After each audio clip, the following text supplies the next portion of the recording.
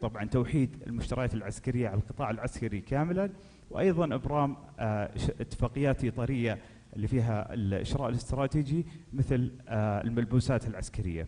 نجي للمشتريات الأخرى اللي تقوم بها هيئة كفاءة الإنفاق والمشروعات الحكومية على عدة فئات ومجالات، منها الرعاية الصحية، السلع والخدمات، الصيانة والتشغيل، الضيافة والسفر، وأيضا التقنية. الهدف من هنا توجه الحكومي إلى الشراء الاستراتيجي على عدة أذرعة عسكرية، طبية، وشراء أخرى، وأيضا جهة معنية في توطين الصناعة ورفع المحتوى المحلي. يمكن الآن بس بنتكلم على وحدة أعمال المشتريات الحكومية وأهدافها. يمكن في 3 أهداف رئيسية. أولها تعظيم الأثر المالي مقابل الإنفاق في المشتريات الحكومية. الهدف الثاني رفع كفاءة وفاعلية عمليات المشتريات الحكومية من خلال خفض دورة حياة المشتريات وتقليل خفض نسب إلغاء المنافسات، وأيضا التوسع في الشراء الاستراتيجي من خلال إبرام الاتفاقيات الإطارية.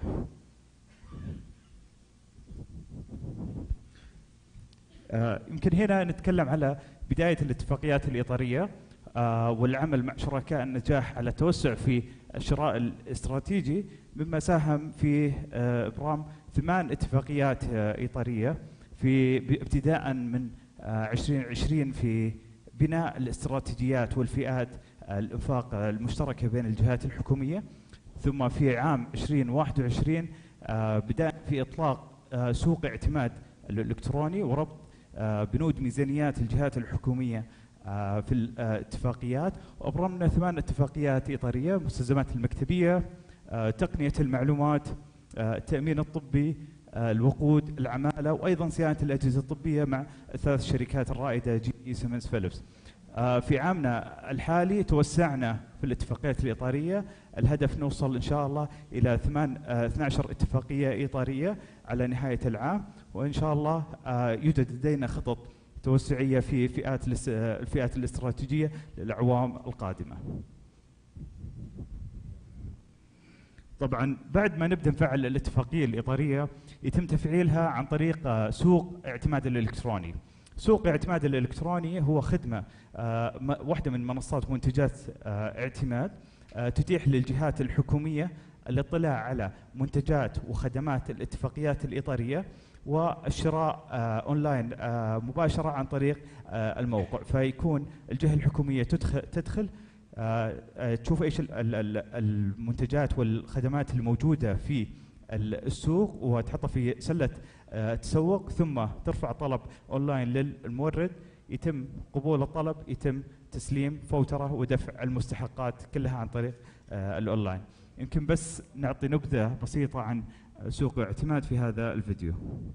سوق اعتماد هو أحد أبرز الخدمات التي أطلقتها المنصة، حيث تهدف الخدمة إلى تسهيل إجراءات المشتريات الحكومية وزيادة كفاءة الإنفاق، وذلك عبر حل تقني يتم من خلاله تعزيز أداء المشتريات الحكومية مع الموردين، حيث تمكن الخدمة الجهات الحكومية من الوصول إلى المنتجات والخدمات الخاصة بالموردين المسجلين في المنصة والاستفادة من الخدمة بناء على الاتفاقات الإطارية المبرمة لتسريع أوامر الشراء للخدمات والمنتجات الجاهزة، لتختصر بذلك عملية التوريد وتختصر مهمة ممثل المشتريات حسب الميزانية المرصودة للجهة.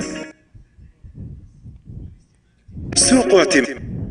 طيب لو يمكن هذه الشريحة حتحصر ايش مواطن التحسين في الشراء الاستراتيجي. اخذنا احنا مثال واحد من الاتفاقيات الإطارية اللي ابرمناها اللي هي تقنية المعلومات. ايش مواطن التحسين؟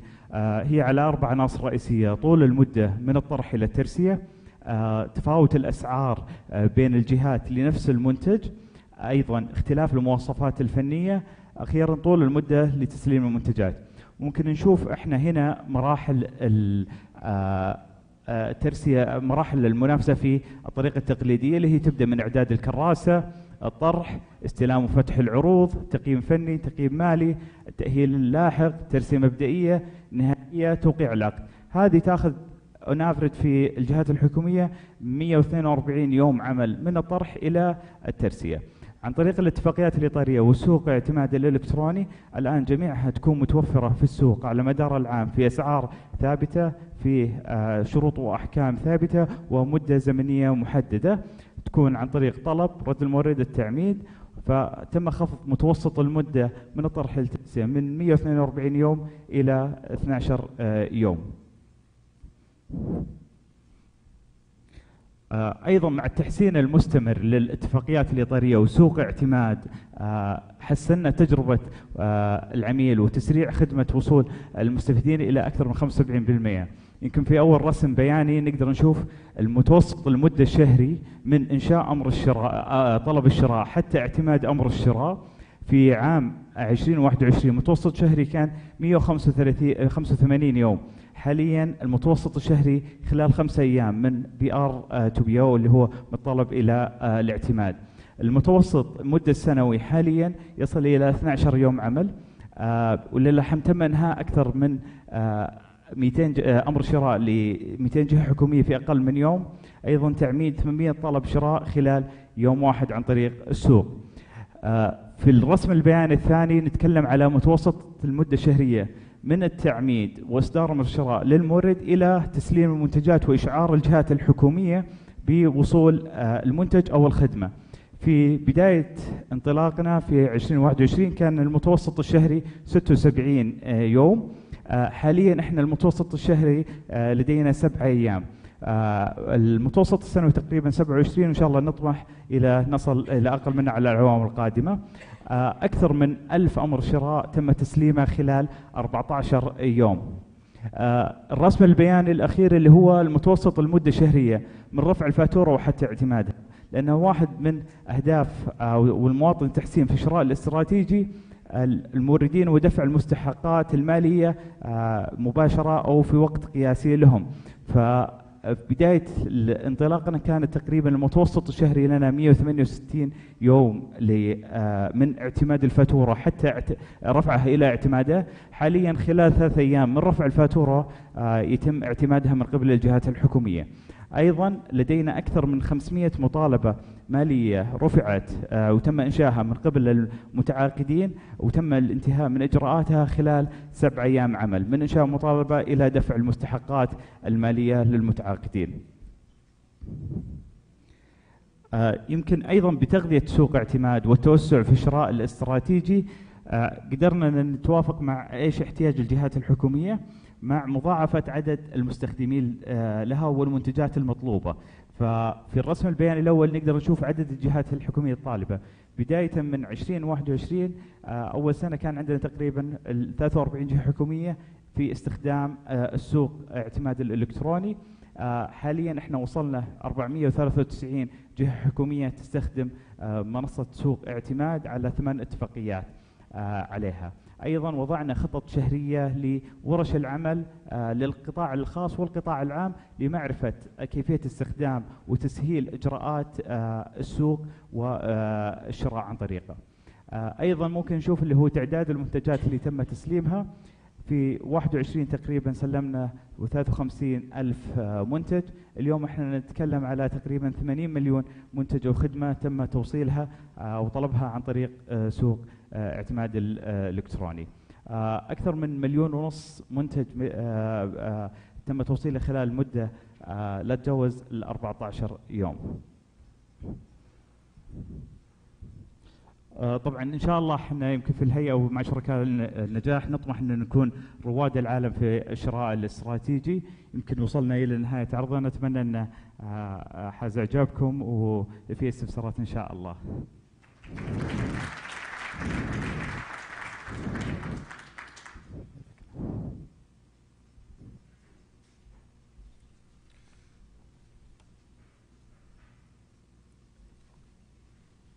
طيب.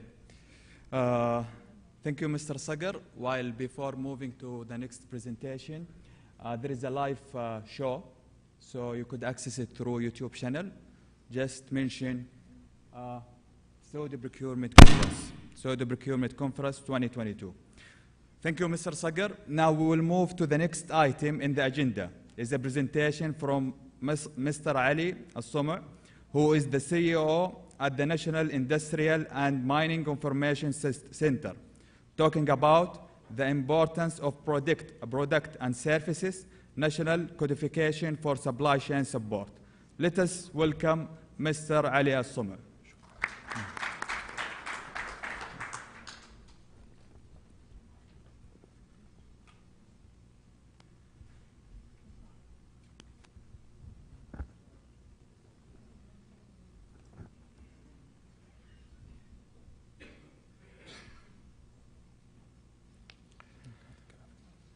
بسم الله الرحمن الرحيم. الحمد لله والصلاة والسلام على رسول الله.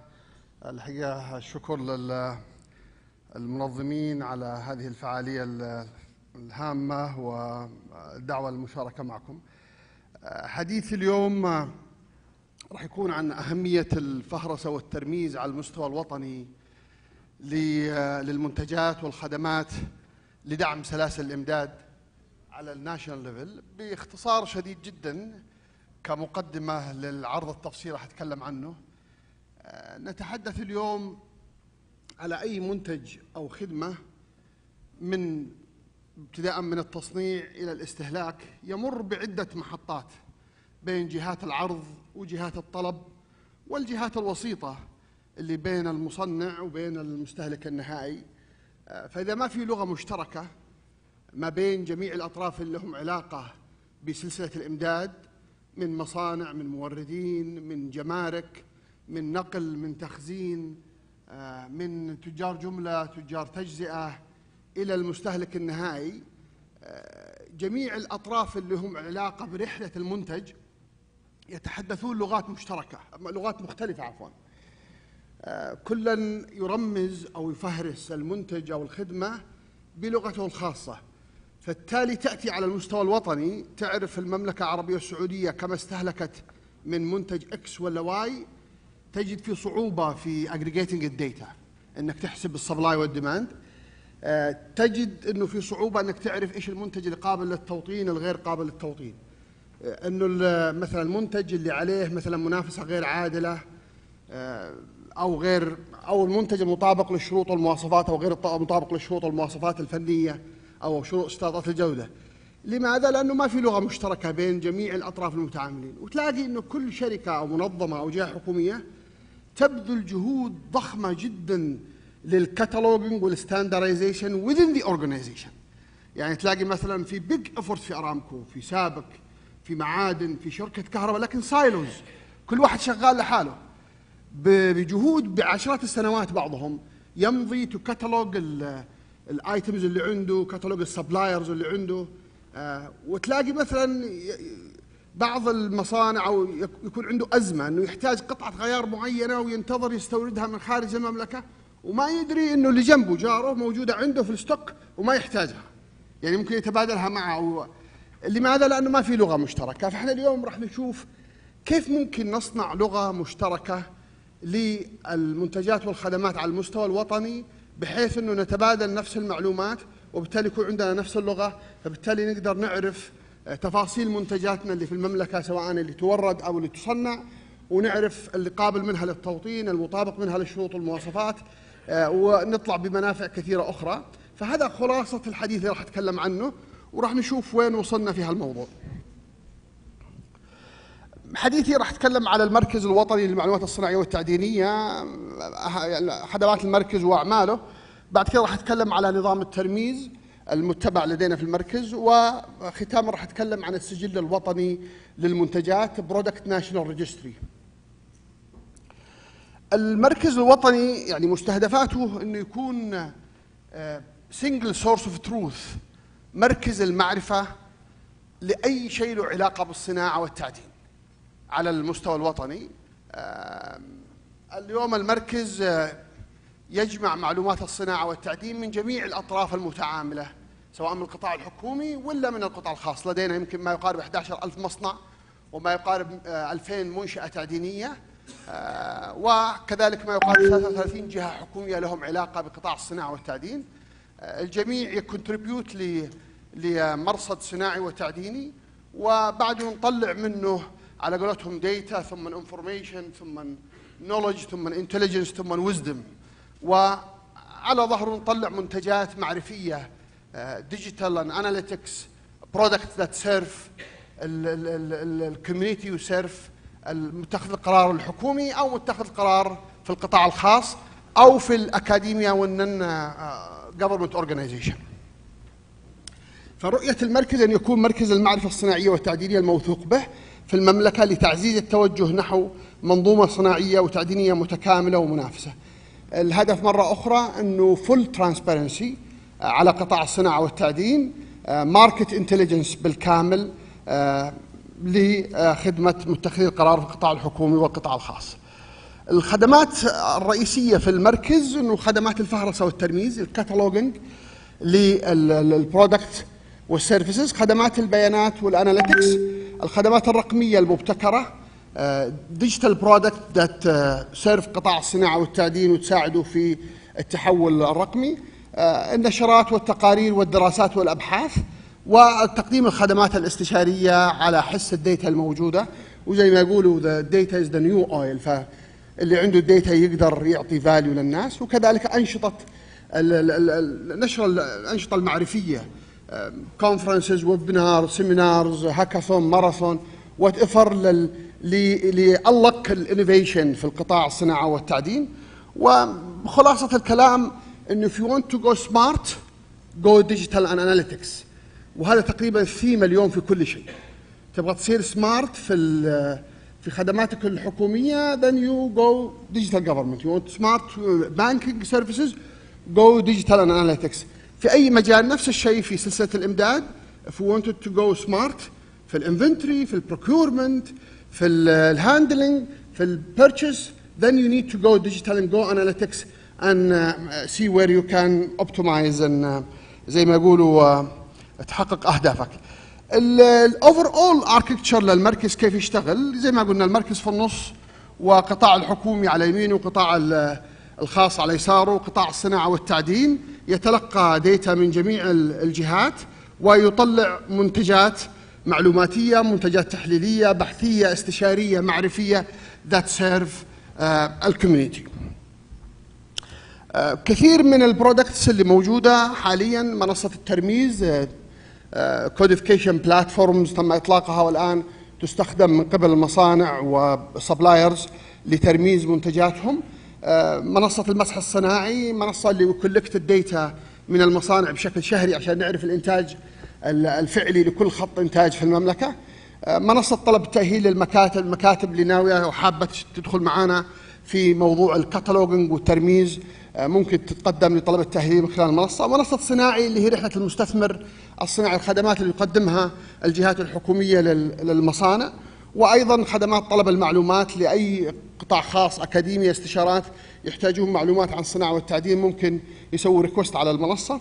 وفي بعض الأدلة دليل المنتجات، لو حابب تعرف منتج معين مين يصنعه، ما هي المصانع اللي تصنع وإيش طاقتها الاستيعابية، موجود على الموقع كذلك الدليل. ودليل المصانع اللي حاب يتعرف على المصانع سواء في الفود اندستري بتروكيميكالز في أي اندستري معين في مدينة معينة في منطقة معينة يقدر يستعلم عن الأدلة هذه من خلال الموقع. وهذه تقريبا بعض المنتجات اللي متاحة اليوم على الويب سايت زي دليل المصانع للاستعلام عن أي مصانع سواء بالنشاط أو بالمدينة وكذا، أو استعلام عن أي منتج ومعرفة مين ينتجه في المملكة.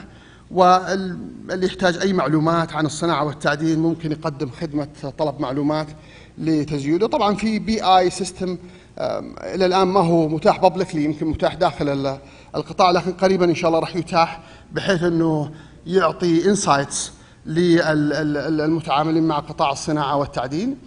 هذه نبذة سريعة عن المركز. لو رحنا لنظام الترميز أو فهرسة والترميز، الفهرسة والترميز الحقيقة نواته أو شرارته الأولى بدأت من وزارة المالية في عام 1978، كان بهدف أنه يطلعون دليل المشتريات الحكومية للآيتمز والكومن آيتمز، فدي ستارتد النواة. ثم بعد كده صار في اتفاق بين وزارة المالية ووزارة التجارة على انتقال الدليل أو الفهرسة والترميز إلى وزارة التجارة والصناعة، بحكم أن هي المسؤولة عن المصانع وتعرف مخرجات المصانع وتعرف كاتالوجينج والتكنيكال سبيكس للمصانع. فصار اتفاق بينهم على انتقال المهمة لوزارة التجارة والصناعة، ثم وزارة التجارة والصناعة أوكلتها إلى التجمعات الصناعية، بدأوا بعض الخطوات، ثم ريسنتلي في 2018 أسندت المهمة بحسب يعني مبادرات رؤية المملكة 2030 اللي قالت إنشاء مركز وطني للمعلومات الصناعية والتعدينية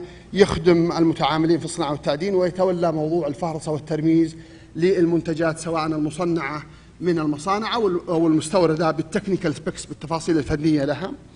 ومن هنا انطلق المركز في تأسيس المكتب. ما هو الترميز؟ بشكل بسيط جدا انه هو عبارة عن المواصفات الفنية. طبعا احنا نفرق بين الكلاسيفيكيشن والكوديفيكيشن. الكلاسيفيكيشن هو عبارة عن الكاتيجورايزيشن، زي امازون ولا علي بابا تروح تقول لك والله هوم ابلاينس، تحت الهوم ابلاينس مثلا تي في، تحت التي في، هذا كلاسيفيكيشن، انت تصنفه تحت كاتيجوريز معين عشان توصل له. الكوديفيكيشن لا، هي التفاصيل الفنيه التكنيكال سبيكس للمنتج والتفصيليه، سماكته، عرضه، لونه، نوع المانيفاكتشرنج ميثود، التفاصيل الفنيه السبيكس، انك تربطها برقم عالمي، تقدر لغه على مستوى البلد وعلى مستوى العالم كذلك. وراح نشوف الان مثلا احد جهات الترميز اللي هو الناتو. فالهدف انه يكون في زي ما قلنا تدوين وربط المواصفات الفنيه والتفصيليه للمنتج من حيث المقاس والملائمه والوظيفه برمز عالمي يمكن التعرف عليه من قبل الموردين والمنتجين وكذلك المشترين. فهذا الهدف منه انه تحسين واداره المخزون، خفض التكاليف الشرائيه، وتحديد المنتجات المشتركه، نعرف الكومن ايتمز بين اكثر من مورد، اكثر من مصنع، وبين اكثر من جهه شراء، وسرعه استعراض البدائل، تعرف بدائل مثلا لو عندك منتج معين مين يصنعه اكس واي زد اكثر من بديل، وبالتالي تقدر تحصل على موضوع الترميز. يعني هو على قولتهم سلاح ذو حدين، يعني لو خليته عام جدا حيكون مكلف عليك الشراء، ولو صار دقيق جدا جدا ايضا مكلف عليك الشراء، لانك حتروح لعدد اقل من السبلايرز، لكنه يكون في الوسط بشكل محدد يخدم عمليه الشراء وعمليه سلسله الامداد بالكامل. مكتب الفهرسه والترميز اسس ليكون هو نقطه الاتصال الوحيده على الاقل مع الانترناشونال ريبوستري، ليدير نظام الترميز الوطني ويصدر رقم المخزون الوطني الناشونال ستوك نمبر، ويتبع المعايير التي يعني تطلقها وكالة الدعم والمشتريات في حلف الناتو، بحكم انه احنا في المملكة اعضاء في حلف الناتو لما يخص وكالة الدعم والمشتريات. نظام الترميز الناتو هو لغة عالمية موحدة للخدمات اللوجستية من خلال عمليات منضبطة لتعريف وتحديد هوية المنتج من جميع المواد اللوجستية، يعني من جميع مواد الإمداد اللوجستي بصورة فريدة.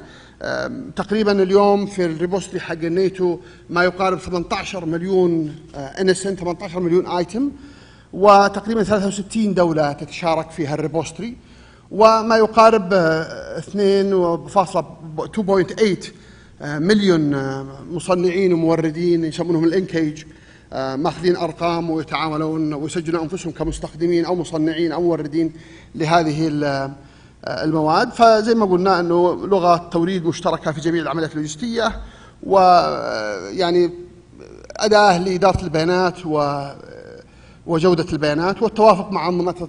يعني ميزه التصنيف او نظام الناتو انه تقدر تتوائم مع الانظمه الاخرى زي الاتش كود وزي اليو ان اس بي سي المستخدم في ارامكو سابق، وزي جي اس 1 المستخدم في الريتيل وكذا، لانه في انظمه تصنيف اخرى.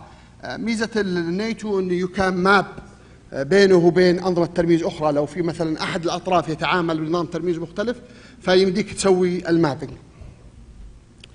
مميزات نظام الترميز للمستخدم انه زي ما قلنا يوحد عمليه الشراء والتوريد، امكانيه تبادل المخزون مع اطراف اخرى، اذا صار في لغه مشتركه كامل ايتم اقدر اعرف مين اللي عنده نفس الايتم، فبالتالي اقدر اسوي معاه اجريجيشن هول سيل او اتبادل معاه المخزون. اقدر اعرف بدائلي المحليه والعالميه، اذا عندي منتج وفي سبيكس تبعه فاقدر اعرف مين يوفره محليا وعالميا على مستوى منطقه، على مستوى الناشونال، على مستوى عالميا كذلك، واقدر اعرف حجم العرض والطلب على اجريجيت داتا اراوند المنتج لانه صار محدد وله رمز كومن لانجوج بين الجميع. واقدر اسوي خفض للتكلفه الخدمات اللوجستيه للمنتجات، وكذلك تكلفه الشراء.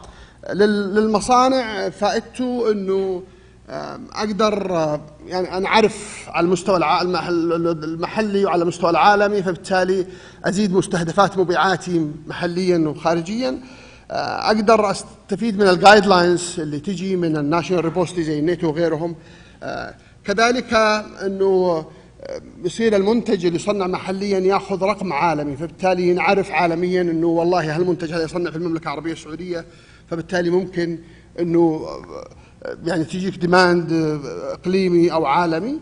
وايضا تاخذ اولويه في المشتريات العسكريه والحكوميه. الان المشتريات العسكريه انه اي احد ما عنده NSN ناشونال ستوك نمبر ما يقدر يبيع للجهات العسكريه، لانهم الان معتمدين الناتو في عقودهم، فبالتالي تحتاج على اساس انه يكون عندك اكسس لبعض المشتريات العسكريه والحكوميه اللي تطلب هالنوع من الترميز. وايضا انه يكون عندك فرصه اكثر تعرض منتجاتك في الناشونال كاتالوج على الاي ماركت بليس محليا وعالميا. وايضا يكون عندك اسم لمصنعك وانكيج نمبر تاخذه على مستوى عالميا. لو انتقلنا للشق الاخر، يمكن اللي تكلمنا عنه قبل شوي هو الترميز وكيف يكون عندنا لغه مشتركه. الان خلينا نشوف شيء اخر. هل معنى هذا انه ما نقدر ناخذ معلومات عن المنتجات والخدمات الا لما نخلص الترميز؟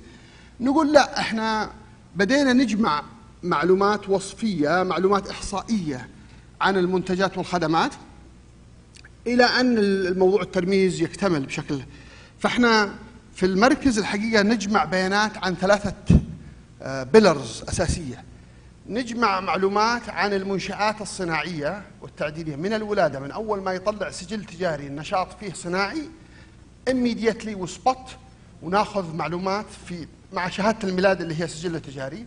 ثم يتقدم ياخذ سجل صناعي ويكابتشر داتا، يروح ياخذ ارض من مدن من الهيئه الملكيه ويكابتشر داتا، يشترك في الكهرباء في المياه ويكابتشر داتا، يروح ياخذ قرض من الصندوق الصناعي ويكابتشر داتا، عماله بدا بنى خط الانتاج، بدا ينتج، اخذ من ساسو كود ويكابتشر داتا، بدا يصدر ويكابتشر داتا، بدا يورد ويكابتشر داتا، لحد ما يوصل للاستهلاك.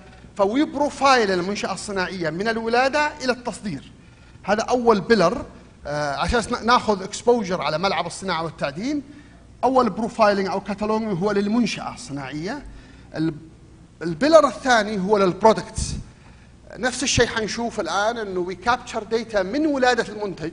المنتج يولد باذن استيراد للمملكه او باذن تصنيع، ويمشي في نفس الشيء رحله الى الاستهلاك.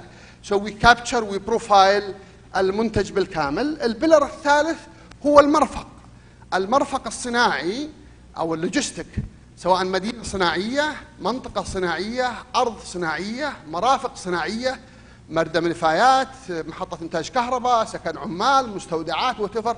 وبروفايل اللوجستيك اللي لها علاقه. بالتالي فيو بروفايل ال3 اشياء هذه، منشاه صناعيه، منتج، مرفق صناعي، صار عندك فل اكسبوجر على ملعب الصناعه والتعدين. فبالتالي تقدر تعطي انسايتس وفاليو للمتعاملين في هالملعب. فهذا البيكتشر 2 minutes. البيكتشر بشكل عام احنا اليوم راح نتكلم بس على اللي في النص، هذا المنتجات. نشوف هذا السجل الوطني للمنتجات، كيف انه نجمع بيانات عنه وكيف نقدر نفيد فيها. مبادرة السجل الوطني متابعة مرة أخرى لدعم رحلة المستثمر الصناعي، كذلك انها حجر اساس للاسواق المنتجات، يعني بحيث انها تكون نطلع بناشونال برودكت كاتالوج كان بي يوزد باي اني ماركت بليس في البلد محليا وعالميا تو على قولتهم ببلسايز المنتجات السعوديه، وانه نقدر من خلاله نوائم التصنيفات والرموز المختلفه بين جهات العرض والطلب وندعم اتخاذ القرار. يوز كيسز كثيره ممكن يساعد فيها السجل الوطني للمنتجات. زي ما قلنا اذا صار عندنا هالديتا ريبوستري نقدر نجيب على اي سؤال مطلوب على الناشونال ليفل، مثلا التوقعات المستقبليه لمنتج معين، السبلاي والديماند، مدى توفر الرو ماتيريالز للمنتج، مدى قابليه المنتج للتوطين، هل المنتج هذا عليه دمبنج او عليه ممارسات غير عادله، التلاعب في الجوده او في السعر، وما هي شخصيه المنتج، ارتباط المنتج بمنتجات اخرى، فرص الاستثماريه للمنتج هذا لتوطينه، لانه حنعرف الجاب بين السبلاي والديماند، وتعقيدات المنتج. هل المنتج فيري كومبلكس ما كانت بي لوكالايزد، ولا انه اجزاء منه مثلا قابل للتوطين؟ لو اخذنا الاي سي مثلا يتكون من الكيسنج ومن الفريون والكمبرسور. الكيسنج عباره عن حديد وبلاستيك، الرو ماتيريال موجوده عندنا كان بي لوكالايزد. الفريوم من الغاز موجود عندنا. الكمبرسور هو في الكترونيك وفي باتنز يمكن تكون اقل امكانيه للتوطين. فهكذا يعني you need to have a supply chain analysis and value chain analysis من الريبوستري هذا. اكزامبل يوز كيس انه لما يكون عندي المنتج معلوماته من اذن استيراد، عرفت المنتج ومواصفاته وسعره، ومنتج محلي من اذن تصنيع، عرفته معلوماته وسعره، فبالتالي اقدر اعرف انه مثلا نفس المنتج، شالوا الاخوان العلامه التجاريه، انه نفس المنتج قاعد يدخل للمملكه ب 9 ريال ونص، بينما قاعد يباع في المملكه ب 25 ريال، يمكن قاعد يجي باقل من التكلفه، وبالتالي sometimes دمبنج على المنتج المحلي يخرجه من المنافسه. فبالتالي كان فيجر ات اوت immediately، وتضبط البوليسيز بانه مثلا ترفع الكاستم، تعدل في بعض السياسات اللي تخليك تحمي المنتج المحلي، وبالتالي تعطيه فرصه اكثر في السوق. يوز كيس اخرى، منتج جاي مستورد من خارج المملكه بمواصفات معينه، وانت عندك المواصفات المعتمده من ساسو، بالتالي تقارن المواصفات للمنتج اللي داخل، وبالتالي يفجر اوت انه هذا المنتج غير مطابق للمواصفات، فبالتالي يسوي ايضا كذلك ثريت وكومبيتيشن على منتج محلي مطابق للشروط والمواصفات. رحله المنتج زي ما قلنا، المنتج يولد باذن تصنيع من المصنع، ثم بعد كذا يترمز، ثم يروح لللوجستيك نقل وتخزين، ثم بعد كذا المنتج المحلي اما يصدر يروح في الصادرات، او يروح للسوق للتجاره. لو تلاحظ هنا صناعه وبعدين نجي للتجاره، التجاره مبيعات جمله وتجزئه، ثم خدمات حوله للاستهلاك. فرسمنا رحله المستثمر وبدينا نربط مع الاونرز لكل محطه. نفس الشيء المنتج المستورد ياتي بالتوريد من خلال شركات النقل والشحن سواء برا او بحرا، ثم بعد كذا يروح للجمارك، ثم ياخذ ترميزه، خدمات لوجستيه، وهكذا في الرحله. فبالتالي وي تراي تو سبوت من كل جهه من اللاعبين والمختلفين المعلومات اللي لها علاقه والمستوى، دمبت في ون ريبوستري سو وي كان انسر الاسئله. مثلا اخر شريحه عندي بيانات العرض والطلب. مبدئيا يمكن اكتمل عندنا العرض، السبلاي كله مكتمل، انه ناخذ الانتاج الفعلي للمصانع او الانتاج المرخص من منصه صناعي من وزاره الصناعه. ما في احد بيصنع اي شيء في المملكه الا ماخذ اذن تصنيع، فبالتالي المعلومات متوفره علينا ومرمزه بالاتش كود. الانتاج الفعلي شهريا يؤخذ من المصانع من المسح الصناعي بالاتش كود ومتوفر. ايضا الواردات اللي جايه للمملكه يجي بالاتش كود من الجمارك ومتوفر. فتقريبا اكتمل عندنا بالكامل اي منتج في المملكه العربيه السعوديه مورد او مصنع موجود في الريبوستري بكمياته بتفاصيله، وكله بكود واحد اللي هو الاتش كود. مشكلتنا في الديماند سايد، الديماند سايد احنا مركزين على ال 20% اللي يشكلون 80% من الديماند، اللي منهم الحكومه، الطلب الحكومي، الطلب العسكري، طلب المشتريات الحكوميه المملوكه للدوله، ستيت اون ارامكو وسابق وغيرهم، وطلب المشاريع الضخمه زي اليوم وكذا، والطلب اللي جاي من الصادرات لتصدير المنتجات السعوديه. مشكلتنا في الديماند سايد انهم اكواد مختلفه، لغات مختلفه. ارامكو عندهم يو ان اس بي سي، سابق عندهم something else. الحكومه ريسنتلي كانوا تكست، الان ما شاء الله بالجهود اللي يقودونها الاخوان في المركز الوطني للموارد نظم الموارد المعلوماتيه وهيئه كفاءه الانفاق، الان اصبح في منصه اعتماد وبداوا يدخلوا، وكان اتفاق معاهم انهم حيستخدمون اليو ان اس بي سي. العسكر يستخدمون الناتو. فالان قاعدين نجمع هالديتا ونسوي مابينج للغه مشتركه. وصلتنا عينه من البيانات وقاعدين نتعامل معها بحيث انه يكتمل الديماند، وكذلك اساسه ترسل لنا المواصفات اللي على المنتجات. فيعني جراجولي قاعد الديتا تكتمل فيما يخص المنتجات ورحله المنتج اللي شفناها. الهدف من الكلام هذا كله انه تسيرف اي يوز كيس، اي استفسار، اي استعلام، اي احد يبغى يعرف حجم السوق، معلومات عن السوق اللي قابل للتوطين وغيره. فهذه الفكره انه يصير عندنا ناشونال لانجويج، ناشونال ريفرنس، ونطلع بحاجه اسمها سعودي ماستر، سبلاير ماستر، ونطلع بالماتيريال ماستر والسيرفيس ماستر، اللي اي احد في المملكه يقدر يسوي ريفرنس له. عباره عن ديكشنري تقدر تستخدمه في البروكيومنت سيستم عندك، تريفير له. ممكن تستمر في أكوادك الداخلية ولكن ترتبط مع الناشونال ريفرنسز so you can have common language مع المتعاملين في سلسلة الإمداد. ومعذرة أن أطلت عليكم، شكرا. سلام.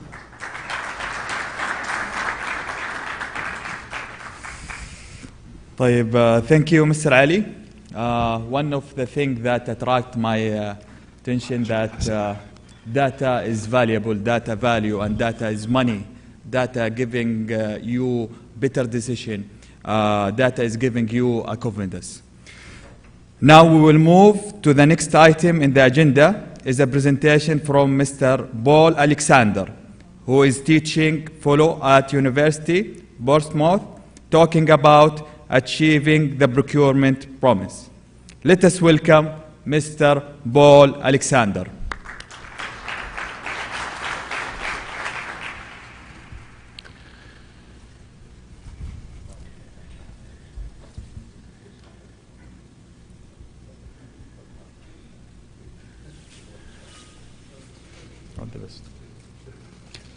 Thank you. Salam. I am Paul Alexander, and hey, thank you so much for inviting me to talk with you today. I am truly humbled to be here, and just a little on my background. So I spent just over 20 years in the airline industry, which after my 22nd year realized was a big mistake, so I moved to oil and gas. After 15 years in oil and gas, I thought something has to be better than this, so I went to teach at university. So I teach procurement at the University of Portsmouth today, where we are now building an MSc in procurement, which is very rare, and I think many of you would agree that more education in procurement is a wonderful thing and a wonderful opportunity. I should also say to you that I'm so happy to be here, and Saudi Arabia is not what I expected. I've never been here before. I've travelled all over the world, and somebody said to me only this morning that Saudi is running very fast to catch up. I can tell you what I've seen tells me that, hey, you have caught up. You are very, very fortunate to be here, and you are blessed to be working in and around procurement. So I'm going to be talking today. I could have talked about process or technology or all of those many things you handle. But there are people here who know far more than I do about these things. So I thought I would talk about you and the way you operate in delivering your promise to your organization. So I thought I'd start with probably my favorite author, a man called Charles Dickens, who some of you may be familiar with. He wrote a book about 130 years ago called A Tale of Two Cities, which is set during the French Revolution. And this is what he wrote. This is the opening of A Tale of Two Cities. It was the best of times, it was the worst of times. It was the age of wisdom. It was the age of foolishness. It was the epoch of belief. It was the epoch of incredulity. It was the season of light. It was the season of darkness. It was the spring of hope. It was the winter of despair. In short, the period was so far like the present. Now, I think where you are in procurement, particularly here in Saudi Arabia, is very much the world described by Charles Dickens. Let me explain why. I think for a very long time in procurement, we've been locked into this paradigm of fast, good, or cheap. Fast, good, or cheap. That's the way we've understood our world. And I can tell you, wherever I go in the world, and I do travel a great deal, procurement people, we're all the same. It's really strange. You all have too much to do. You're too busy. You all spend a lot of time correcting error. We're all paranoid about our relationship with our businesses. We worry that our business doesn't really love us.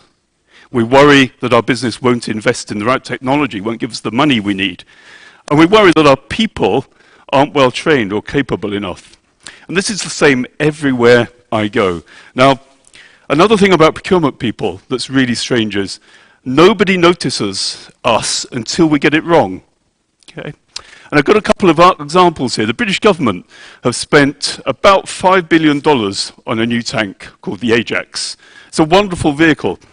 I think they want about 500 of these tanks. The problem with this tank is it's so noisy that the soldiers can't operate it.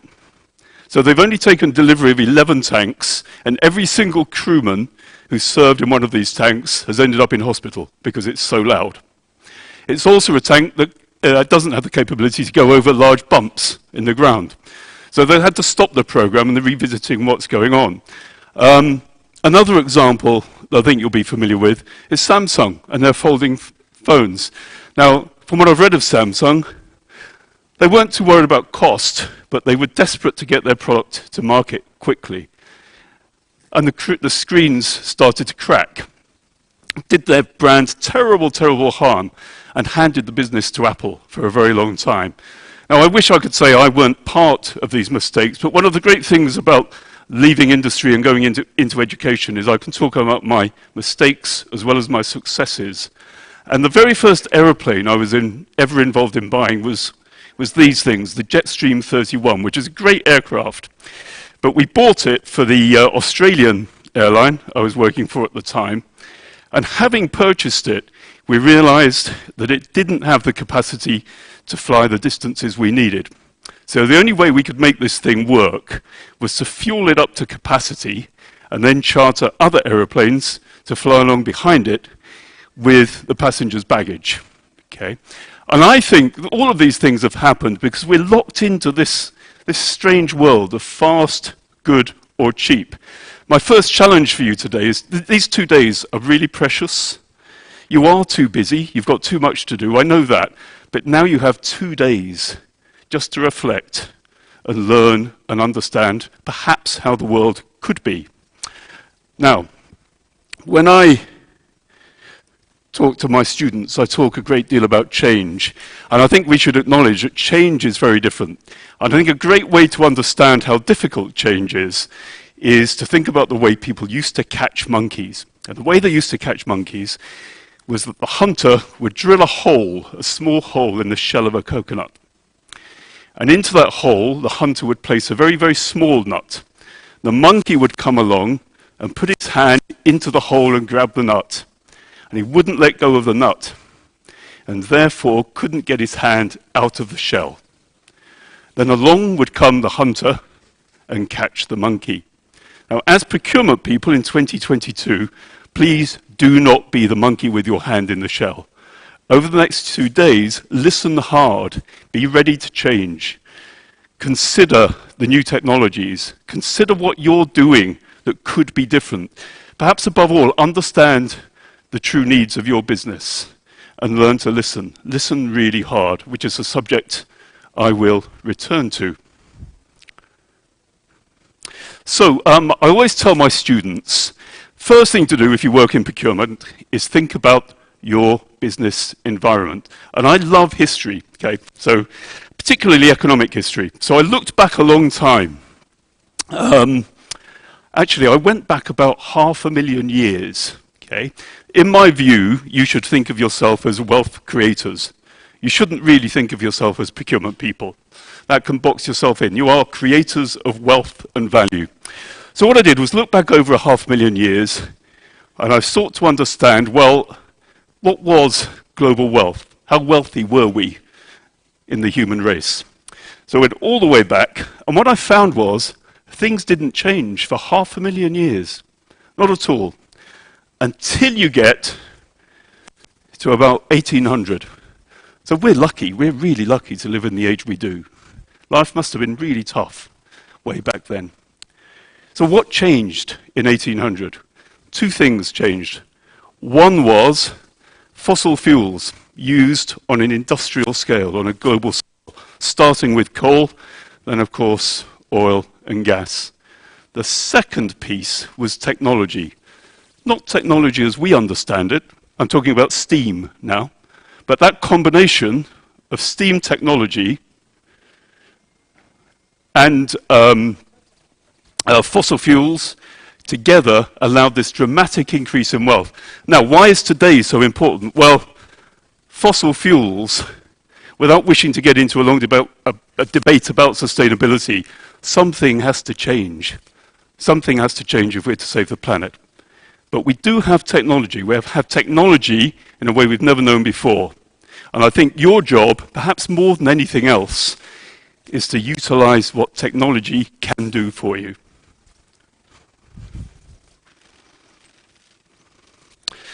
Now, I mentioned perhaps we needed to think a little differently. I believe procurement can be what Dickens called the spring of hope. You are placed to give your organizations the answers and the solutions they most need. For many of you, it is fair to say that 80% of your cost, emissions and risk is in your supply chain. It's yours. If you're locked into the fast, good and cheap thing, I don't think you'll give yourself space to think about the bigger picture. And I desperately want procurement people to think about the big picture. Allow yourself time to think. The other thing I want to say to you is that now I teach procurement, and when I reflect on what I did for 35 years in industry, a great deal of it I did wrong. The reason I say that is because today I have students who ask me really simple questions. And they say to me, for example, why did you keep measuring price when you knew you were buying the wrong things? And I guess I did because I had a dashboard very often that told me to measure price. And I managed teams that would all measure price, and because I felt an organizational pressure to again measure price, which actually was probably the least important thing I could have been trying to achieve. The thing I want to say to you is, instead of being focused on cost and price, ask yourself if it's time to think about buying the right thing from the right supplier. And maybe, if you buy the right thing from the right supplier, the right cost outcome will follow.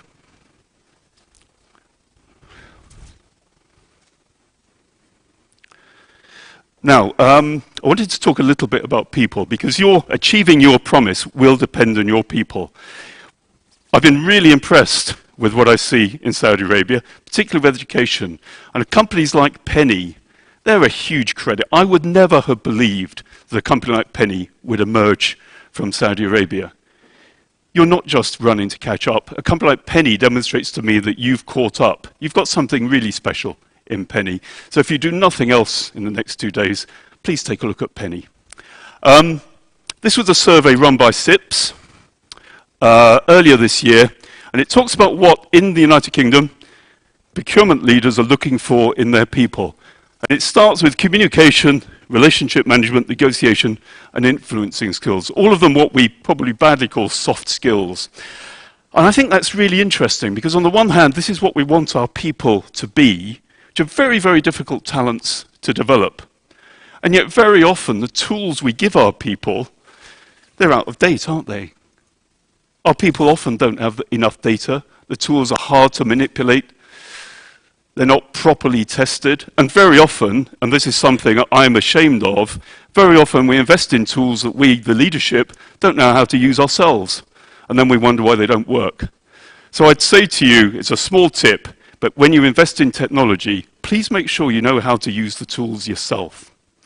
The other thing I want to say is that over the next couple of days, you will hear, I'm sure, a great deal about AI, artificial intelligence. And I'm a believer. I think AI can deliver wonderful things for us all in procurement and beyond. But in the near term, I want you to try using your human intelligence. Okay? It seems very strange to me that we talk about artificial intelligence, but in my mind, human intelligence is pretty good, isn't it? You're very clever people. You have very clever people in your teams.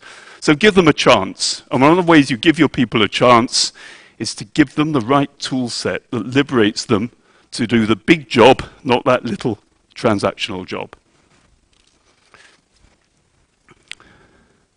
So it's always really difficult to round off a presentation like this, and I've only had a few minutes to talk with you. But I thought I'd share with you a conversation I had with my friend Eddie. Now, Eddie is now 88, and I met him on the way home on a train from London. And I got talking to him. He's a lovely man. And he asked me what I did for a living. And I said, well, I'm a procurement CPO.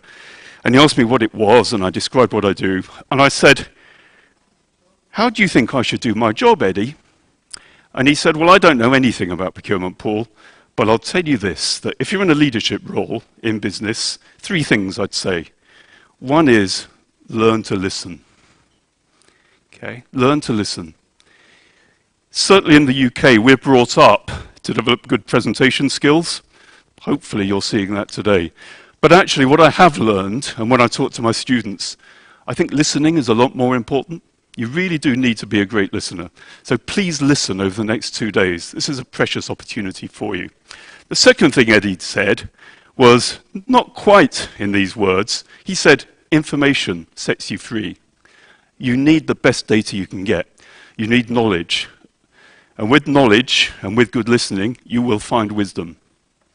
And the last thing he said was choose tools that make life easy. Not just for you, not just for your team, but also for your suppliers and other people in your business. Don't just think within the boundaries of your organization. So that's really all I have to say to you this morning. Thank you for listening. Or I think I should say, Allah el Estima.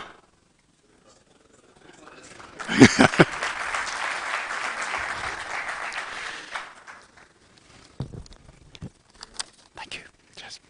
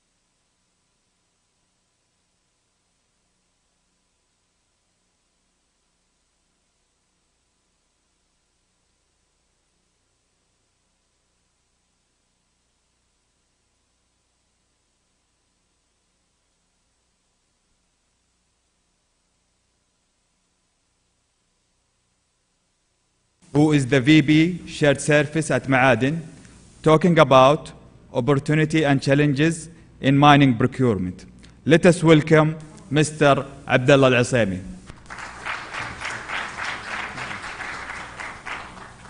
Assalamu alaikum, everybody.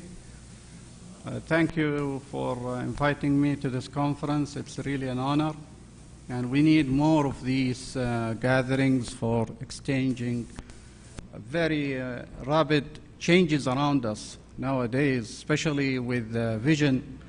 We are really moving in a fast pace in an economy and leading the globe.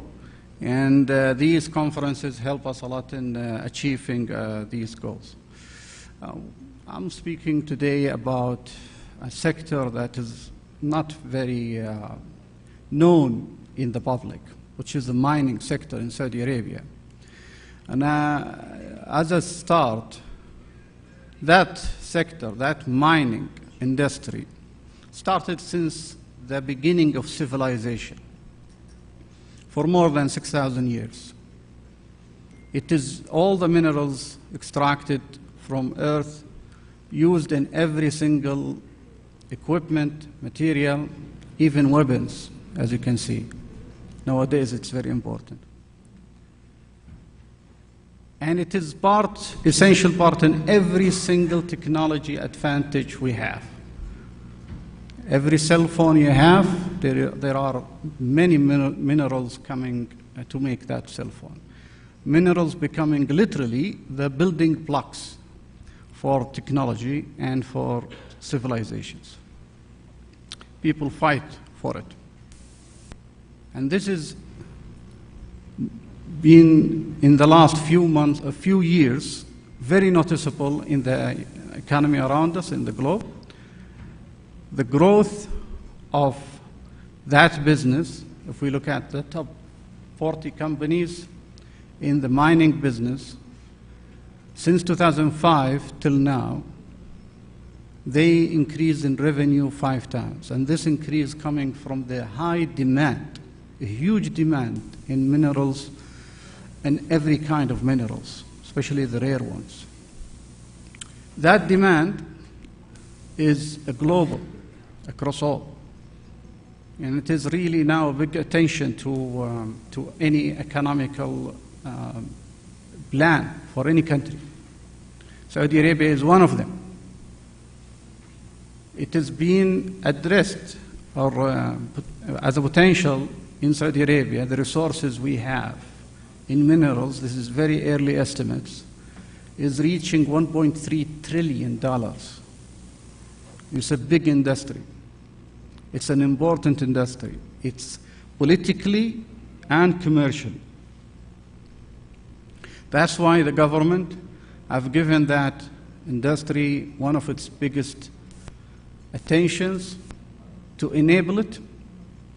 We've been an oil country for a long time, for years and years. And there is also another treasure we have, which is the raw resources that we have, like minerals. The country have established 3 pillars to lead the industry.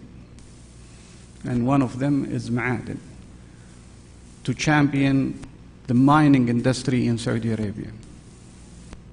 Since its establishment, it built its strategy around 5 main strategical areas: leveraging KSA resources, bringing the value to our stakeholders, all stakeholders, really driving for productivity.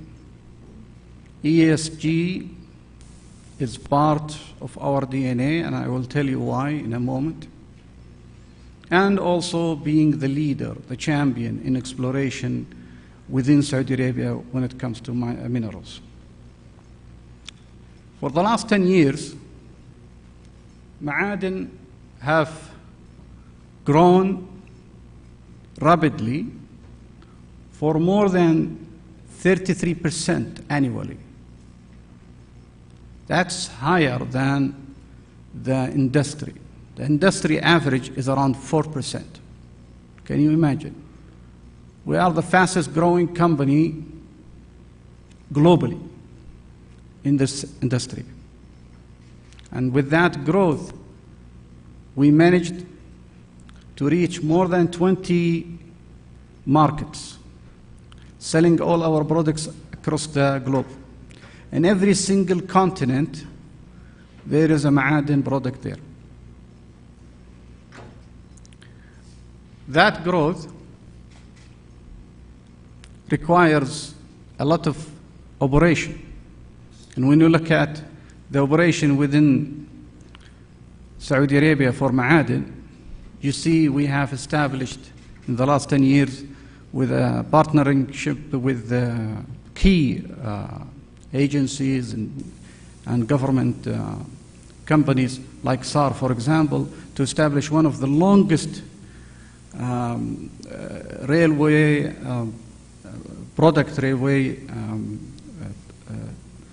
locations in the world, coming from Wa'd al-Shamal to eastern province Ras al-Khair. And there is a common theme if you look at the landscape of Ma'adin and the investment that we have done, more than 100 billion Saudi riyals in these in the last few years we have. There is a common theme. And this theme I want to share with you. If we look at the economy, or the biggest economical zones we have in Saudi Arabia, you look at the three economical zones: East, Central, and West. These are the most of our business, most of our industry in Saudi Arabia is located there. Most of the talent, most of the resources, most of the money, most of the suppliers. But if we look at Ma'adin, on the other hand, it's operating everywhere. Everywhere. In remote areas. In very extreme conditions. And it is developing these areas and these economies from the ground up. Some of you have not seen a site for Ma'adin. Just brought some example. These are sites in Saudi Arabia, in the middle of the desert. This is our operation. This is where we bring this value. And with these sites, we managed to bring up the economy around us in these sites, in these remote areas, dramatically within a few years of establishing these sites. For example, I am sharing some examples here. Tareef. Tareef is Wa'd al-Shamal, where Wa'd al-Shamal plant is located. In Tareef, we have managed to increase almost 1,000 new businesses being created, just because of Ma'adin started there. More than 140% growth in the business. In a Zubaira mining location, we managed 200 businesses being established after Ma'adin established its mining plant there, with 144% increase.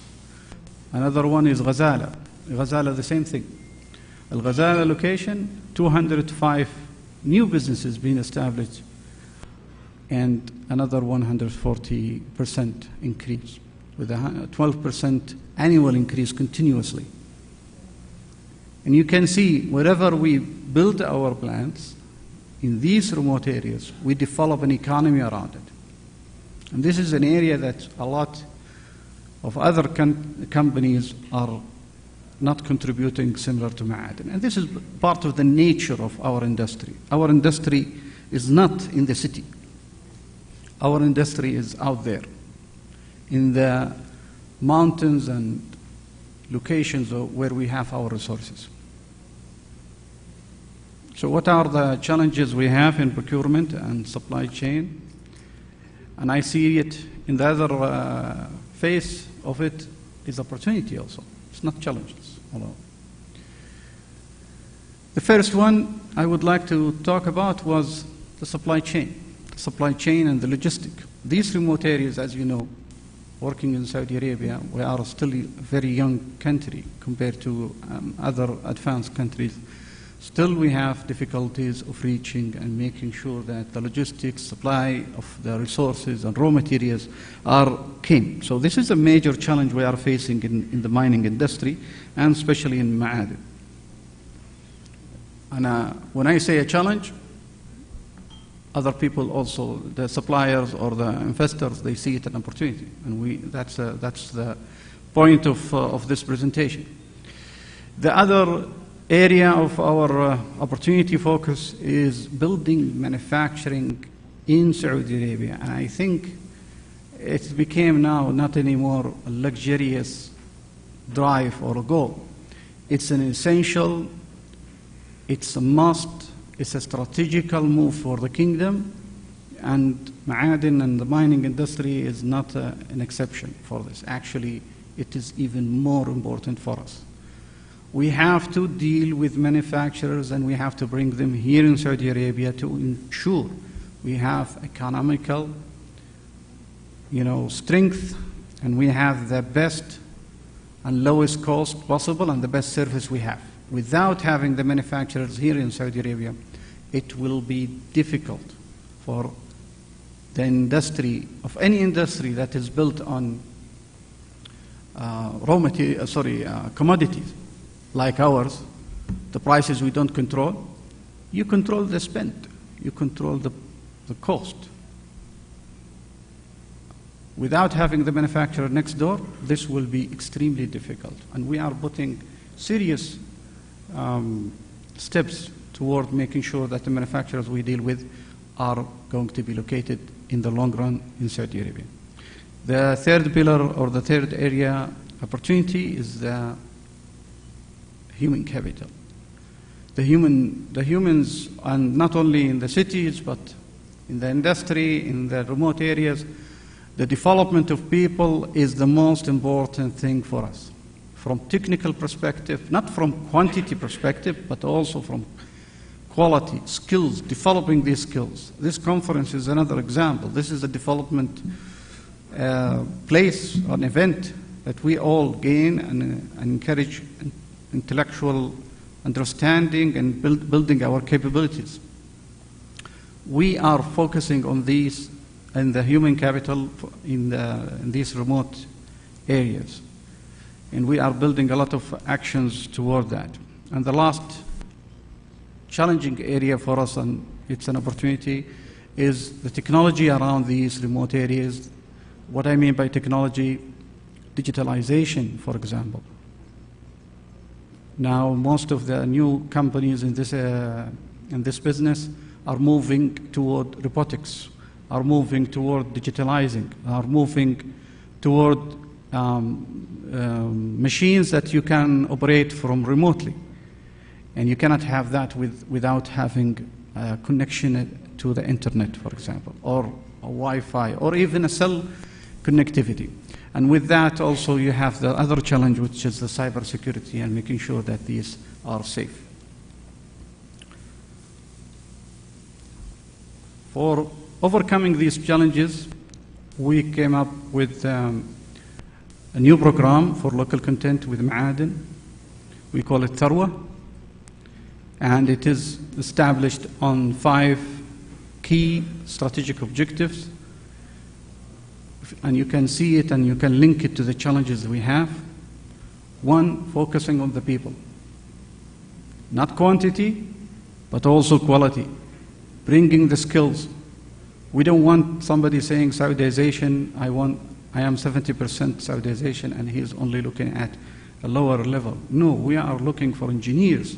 We are looking for scientists, geologists.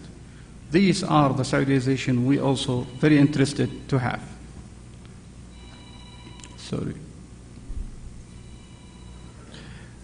And the other one is building the local business within Saudi Arabia, focusing on SMEs, small and medium-sized enterprises. And I want to just highlight that Ma'aden, for example, 25% of our procurement is with SMEs. It's a very high number. And the reason for that is simple. Look at our operation. Our operation, by nature, requires us to work with SMEs. So this is why it is one of our major pillars. Remote regions, we mentioned the nature of our business, and this is another importance for us, and becoming a champion across all the mining industry within Saudi Arabia is essential part for our local content strategy. We have identified more than 2,000 categories with 82 opportunities right now in the local content for investors and partners to work with. And also in the downstreams, we also identified several investment opportunities. More than 36 opportunities are available currently with our program using the Ma'adin products.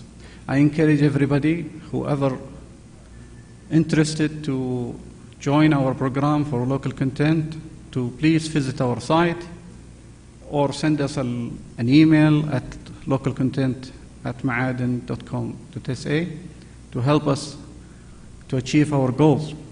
And if you have any questions,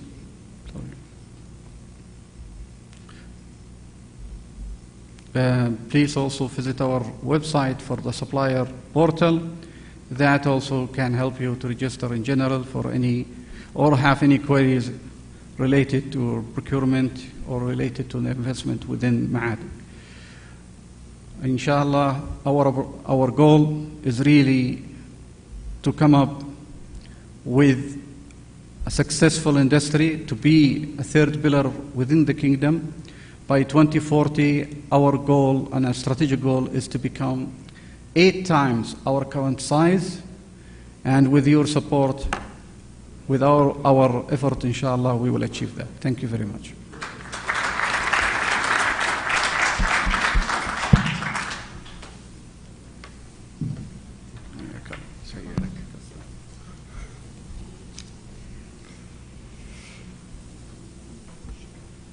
Thank you, Mr. Abdullah. Now we will move to the next item in the agenda. Is a presentation from Mr. Carlos, who is the Senior VP and GM at SAP Procurement Solution, EMA South Region, talking about the network effect, evolve your business to operate in the networked economy. Let us welcome Mr. Carlos.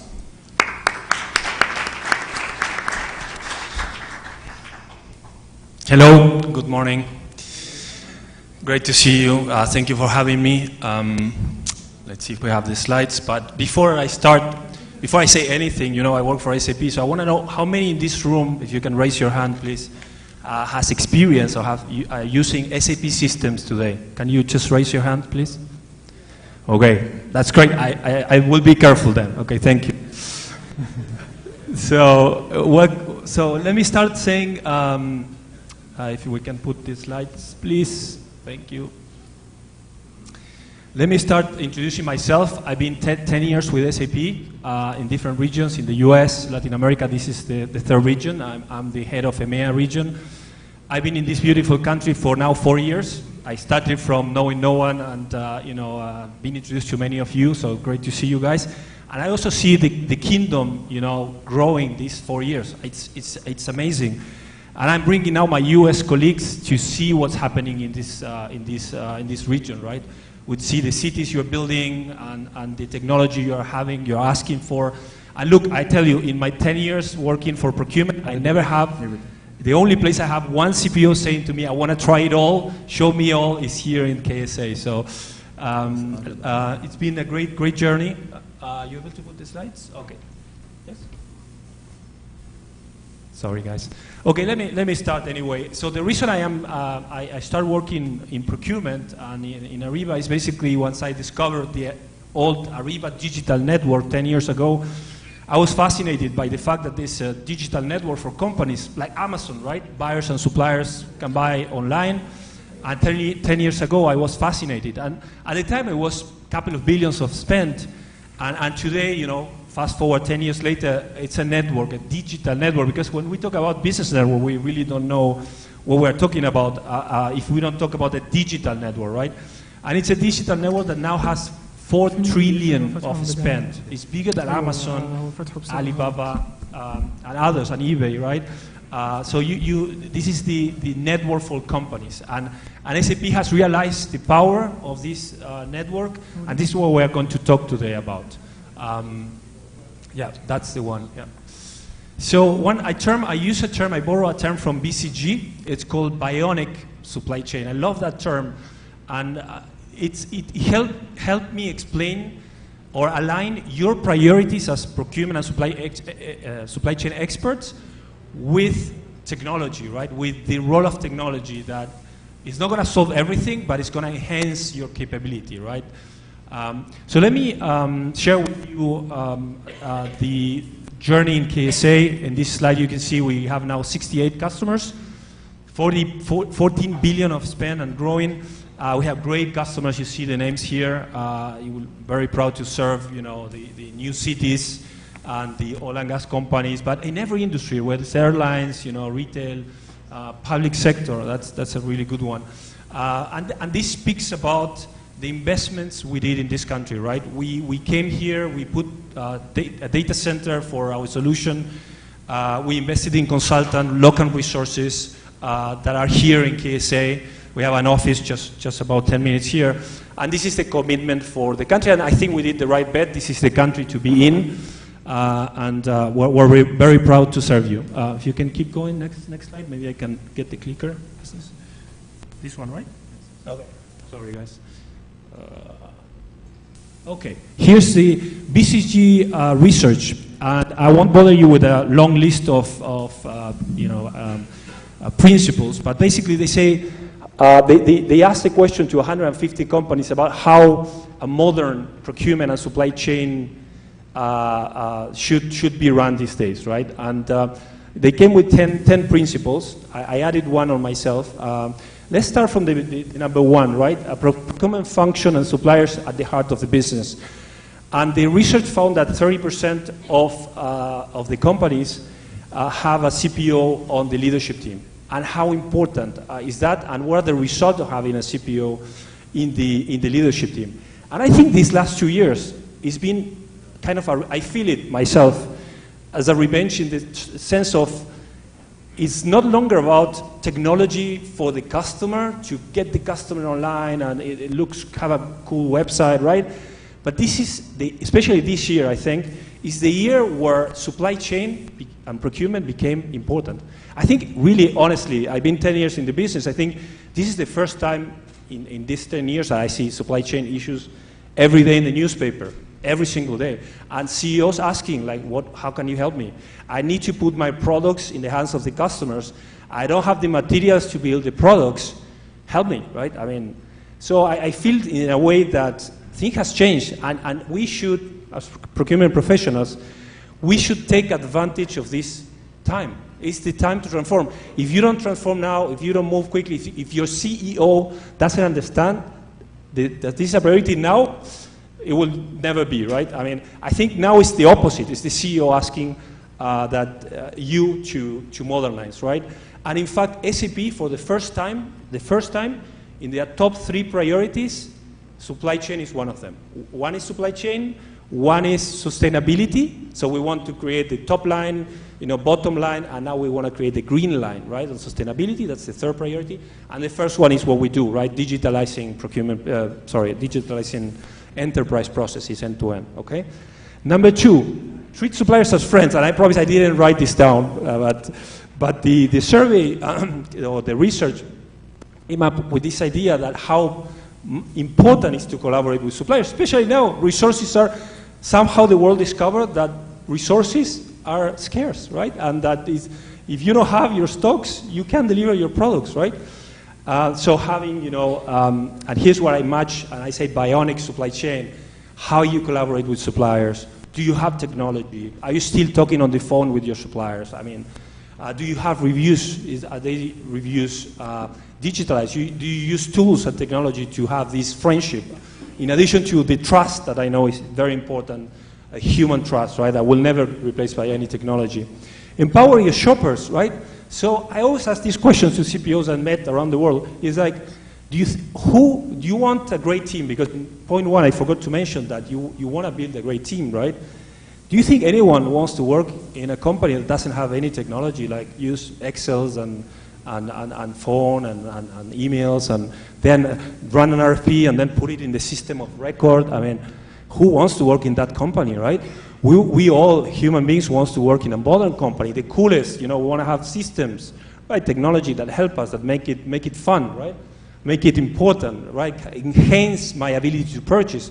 Yeah, you're a great purchaser. You've been 20 years doing the same thing, but maybe technology now can help you, right? Maybe data now can help your skills, right? Combine human creativity with that technology, and here's where it comes, conversation about robotics, AI, ML, right? That's how and we will talk, and then I will go into this specifically. Cut costs fast.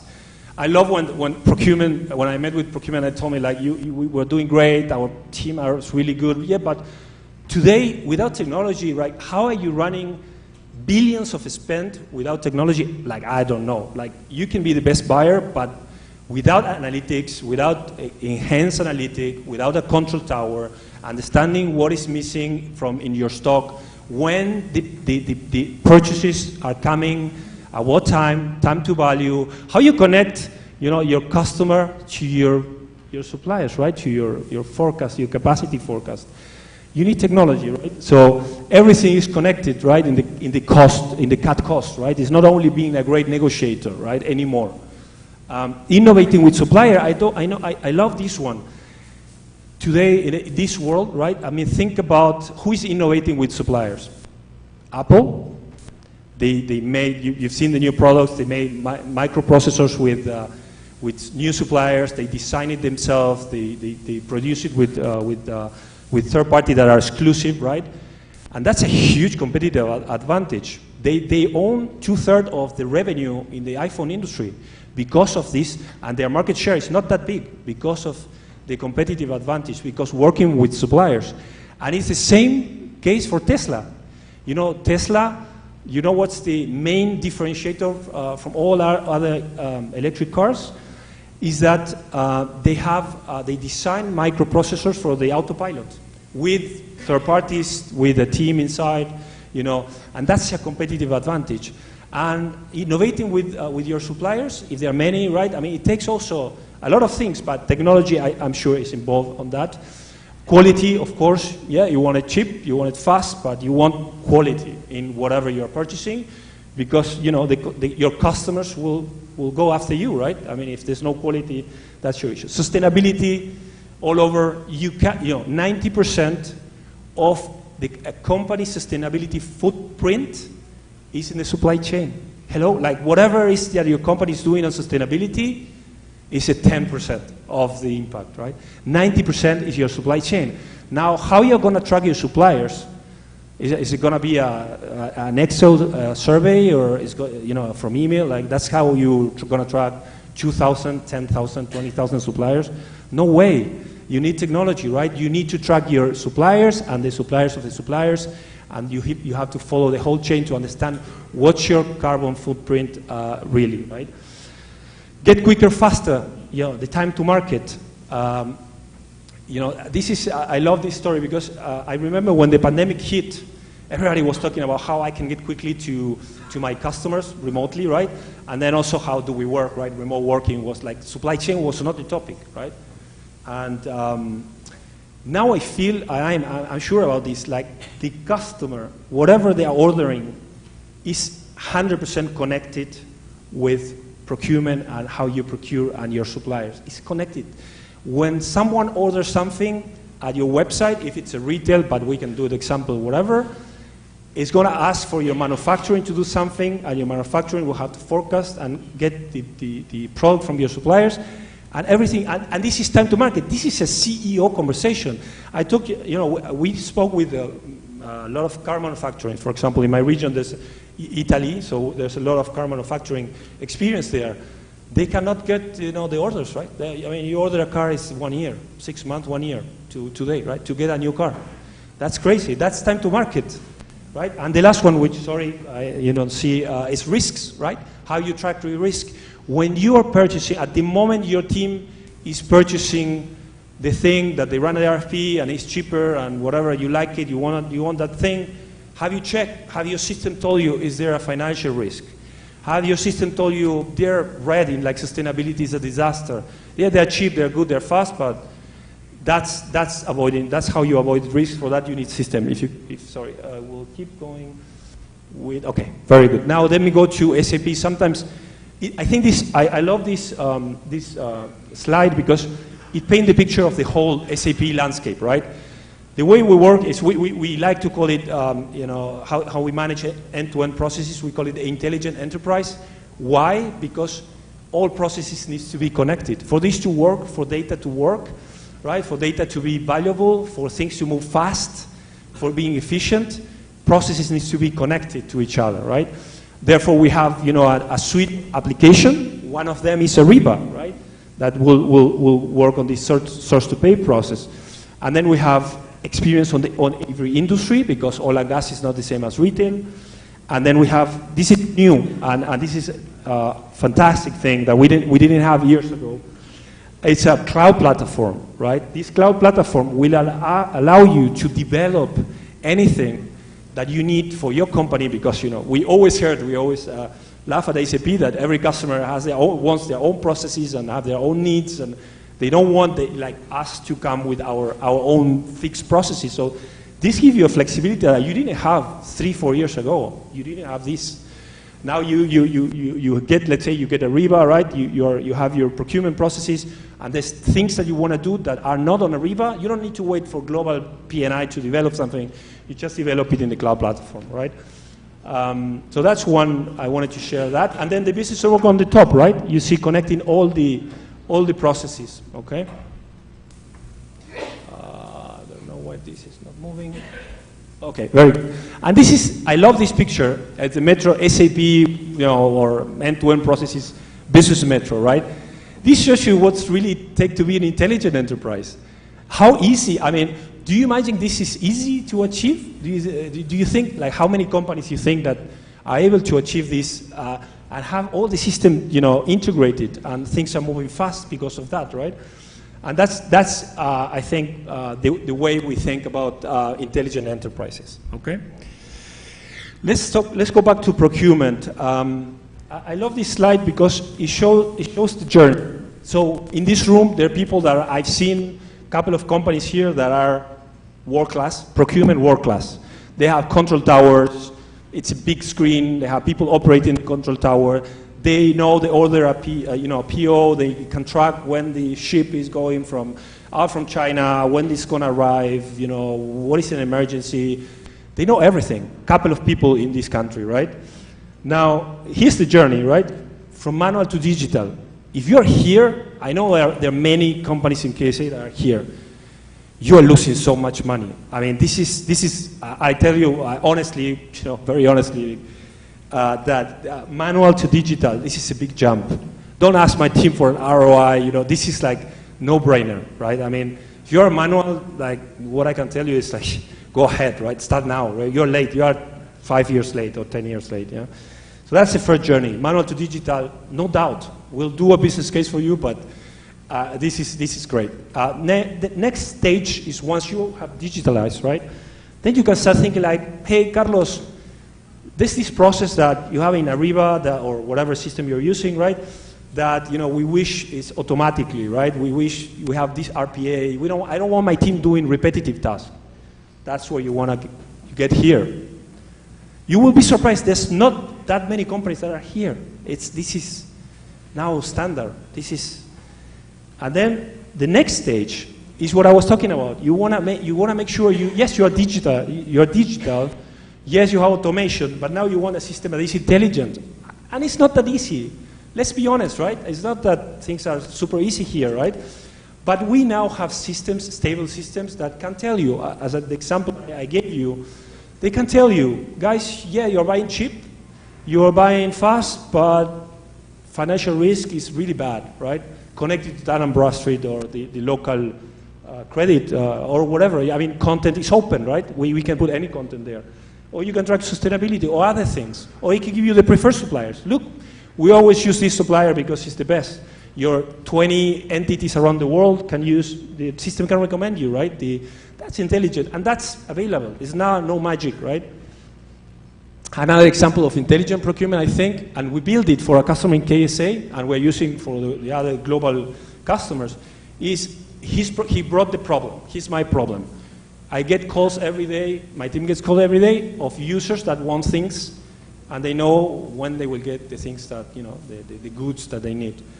And so we developed on Teams a chatbot for this customer that is connected with Ariba, right? And any users can go and check where's their PR, right? And the system automatically will tell them where in the process is. You know, we just built it for, it was not in Ariba, right? We just built it on for, and then this is the most exciting, you know, is, I think it's a little bit we have achieved now, but more in the future, right? What can be automated? If you think about your procure to pay, there are companies that are, you know, like 90% is processes, invoices are processed automatically, 90%. There are customers that more, right? But so when we get to this space, I think for the future, this is also exciting, right? What tasks can be automated and things that. Let me give you another example of automation, for example, or things that can be automated. What if you have a maintenance problem in one of your maintenance problem in one of your systems, right? Your assets. I was looking for that word, assets. And the machine can order the replacement and ask the crew to go and come and serve, maintain the machine, right? The machine will just trigger the order for the part and for the crew to come and repair. This is not the future. This is available. This is not the future. You see, the other example, I saw the mining presentation, and we have a lot of mining companies in our as customers. Another example is a worker in a mine, right? I mean, the machines are very expensive, right? Very, very expensive machinery. And 1 hour, 2 hours, 1 day of a machine stop because you don't have the part. It's a fortune, right? So we developed something for a customer where you take a picture of the part that you need to be replaced. It goes against the catalog for Ariba, and the part gets ordered. So it's not perfect. We're not there. It's not the Tesla autopilot by any means. But there are a lot of things we can do if working together, right? I mean, I think that's part of the, yeah, thank you. Here, hopefully I'm doing well on time, but here I sometimes, I love this slide. We call it the honeycomb, but I love it because many customers of ours believes that we're like a box. Look, this is the box with a process, and it's the same having this Ariba or that other competitor, or whatever, right? It's just a process. Like I will buy cheap, right? It's a process, and it's the same this or that, right?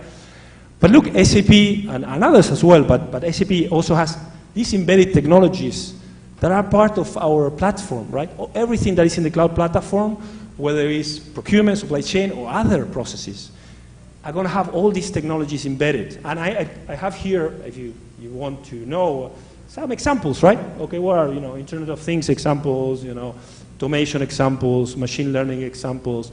This is a new area, Qualtrics for suppliers. So you have all this data, right, that is coming. Let's say you are at the top level, right, world class. Have all this data coming from the ERP, from your procurement system, from your control tower. Do you know how your suppliers feel? This is experience. We call it, it's a new category called experience management. Do we know if they are super unhappy because they get paid so late? And because when I came here, one of the big customer, told me it takes 6 months to onboard a supplier. What? 6 months to onboard a supplier? It's crazy, right? I mean, you don't want that. You don't want that. This is terrible for the business. It's terrible for your brand. This is a disaster, right? I mean, you want things to happen in hours. One of the customers here told me, Carlos, my CEO told me, I want things to happen in minutes, in hours. Don't come with a report in days or weeks or months. I want the report in minutes. So you want to make sure that you are communicated, right? Blockchain, yeah, to track the source of, I think we're at the beginning of this, but track the source of things. For some industries, it's important, right? Conversational AI, right? Here, you come into a space also that I have been experienced with customers here, where, what about, think about this. I love this idea. It's a very simple idea. What if, 2 minutes, okay. What if the employees of your companies, all the employees, 20,000, 100,000, you know, they can just buy the things by themselves, self-service procurement, right? And then your team can do only strategic. Of course, the self-service procurement is going to be the tailspin, right? It's going to be within a framework, right? Within a policy, right? That you design and approvals and things. But what if all the employees, we are 100,000 employees, we all buy our things, everything, right? And if I have to do an event, I use the Riva guided buying, right? And one of the customers here says that I want my employees and my CEO and everybody in the company to use the phone and order with the voice, right? Say, I need a computer, I need a phone, I need whatever, right? And use guided buying to procure, like in Amazon, right? Like you do with Amazon. We have that, right? Anyway, just for the sake of time, let me go into, and just this one is very important. I mean, don't tell me you're running supply chain and procurement and you are really good, but you have no visibility, no data. You don't know what you're spent. You don't know what you're spent by day. You don't have a list of suppliers. You don't have a control tower. You're not running your procurement well. You're losing a lot of money. Like, forget about how much it costs, you know, SAP or whatever, right? I mean, you're losing billions, right? I mean, anyway, next slide. Yep. Okay, here's the business network. I told you 4 trillion of commerce, millions of companies online. The beauty of this is you access the network and you connect to every single supplier in the network around the world, 190 countries. What's the beauty of that? Usually when we run, we go, you say, okay, tell me how many of my suppliers are on your network, right? We run a report, and usually 30 to 50% of your suppliers are already, you don't need to do anything. Think about change management. Think about getting in the network and, you know, poop, you have, you know, 30, 50% of your suppliers on, and you can discover, you can track, you can search any of the suppliers that are in the network, whether they are used by your competitors or whatever, right? I mean, it's great. And then, okay, I will skip this one. Here's what is in the business network. It's a full view of what is in the business network. So you see, it's a lot more than Ariba. Here you have your indirect procurement collaboration. Here you have your direct materials collaboration, right? Here you have logistics. We didn't have this 2 years ago, 1 year ago. We have logistics, yeah? And the beauty is we're open. So for example, logistics, we have a system, yeah, beautiful, the network. But we are partnering with every startup in the world. Project 44, have you heard? Project 44, super cool, right? Have all the data, all the content on the shippers, you know, the ports. We are an open platform. Any startup we can connect via APIs. Asset collaboration, this is amazing. Like, think about the cities we're building in this country, right? Think about the assets. You need conditioning, you need elevators, you need, you know, for every city, Kidia, Lula, right? Neom, you need everything. Roads, bridges, everything. You can track with this system asset maintenance, 2 million devices, you know, 20 million devices, you can track. Is the system working? Does it need repair? Every 2 years we need to change this or that thing. This is very powerful, very powerful. Finance collaboration, talking about, you know, being close to your suppliers and being friends with your supplier, doing supply chain financing. We have more than 40 banks that can provide finance. If you have money, you can provide the finance yourself and get a discount for paying in advance. But also you can use the 40 banks, you know, that we have to fund it. We have also banks here in the Middle East that are part of the network. And then the talent or FIGLAS, right? FIGLAS, I want to end with FIGLAS. Think about, yes, I'm ending. Think about services procurement. Everything in services that happen from the time you sign the contract to the time you, sign the contract and award to the time you pay the invoices. Everything that happens in the middle, I love to call it, because people open their eyes, it's like the black box. It's a black box. Your CEO will die, right? I mean, it will say you are paying $2 billion of services, and you have no clue when the service entry sheet is approved, and who is coming to do it, and what's the qualification, and have they finished online, have the penalties been applied. Your CEO will die from a heart attack, right? You have no clue. It's a black box. And with this, I would love to end. I'll invite you here. I want to show you some visuals of, you have everything in one entry point, But anyway, I want to invite you to try it all. I think the concept of try it all is not buy it all, right? Try it all. We're here to help. We are here to play with you. What do you need? How can we help? We have so much expertise that can bring here, and we'll be happy. It's our job, right?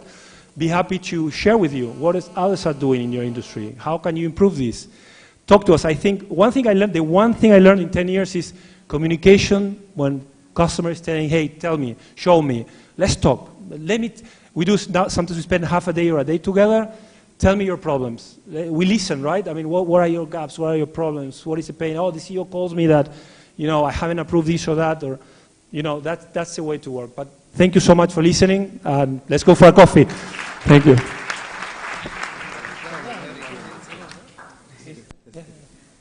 Okay. Thank you, Mr. Carlos. Thank you, Mr. Carlos. Carlos, what is the second name? Mercuriali. Okay. That's why I speak. Mercuriali. Okay. So before going with the first break, we would like just to go with the recognition of the first 5 speakers. So let's welcome the President of Organizing Committee, Mr. Abdurrahman Abdalan first.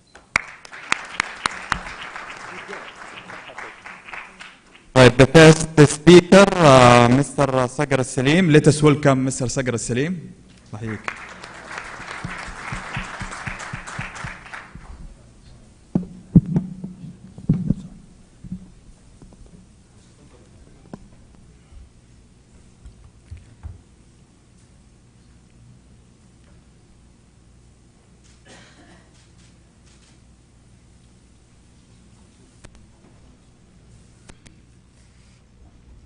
Let us welcome Mr. Ali Al-Sumع.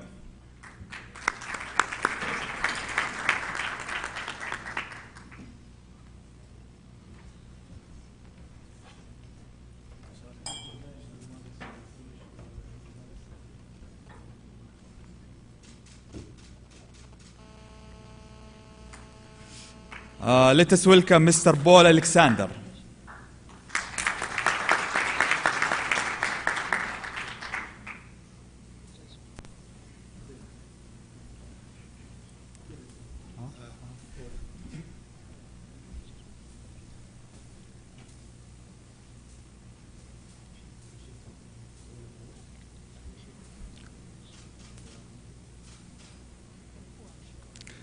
Let us welcome Mr. Abdullah Al-Asami.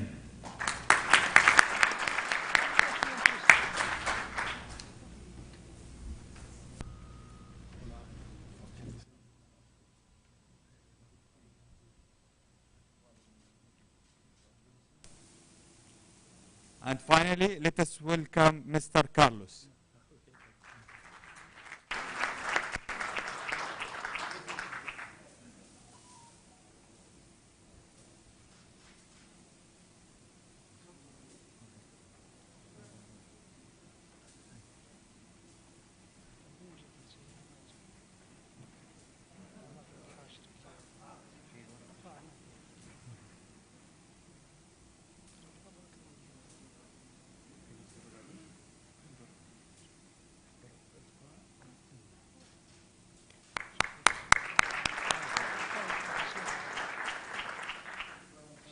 Now we will have a 10-minute networking break. Thank you all, and see you back at 10:15. So we will come back at 10:15.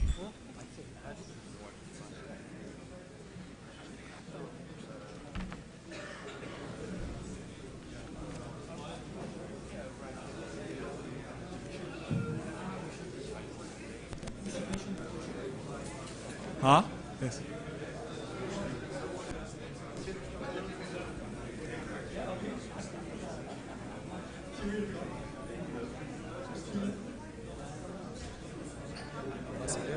ها؟ ايوه بريك، بس يبغى نعطيهم الصندوق موجودين هنا، نعطيهم.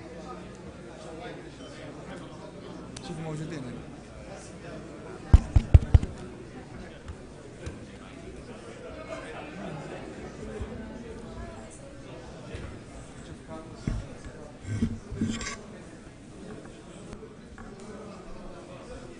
باقي واحد كمان.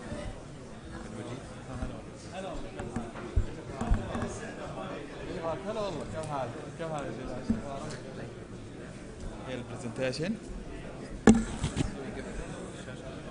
خليه يقفل الشاشة بس.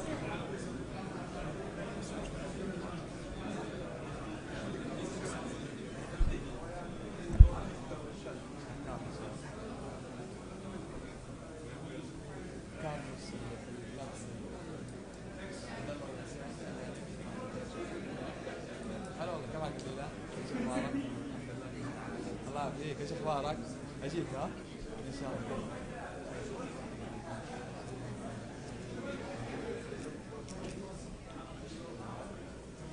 وعليكم السلام. How are you?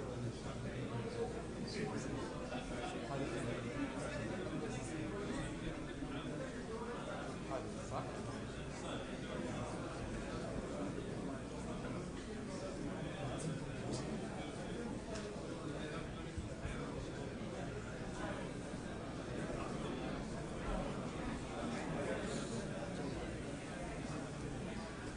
عبد المجيد، من بوي الكسندر؟ بوي الكسندر هذا اللابس زي كنت اسود. حلو. وعلي السومة؟ علي شكله طلع برا، بس كلم عبد الرحمن الضلال.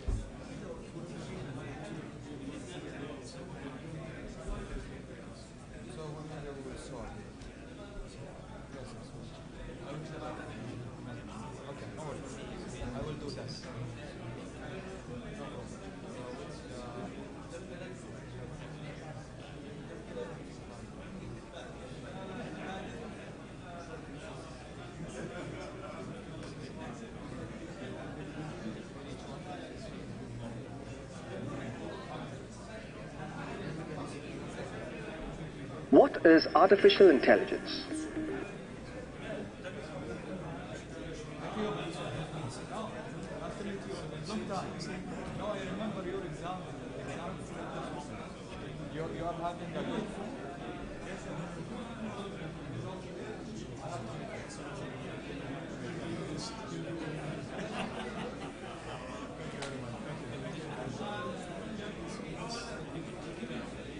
At the end of each 5 speakers,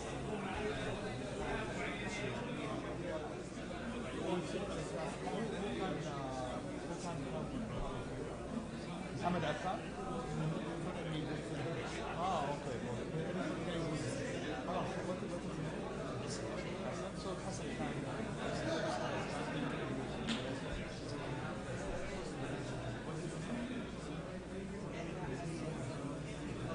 Give me the full name so I can write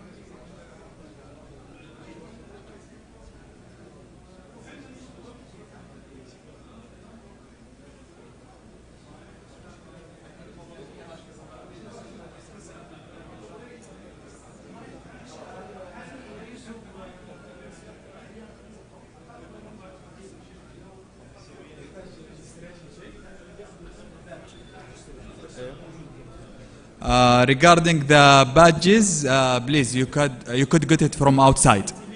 For the people up to this moment who didn't get it.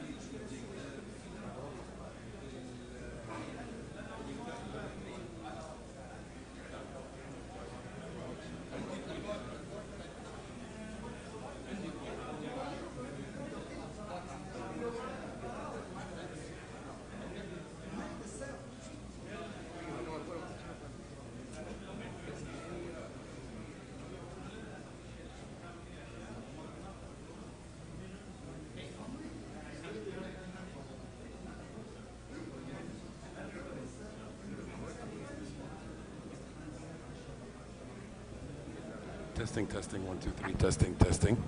Testing, testing, testing.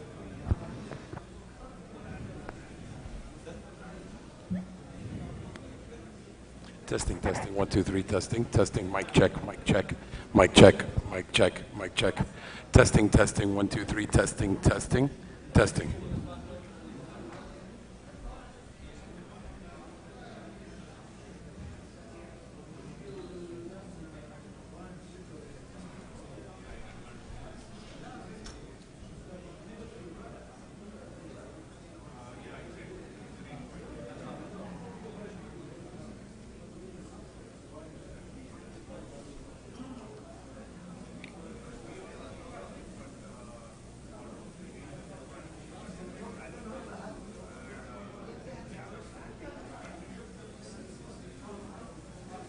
يلا يلا.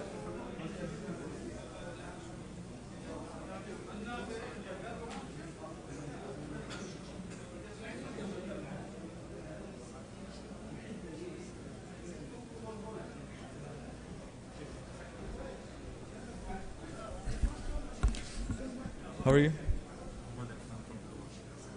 Oh, okay. How are you, Mohammed? How are you? Good? Yes, yes. Thank you very much.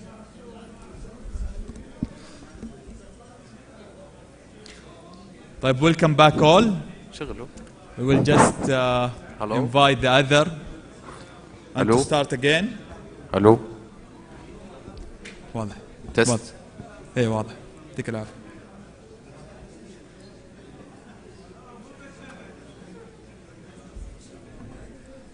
Yes. Inshallah we will start within 1 minute. Yes. بعد دقيقة راح نبدأ. We will start within 1 minute.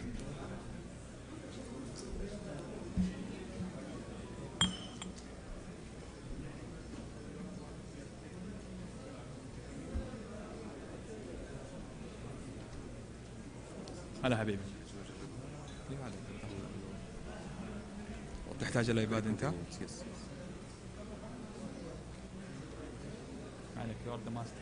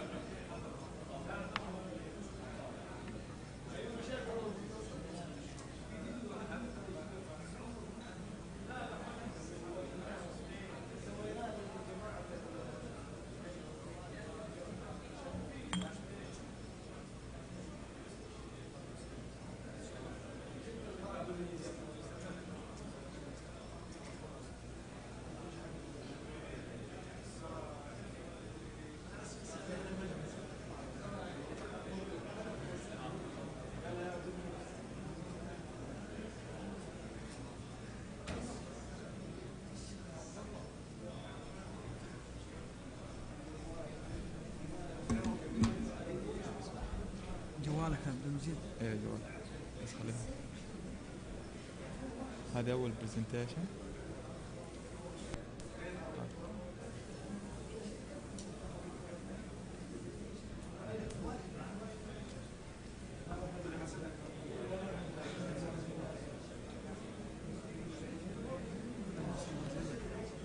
ايوه بالعكس الماوس احسن. ايوه هذه صح؟ فيديو هو تست. ايوه يلا يلا خلاص يلا يلا بسم الله. طيب لا موجود البرزنتيشن. اوكي خلينا نشوف.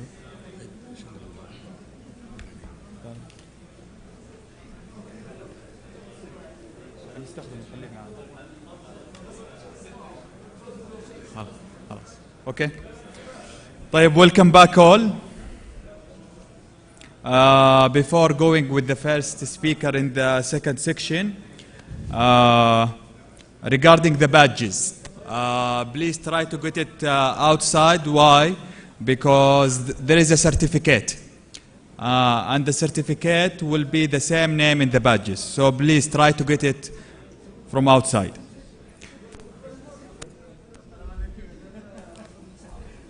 Welcome back all. Now we will move to the next item in the agenda. Is a presentation from Mr. Saadi Al-Saadi, who is the CEO at Slim Stock, talking about the journey of 1,000-mile E2E supply chain. Let us welcome Mr. Saadi Al-Saadi.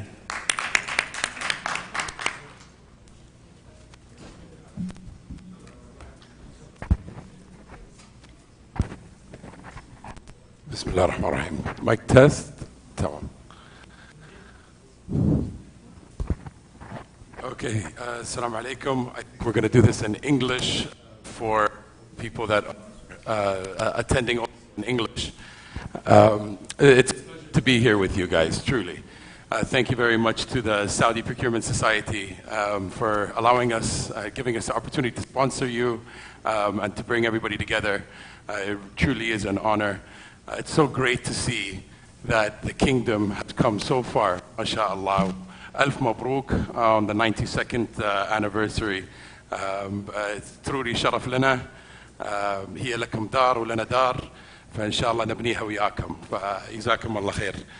So today we're going to talk about the 1,000-mile journey. So if anybody knows what the, I'm sorry, I'm having a little trouble with the mic. Yeah, sound team? Okay. So the 1,000-mile journey. So if anybody knows what that saying is, it's the 1,000-mile journey starts by one single step. So the idea behind this is that you have a journey that you have to cross. It's a very, very, very far journey. But how do we get to the end? The end is always with the first step. So let's take a look at the world that we have today. There are disruptions. There's a black swan event that has recently just happened. I think we're all very familiar with the word COVID-19. It truly was a disruption. We saw demand disrupted. We saw supply disrupted. Demand signals were no longer the demand signals that we knew. So how do we adapt to these new changes? I think an important understanding, I'm sorry, I'm still having a little trouble with the mic. Yeah. Fi echo. Ala. Okay. So the question here is, are these changes here to stay, or are these changes what we say transient? Do they pass? And I think it's a mixed bag. We're going to see changes that are transient, and we're also going to see changes that are here to stay. One of the ones that are here to stay is inflation.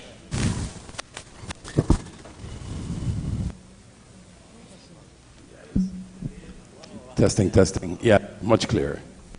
Okay. So we're talking about transient changes versus changes that are here to stay. One of the changes that we're getting used to today is inflation, التضخم المالي. This is here to stay. I think it's only going to get further and further and further accelerated. It's also something that we're quite familiar with here in the Middle East. Everybody is very aware of the changes that are happening politically in the world and what effects that war have on supply and demand. I was speaking about 2 weeks ago with the CEO of Savola Group, and I didn't know that 70% or 80% of sunflower oil in the world is from Ukraine. That was a new statistic for me to understand.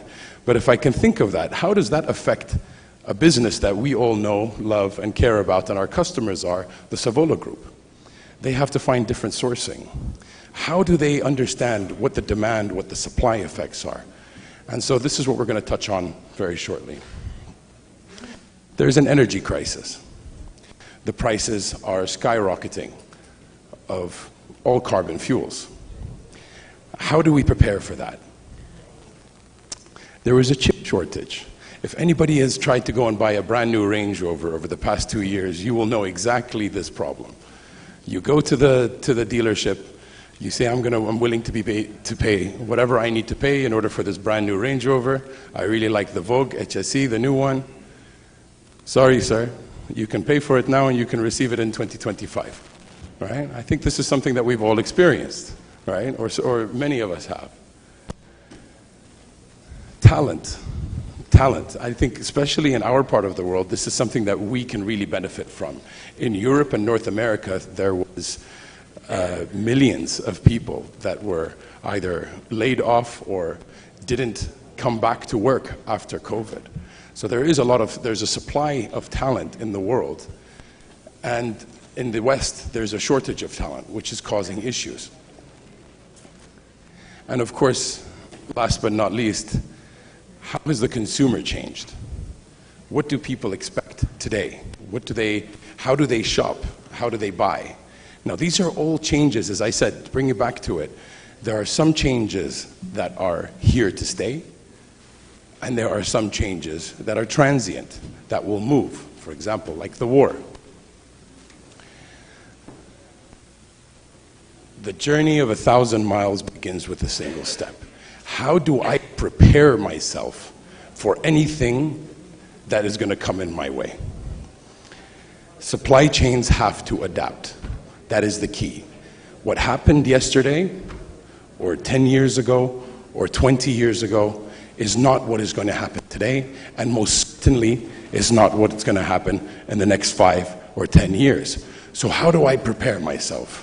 In this room, we have the leaders of government, private, semi-government, and I imagine that in this room we have probably no less than 30 or 40% of the purchasing power for this government, for all of the goods that come into this country, whether it's pharmaceuticals, whether it's food, whether it's military, whether it's FMCG, or whatever it may be. What is the most important thing that unites us? What unites us is that we need to be prepared for whatever comes our way, whether you are in manufacturing, distribution, or retail. The past is not going to be the same. So how do I take that first single step? I think a lot of people are familiar with the 3 Ps: people, process, and product.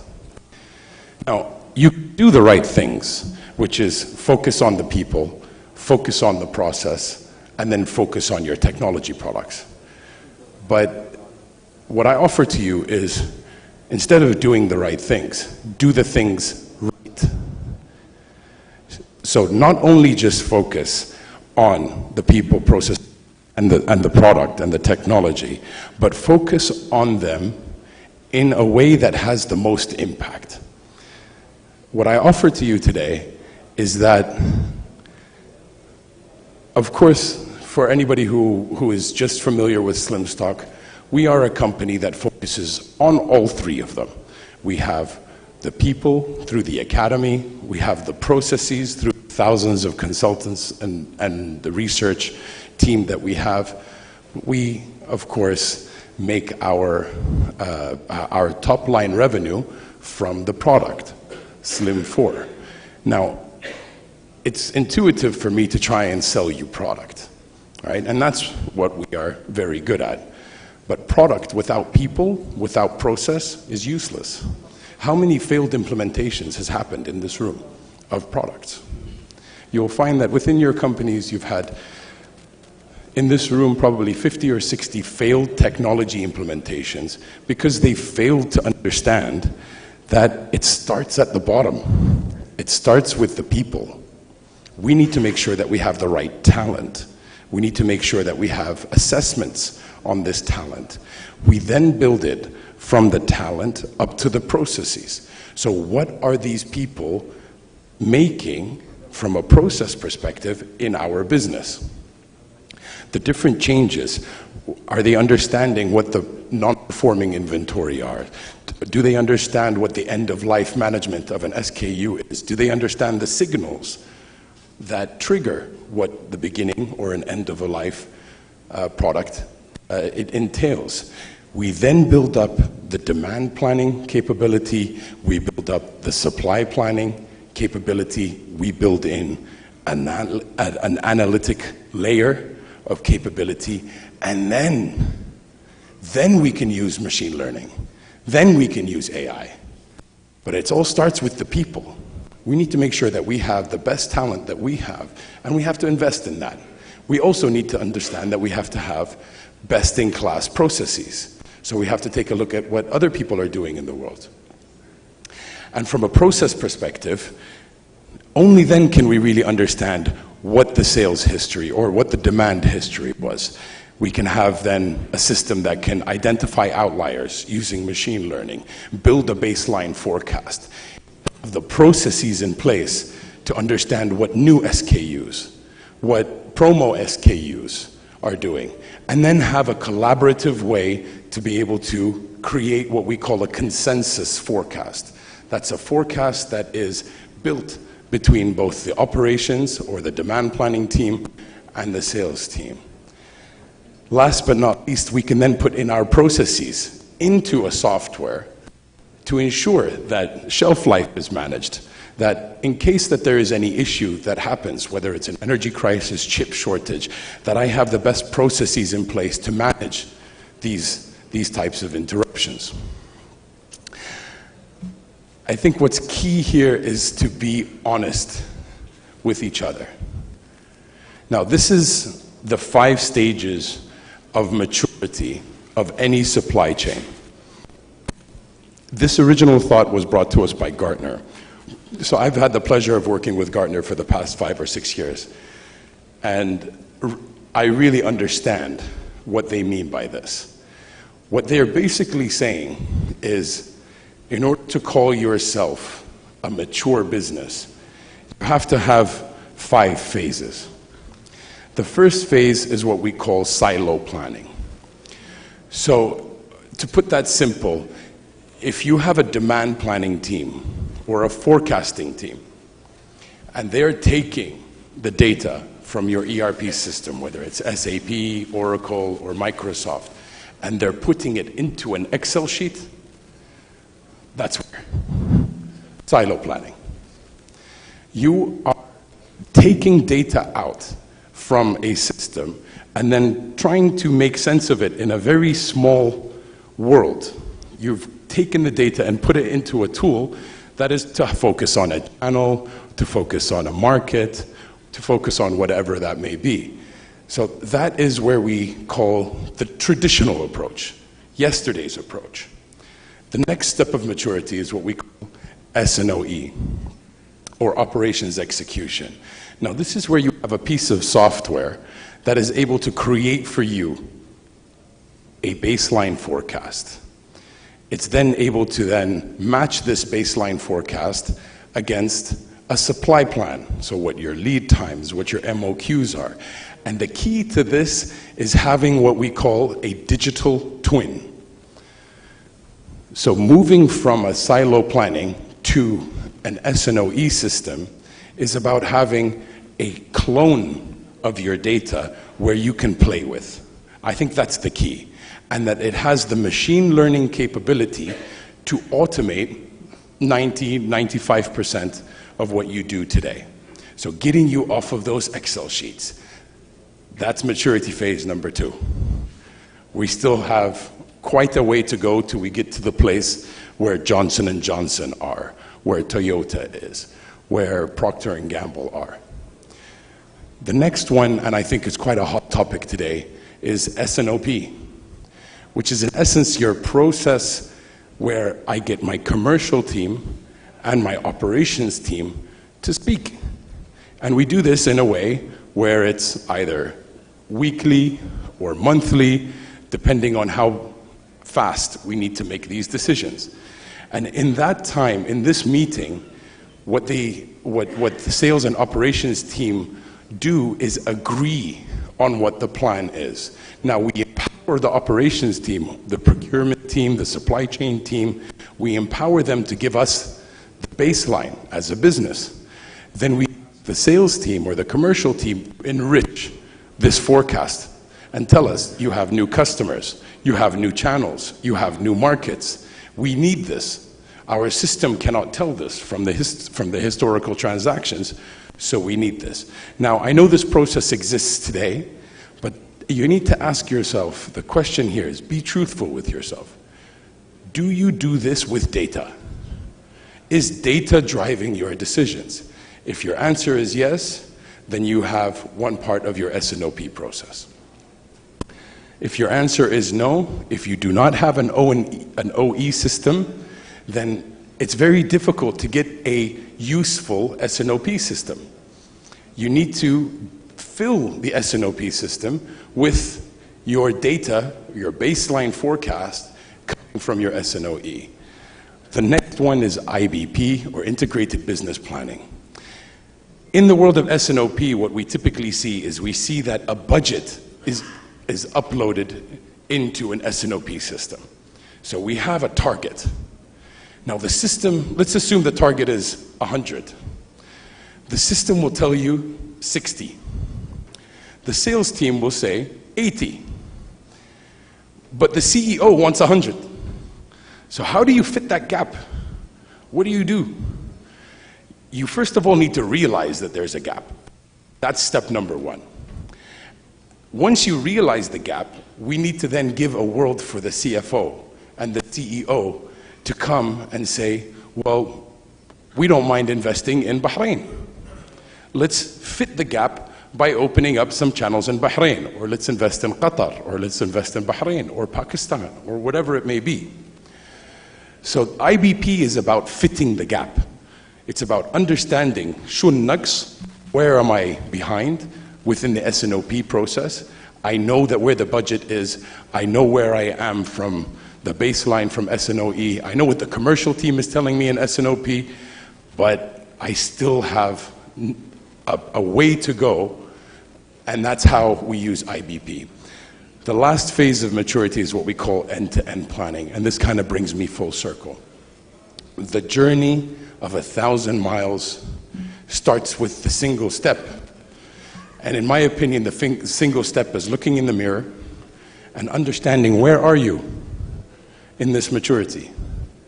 And then once you are understanding and you're truthful with where you are in the maturity, you can then start filling in the gaps.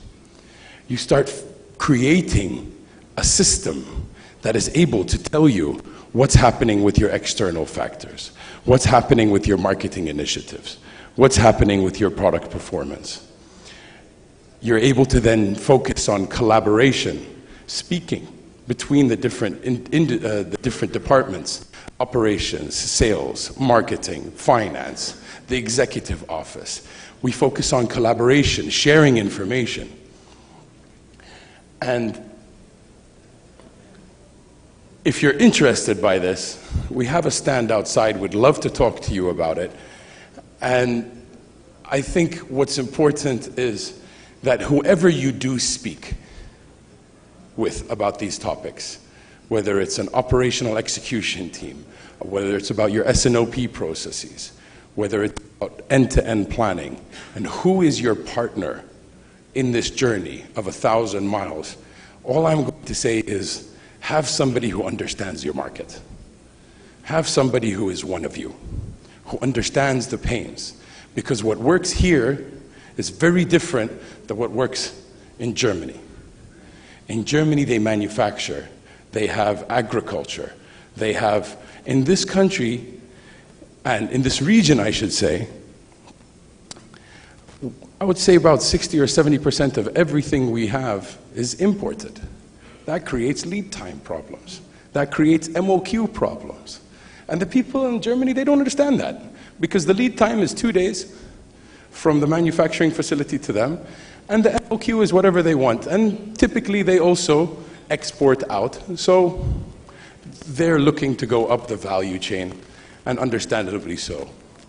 So thank you so much for your guys' time. It's really been a pleasure. We're outside if there's somebody that would like to talk. Barakallah fikum ya jama'a wa assalamu alaikum. Thank you, Mr. Saadi.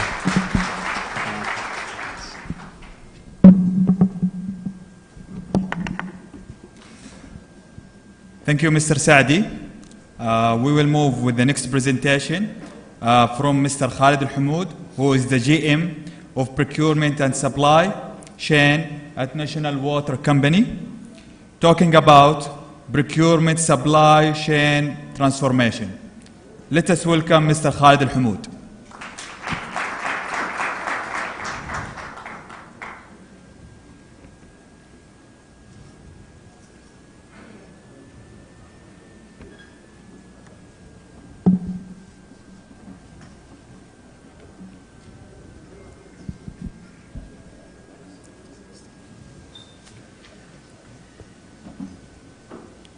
Assalamu alaikum wa rahmatullahi wa barakatuh. Good morning, everyone. First and foremost, I would like to thank the organizer for giving me this opportunity to share with you one of the most important subjects. I picked this subject intentionally as we are in Saudi Arabia in general, and most of the audience that we have today passing through a major transformation, whether at a country-wide or at the corporate or enterprise specific. And transformation, whether it is a business transformation or supply chain transformation, it's honestly going through the same stages that we're gonna shed some light on it today, and we'll give you some guidelines how to deal with different transformation that you may have faced in your organization. So we'll talk about what is transformation, how it's different from process improvement and other types of changes, what kind of transformation exists on organizations, the maturity level and the efficiency correlation, the drivers behind that, what are the key steps to implement it, and what are the future trends on the supply chain transformation. Transformation is defined by simply Oxford Dictionary as making fundamental changes in how business or operations conducted their business in order to help to cope up with the shifts in the market environment. Very simple and clear definition that stated the difference between transformation and process improvement. So there is a fundamental change, there is a shift of the way that you conduct business in order to achieve the company or corporate objectives. So the process improvement is mainly about incremental changes, simple changes that will streamline the process. However, transformation is really a game changer on your business model. And transformation varies in terms of content, base, and place of initiation. And we'll talk about that on the coming slides. So according to a Harvard Business Review, they classified the transformation to these quadrants, and it depends on the base and the initiator and whether the factors are internal and external. So for example, the slow motion transformation, which is in the low left corner, is characterized by being slow by itself, and usually the driver are internal. And why is that? Because it's implemented over a long period of time. An example of that is company brand identity change, which could take several years. We have seen companies that they have shifted toward that. Another example, which all of us is aware of, is Vision 2030, is taking at least a decade or 10 years to be implemented, but it's fundamental to the changes. The main challenge on this kind of transformation is to keep focus on the direction and target of the change, which requires long-term view and patterns, as well as sprint continuous learning and improvement throughout the transformation process in order to modify according to the base. The other type, which is called sprinted transformation. This type introduced also in response of internal needs, but they are characterized by an urgent challenge to the status quo. Examples of sprint transformation including a sudden corporate restructuring or the introduction of a new strategic initiative. And we'll take a recent example that happened exactly last year by Facebook. Facebook CEO announced in October 2021 that they are shifting to metaverse, and sparked and sweeping unprecedented transformation of around 68,000 person social networking engineering company. All of a sudden, the Facebook and Instagram engineers were being told to forget their 2020 goals and instead to apply for new positions on the augmented reality and virtual reality teams, which is very sudden and swift, creating uncertainty and stress among employees. Yet, it could also be argued that the company needs to sprint in order to gain a first mover advantage. The major challenges on this kind of transformation is to build powerful narrative to create the need, energy, and motivations for the change. Without a motivated workforce, it would be impossible to follow through on desired direction. The third type is the negotiated transformation. Negotiated transformation are those that arise from external factors and can influence slow changes on the organizations. For example, if there is a new government regulations, a company might decide how they could uniquely adopt that change. They are characterized by slow pace and extensive stakeholders management effort.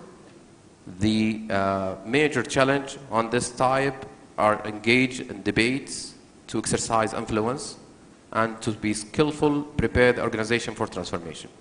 A common mistake is to move too quickly with this type of transformation, which may result in a need for subsequent effort when the true scope is finally defined and known by others. I think most of us went through the hijacked transformation. Hijacked transformation is characterized by sudden disruptive change brought by external forces, and you have to adapt quickly to that transformation. As such, external parties are essential hijacking the company agenda, forcing the transformation to align with the new realities. A recent example is the pandemic. Pandemic forces so many companies to change their business model from reacting to be proactive, from traditional to be cloud-based and online, and so forth. Also, another example is the Russia-Ukrainian war, where in a matter of days, many companies have had to leave and end the Russian operation to avoid sanctions, boycott, and political consequences. The main challenge in the hijack transformation is to move quickly and not invest extensive effort in adopting the or debating the trigger. Failure to accept the external demand and the set time frame will have a big impact on your business. So basically, these are some of the types. We could also categorize the transformation as a strategic or core or operational. And when we say strategic, which is changing the essence of the company to a new focus. Example of that, LG. LG was a cosmetic company. They have transformed and they are making a lot of appliances, as we all know, but it started as a cosmetic company. Core transformation is moving to a fundamentally different way of operating, just like Netflix. Netflix was a DVD distributor, and they become a video streamer as well as content creation. Operational transformation is making change to the way you do things to make operational better, efficient, faster, and cheaper. An example of that is digital transformation. I did not focus my presentation on the digital transformation. I think there is a lot of content on that perspective. However, we're talking about all types of transformation that you may have.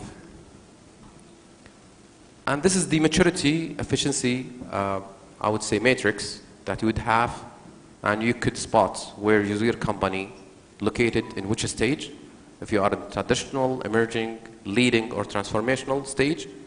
And we measure that from supply chain and 4 perspective, which is the collaboration with the external partners, and also the collaboration and the integration within the company, so within your internal stakeholders, and of course, the efficiency and the utilization of the existing technology and systems, as well as the end-to-end visibility of your supply chain.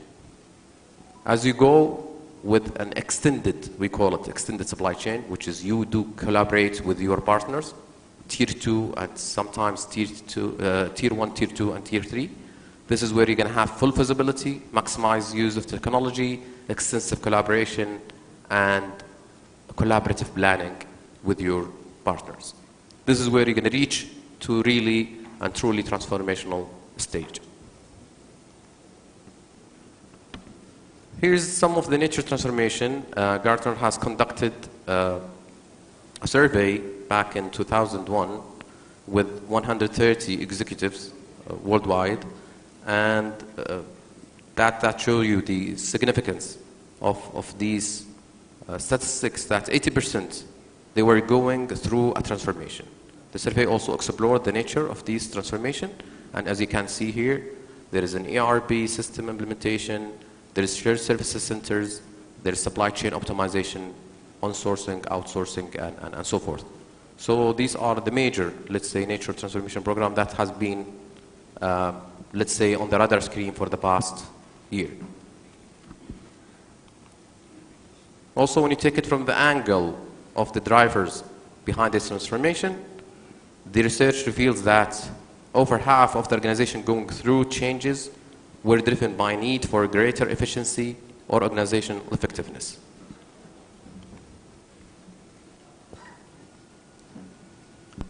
Here is some guidelines, I would call it, key steps that you need to be considering while you are going through your transformation journey, which is establishing strategy. Unless you have a vision that is really aligning with the corporate strategy, strategic goals, business case, and aligned with all stakeholders and ensuring that they are on the same page, then you wouldn't have really a successful transformation. Getting the executive buy-in is another major step that you need to take it early on your transformation, and because the C-suites play a pivotal role in defining the company culture, core values, and goals, and once they see the benefit out of that transformation, then they will be a catalyst and ally in communicating the role of the business transformation in setting and reaching organizational goal across the organization. So they will facilitate, they will support, and they will provide you with the required resources. Then establishing a leadership, of course, appointing a qualified leader to provide oversight and support for the transformation program is a key. Is appointed to take overall responsibility to ensure that transformation is delivered smoothly, on time, and within the budget. Then, of course, the implementation plan determines that the changes that need to be made, and when and outline all the sub-projects that make up the transformation program. Each of these sub-projects should have a clear objectives, milestones, scope, time frame, and budget. It's also important to identify all the work streams, functional area, people, processes, and systems that would be affected or involved in this transformation. The fifth step is the building resources. To achieve changing successfully, you need to appropriate and to have the appropriate capabilities at each stage of your business transformation. It is about having the right people and the right role at the right time. The crucial part of this is also the execution. Execution is a journey that can take several months or even several years. It's only once you take the first step that the journey really begins. Staff engagement will be a key, as well as the ability to be flexible and adaptable to any encounter new challenges along the journey. One of the things that I have seen always missing in any transformation journey is collaboration across functions. So ensuring that and encouraging department on all the businesses to collaborate and share ideas and information is a key success factor and can improve the communication and help employees work together even during uncertain times. Communication, having a really well-structured communication strategy is a key success factor as well, informing employees about the change, what's in it for them. It's good to offer a transparency because it can help people understand why the business is transforming and how they can add to that value. Without monitoring the progress, without identifying the KPIs, deliverables, and ensuring they are on track, then your transformation may be off track for any at point in time. Therefore, you need to make sure that you're going to reassess and reevaluate the implementation plan in a regular time to ensure it is still appropriate and adapt if it's needs to be done. The last thing that we're going to talk about is the future trends in supply chain. What are the major focus areas for the companies on the coming few years? We have seen companies is focusing more on circular supply chain, which means that used product and their parts are returned or processed so that they can be repaired, resold, refurbished, or recycled, which reduce the waste from a supply chain perspective also and to be more sustainable business. Also, we have seen companies, especially after the pandemic, focusing on the resilient supply chain. So it's not anymore outsourcing, it is the opposite. It's onsourcing, it's nearshoring, and also it's multi-sourcing strategies, just to ensure that we have a resilient supply chain. The third, I would say, trend that we are seeing is empowering visibility. Visibility is to improve and strengthen the supply chain by making the data readily available to all stakeholders, not only within your organization, however, also with your partners. So therefore, more focus nowadays on the end-to-end visibility and improve customers and supply relationship, boosting supply chain efficiency and increasing profit margins. Also, we have seen a continuous investment on the supply chain 4.0 technologies, like IoT, AI, cloud solutions, big data, advanced AI algorithms, business intelligence, data scientists, and other next generation technologies to significantly improve supply chain management on the next era. By this, I'm ending my presentation. Thank you so much, and I'll be glad to answer any questions that you may have.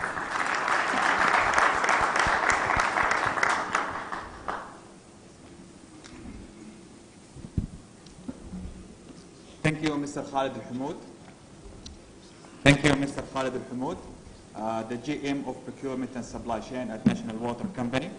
Now we will move with very interesting subject, which is the procurement toward 2030 with Mr. Sam. Mr. Sam is the regional head at CIPS Middle East and North Africa. So let us welcome Mr. Sam.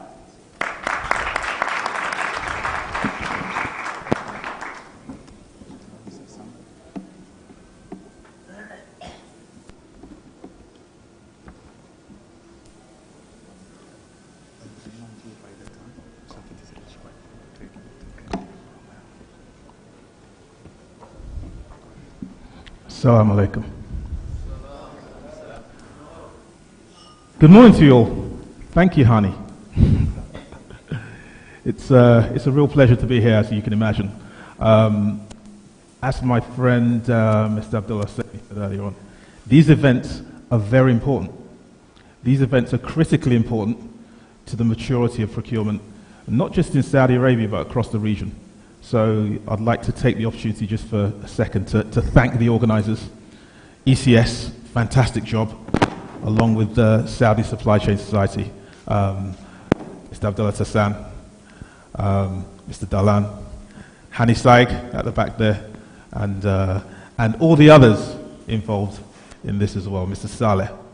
Fantastic event. These are so important for us to have the opportunity here to share knowledge. And all of you for attending as well. Thank you all for coming. It's incredibly important. For me, a pleasure to be here. Let's just check how this presentation is going along.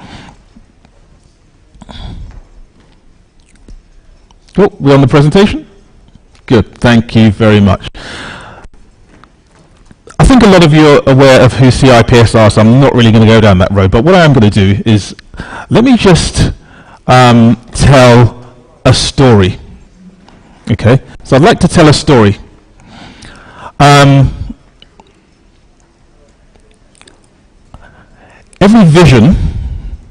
Every vision starts with very, very strong foundations. Okay, if you have a vision, it starts with foundations. There is no vision that is just dreamt up overnight and is successful. So stories, I moved to the region, I grew up in London, I moved to the region, to the Middle East in 2008, 14 years ago.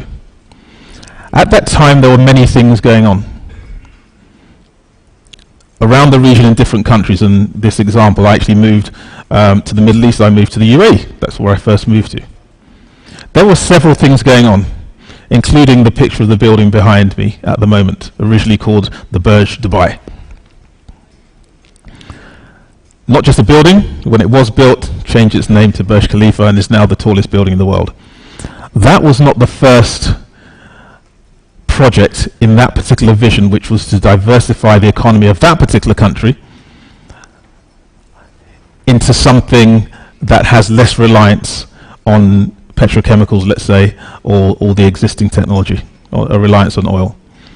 It was a vision to create different economies and different structures within the country. But the important thing when I talk about foundation is not the building. Okay, it's that this vision was built on building the capability of individuals to create sustainability, so that when the buildings are built, the population is able to continue to enjoy and to create going forward. So it's to create competent individuals going forward. It's not just about building a building. So that's back in 2008, and then if we fast track, if we go forward, in 2013, again, same city, Dubai, was awarded the right to hold the World Expo in 2020, which was 7 years before the Expo happened. All of these things were built based on what had happened before. So I mentioned Burj Khalifa, before Burj Khalifa, Palm Jumeirah, before Palm Jumeirah, Burj Al Arab, things along those lines. And that's just one example. But in 2013, when the same city was awarded the right to hold the Expo, there was an interesting perspective, because it wasn't just to hold an event. At that time, they also had a vision which is very close to the heart of procurement.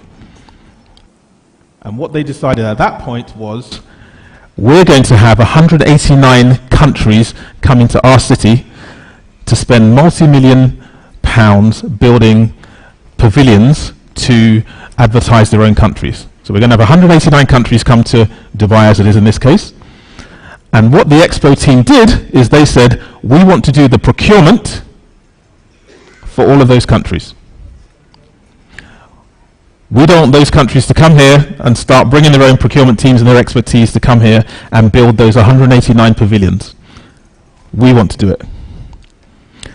How do we do it? We have to build the capability and the credibility of our own procurement infrastructure and our procurement individuals, so that all those other countries in the world, from Denmark, Singapore to the US, the UK, will say, yes, we will allow you guys to do the procurement for us. So back in 2013, that was the vision. In 2015, we had worked with the Dubai Expo 2020 team. We'd helped them to build the credibility that they now had a global procurement function that everyone else in the world could trust and would rely on them to do the procurement for them. So the vision there of the Expo 2020 was not just to build buildings. It was to build capability of the people around the country as well, so that long after the Expos happened, they've left behind capability of individuals and a strong procurement tradition within the country that could be relied upon. Now, there is no bigger vision that I know of than Saudi Vision 2030. Okay? There's nothing going on in the world at the moment that is more ambitious or more or more wide-reaching. It didn't happen overnight. Announced in 2016. Okay? But the vision and the foundations are there. And the principles are the same. We will build lots of structures. Some of the big names like NEOM and things along those lines that grab the headlines, but the essential thing is we're building the capacity and the capability of individuals. Let's not forget that. All of us in this room have a responsibility to make sure that we are contributing to building that capability of procurement professionals here in the Kingdom. And that's one of the reasons why we're here, to continue having that conversation, to make sure we're all prepared to be as ambitious as this very ambitious vision is. So if you look at some of the themes at the very, very top of the vision, we have these three themes: to create a vibrant society, thriving economy, ambitious nation. Procurement runs throughout the threads of all of those ambitions, all of those themes, very, very deeply. If we pick out the themes of creating a vibrant economy, yes, to build a vibrant economy is to have that education system for professionals that is not just good or of a local level, not just of a regional level, not just of a global level, but 10 times or 100 times better than that. No one created the vision thinking we're going to be the same as anybody else. It's to be better. And that's what the aim is to do. So, very much so, procurement is going to contribute to all of that by working towards us having events like this, creating that education system, creating skills for the youth who are going to be the ones who are going to be benefiting the most from the vision, and most importantly, and I think, again, like the presentation from Marden said, working with small to medium enterprises that are going to be the lifeblood of society going forward. So what's the procurement and supply contribution? This is what it is, to be specific. So the contribution of procurement and supply is to create those sustainable supply relationships. The suppliers we're dealing with now, we can't deal with them in a transactional way. We need to build strong relationships so we continue working with them in a strategic way. We need to support through procurement to create a transparent business environment. What does that mean? We ourselves need to take responsibility for building up the reputation of procurement within the country and the wider region, because that in itself brings an investment. The procurement behaviours that we create within our teams and within our own functions help to create that reputation. Facilitate key initiatives, and I think, as was said by some presentations earlier on today as well, we're not looking for the lower cost. The responsibility of procurement is fundamentally to create value, and that's it. To create value. That's what we're here to do, because creating value facilitates some of the ambitions within what we're trying to do.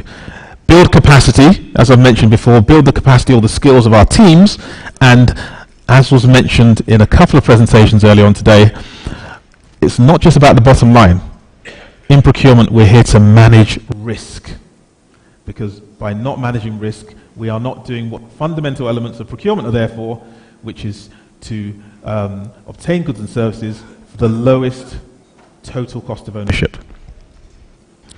So if you look at some of the organisations, these are just some of the organisations who have really impressed me in the ambition in what they're doing already in support of some of these initiatives. Because everybody realises that we are talking about 2030, it's not far away. And a lot of these organisations have already started on the mission to say, we're going to be world class. I'll talk about the Procurement and Supply Chain Academy in SABIC, for example, or the Royal Commission of Al-Ula, who are creating at the moment exactly that, a globally recognised academy. Or KAFD, King Abdullah Financial District, who recently who recently certificated for the Procurement Excellence Programme, similar to Dubai Expo 2020, which acknowledges the quality of their policies, procedures, and agile procurement. How they do procurement is acknowledged as being on a par with anybody globally. So these are some of the organisations, including PIF, the Public Investment Fund, who are right-sized and ready to be able to deliver for the vision and beyond. And many other organizations who are not here as well. But these are just some that we've pulled out as being examples. So, essentially, what is procurement towards 2030? It's these things. Responsibility of all of us to establish KSA as a global center of excellence for procurement and supply chain. A credibility thing. We're already on the way there.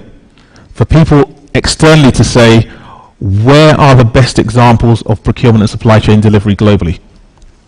That's going to happen. Okay, because the journey has already started. Develop standards that are agile. Okay, so we're not looking at how procurement was done before, we're looking at how procurement needs to be done in support of some of these projects. Technology infrastructure, and I'm glad to see some of our technology friends are in here. We had Carlos earlier on, we have Dia Nasruddin from Cooper.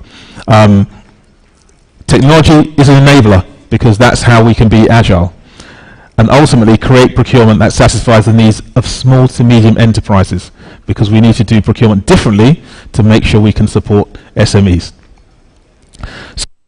So going on to the summary, just to summarize everything I've just said, just ask ourselves these questions and let's be satisfied that in the next 7 years we've contributed to making sure that we're supporting the vision, that our priorities are correctly aligned to what those priorities are, that we're equipping our teams to be able to operate at a global standard, and finally, let's think about the future. Let's think about procurement professionals of the future. Are we giving them the tools to continue to operate well after the infrastructure of the vision has been built? Thank you very much.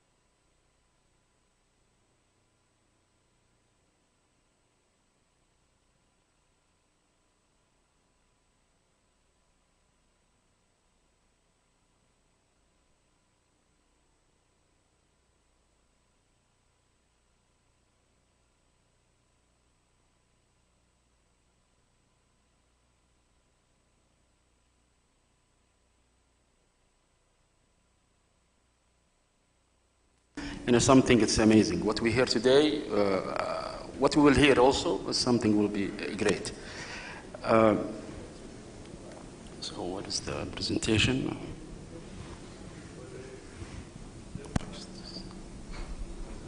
Okay. So this is my name, Turk Al-Jahani. I have more than 22 years of experience, work in different sectors. Start with the defense sector, and then move to surface, chemical, and last 5 to 6 years with the petrochemical business. Really, I think when we start, I received a call from Abu Sulaiman, and he said, we talk about this conference. I was thinking what message we will do. MashaAllah, tabarakallah, we have great expertise. People come from the globe to deliver their messages. And usually you want to deliver something that will touch the expertise. يعني اليوم ما شاء الله تبارك الله هذول الموجودين كلهم procurement members or professionals. So I was thought, what is the messages that we're going to deliver? My first really comment, is procurement important to any organization? That was always a question. Before I answer that question, I will share with you a small story. A couple of weeks ago, I started posting LinkedIn a Saturday question. And if what I realized, the number of answers and the number of calls I received, that's more than the answers itself or the comments. From people from different sectors talk about what's procurement, Turkey now, procurement is important to us. احنا نطبق الموضوع ده ما نطبق الموضوع الآخر ليش وكيف وهاو.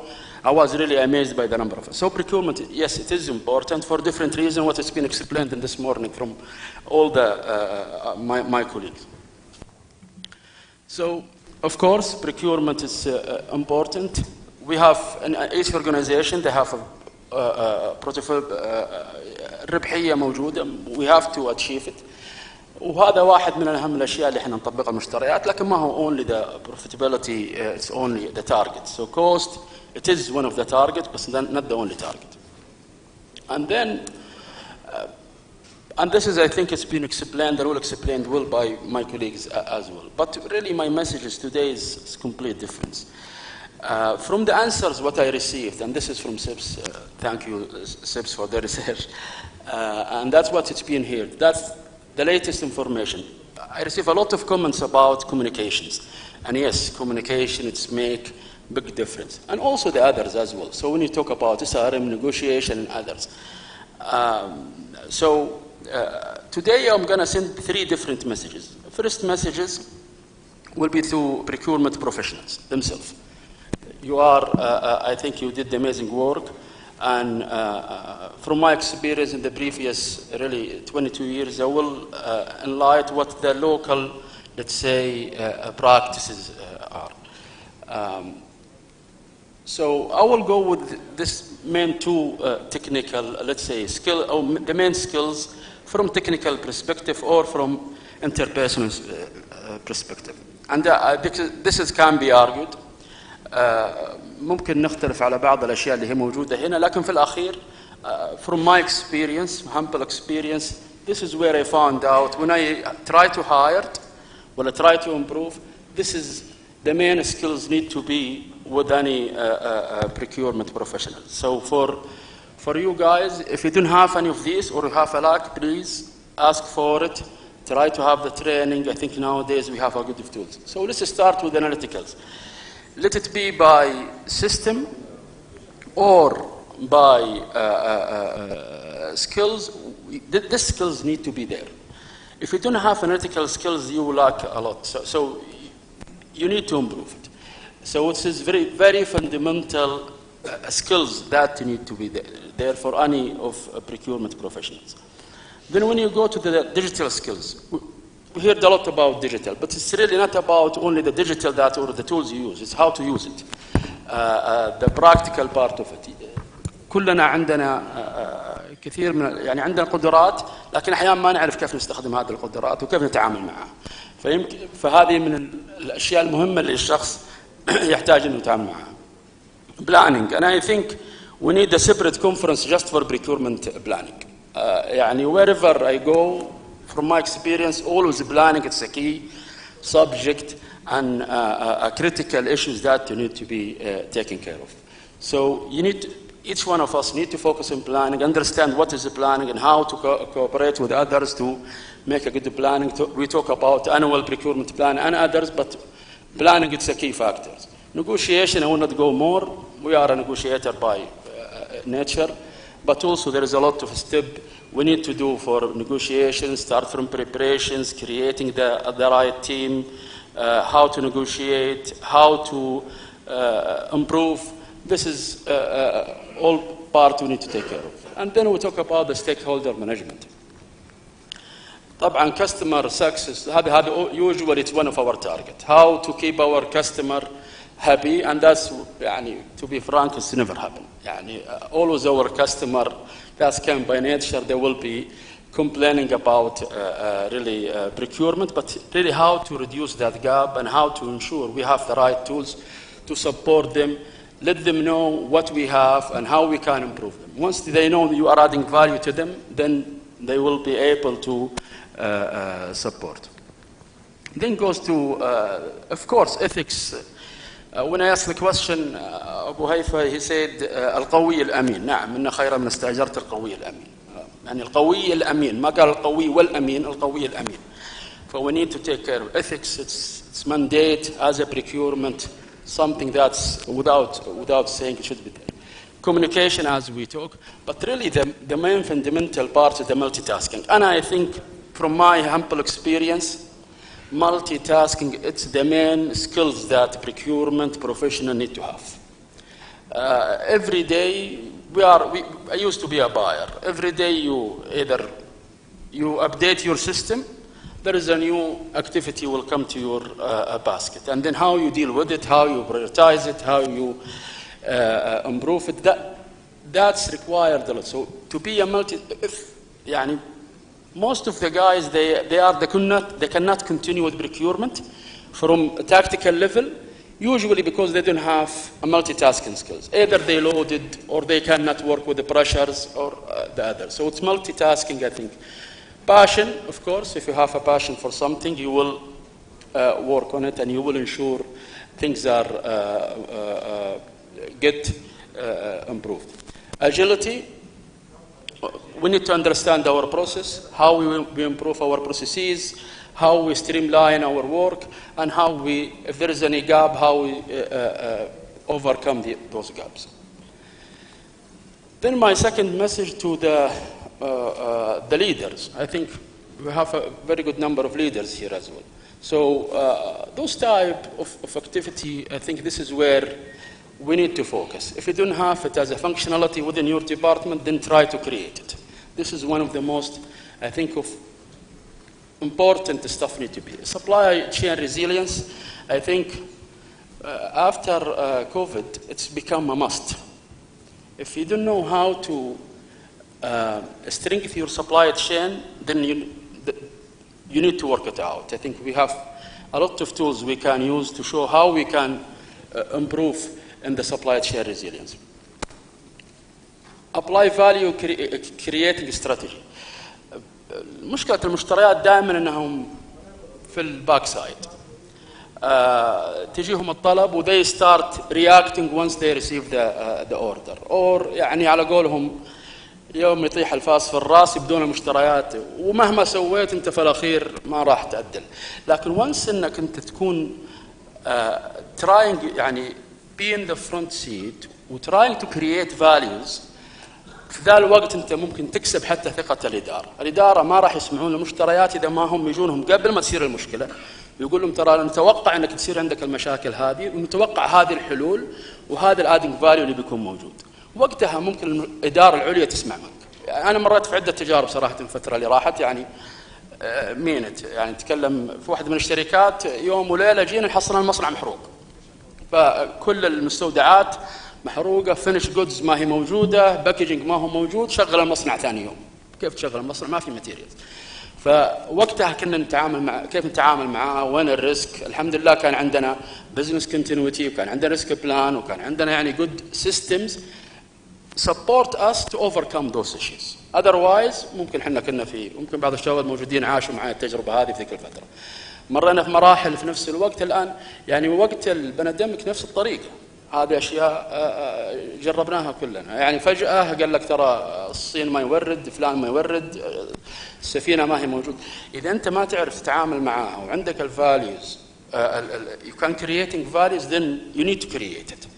أنا متأكد كلكم ما شاء الله تبارك الله اليوم حنا نوظف المشتريات ما هو بس supply chain، في عندنا chemical engineer و industrial engineer وفي from all disciplines يعني. We need to utilize their expertise to create something للbusiness. فأنت once you react ahead of time then you can achieve a lot. Waiting لين تصير المشكلة دائما أنت بتكون في reactive mode. فبتكون علاقة بينك وبين الإدارة دائما فيها إشكال. Of course, supplier partnership and co-innovation, it's must, especially for the future. I think we need to يعني understand the SRM in different ways. It's not only just pre-qualification registration, it's more than that. We need to create innovative partnership with our suppliers. Digital, I think what we hear today, and of course we need to be ready for a future. أنا اليوم يعني قابلت بعض الشباب لا زال في ناس resist الديجيتال تشينج. ما عاد هو خيار اليوم، هو فاكت. أنت اليوم إذا أنت ما أنت جاهز لازم إيش السيستم اللي موجود هذا يعني هو قريبة ولا غيره. بالعكس احنا اليوم عندنا very good ERP سعودي ERP يعني ما شاء الله بني، فالمفروض انه يوتلايز. عندنا سولوشنز نقدر نستخدمها. اشكاليتنا ان احنا لازم نتوقع ان وجود ان وجود الاي ار بي سيستمز والاي او تي والار بي ايز انه ريبليس بيبل. لا، ما هو صحيح. احنا المفروض كمان كليدر المفروض انه نشتغل على امبروفنج السكيلز اللي موجوده اليوم تو ادوبت الفيوتشر. اذا بننتظر لازلنا يجيك بي ار وتطلع بي اوز وتروح لسبلاير، تحتاج ان ننظر لها نظره مختلفه.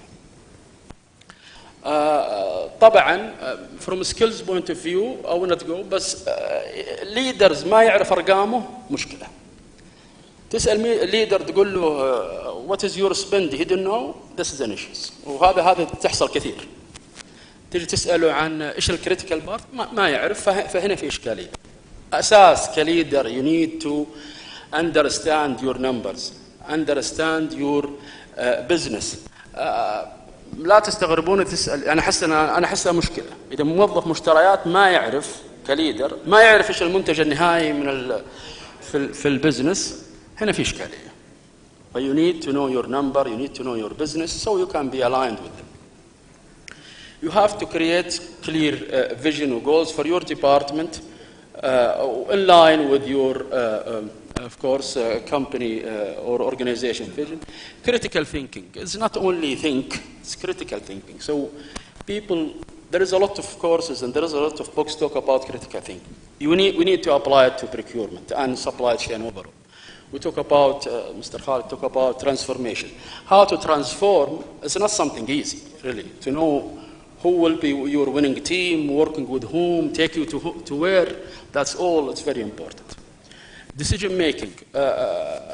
So not only even decision making, so it's decision making and decision taking. There is people, they are good behind the screens. لكن للأسف اليوم تقول له طب اتخذ قرار ما يعرف يتخذ قرار. فهنا في إشكالية. You need to know how to build your decision making as well. Market intelligence, of course. Risk management is very important. You need to know what is your short-term risk. We need to know what our long-term risk. Even certain risk يعني حتى ممكن احتمالية حدوثها مستحيلة أو صعبة. لكن تفاجأنا زي البندمك صار ما كان أحد يفكر فيه.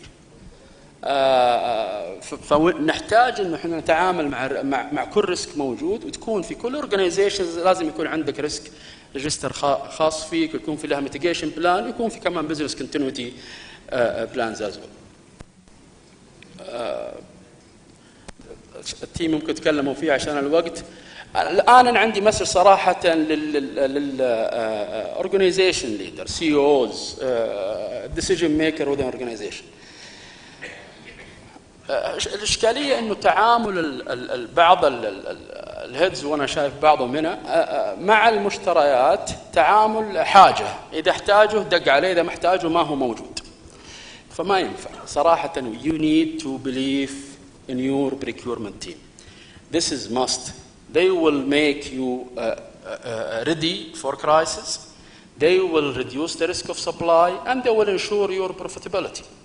خاصة في الشركات اللي هي داون ستريم يحتاجون يعني البروفيتابيلتي والمارجن حقهم قليل دائما. فعلى قد ما تقدر تكون موظفين المشتريات معك الايند، على قد ما تقدر تعزز من ربحيتك.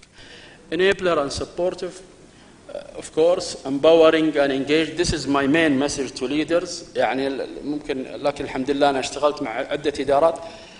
ليتلي اشتغلت مع عندنا في تصنيع أستاذ مرتضى راشد مختلف، لأنه since day one كان empowered. القرار يتخذ ما بين كوميرشال وما بين تكنيكال، ما هو تكنيكال لحاله وما هو البزنس يجي ومانديت their needs، هي both تكنو كوميرشال والبزنس عنده say as well، فboth together sit together وmaking their decisions.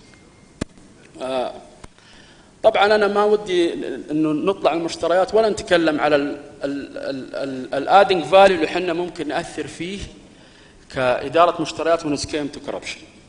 يعني احنا اكثر ناس نتعاطى مع سواء جات على مستوى يعني في الديلز اللي نحققها والاشياء الثانيه.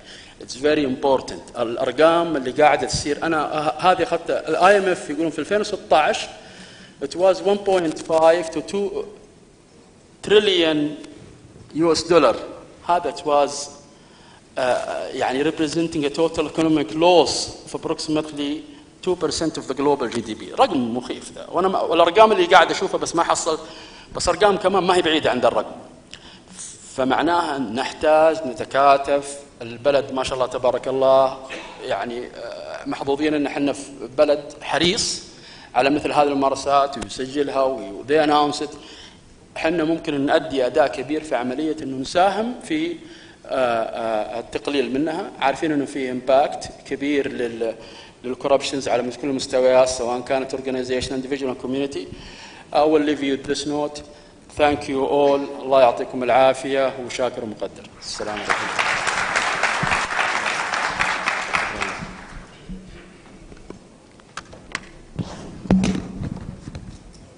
Thank you, Mr.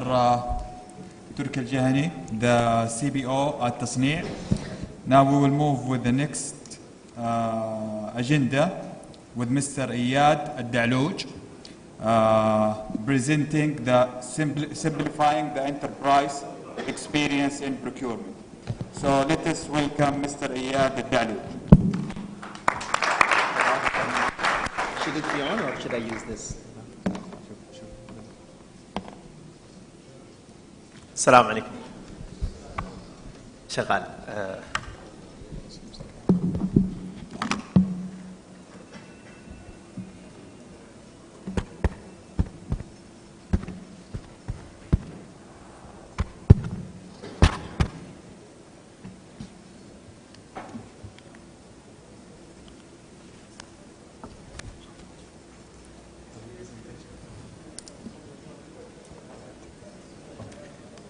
السلام عليكم. بسم الله الرحمن الرحيم. معاكم إياد الدعلوج. I'm the co-founder and CEO of Penny Software, the company that you have on the linear today. First of all, I want to start by asking everyone, should I use this one? Raise your hand if you have heard of Penny Software before. Good, good. So for those who have not heard of Penny Software before, it's shame on us, and we will make sure that we correct this today. So I will start my presentation today by giving you a bit of introduction, more of a high-level introduction about Penny Software. Then I would like to share with you some of the learnings that we have gathered from the market on the trends that we have noticed in the procurement. So first, what is Penny Software? Penny is a procurement software, is an all-in-one source-to-pay software. We specialize in building procurement software and supply chain solutions. We have flagship products, but we do develop and customize specialized procurement and supply chain solutions. We typically serve mid and upper market. We serve customers across multiple industries, and proudly we serve customers across multiple countries. What makes Penny unique is we designed the system with a modern user interface and user experience. We believe that the procurement and the enterprise experience should be consumerized. And what we mean by that, the enterprise experience should be easy and should be simple. When we talk to customers, and I will elaborate this when I go to the trend part, when we talk to customer, it is very apparent to us that most customers are tired of using difficult and clunky software. Penny Software is modern, quick to implement, and easy to use. Most importantly, Penny is modular, meaning that we broke down the procurement journey into multiple steps. And we made every step as an independent module. So it's not a rigid system.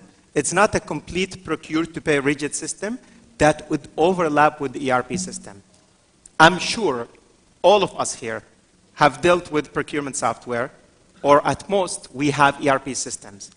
The issue is that when we come to evaluate the procurement software, and I think an issue that all of us in the procurement can relate to, there is always an overlap between procurement and what you already have in your ERP system, most particularly on the finance and accounting, because the nature of procurement overlaps with finance and accounting.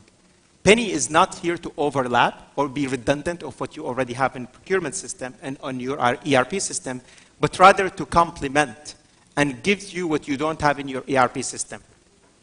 We are proudly a Saudi company. And when I say Saudi company, I don't mean we have an office in Riyadh and we have our database in the servers in Saudi. We're proudly a real Saudi company. We're created in Saudi, funded by investors and venture capital funds from Saudi and from Silicon Valley, and we develop our full technology in-house. Penny is not made on an open source technology or using an outsourced technology. We fully develop the system in-house, and therefore we can customize procurement and supply chain solutions that fits your need.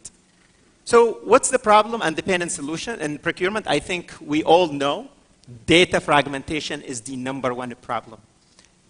As a procurement manager, if you don't have your data digitalized, and if you don't have your data consolidated, you have no view. You cannot really track anything.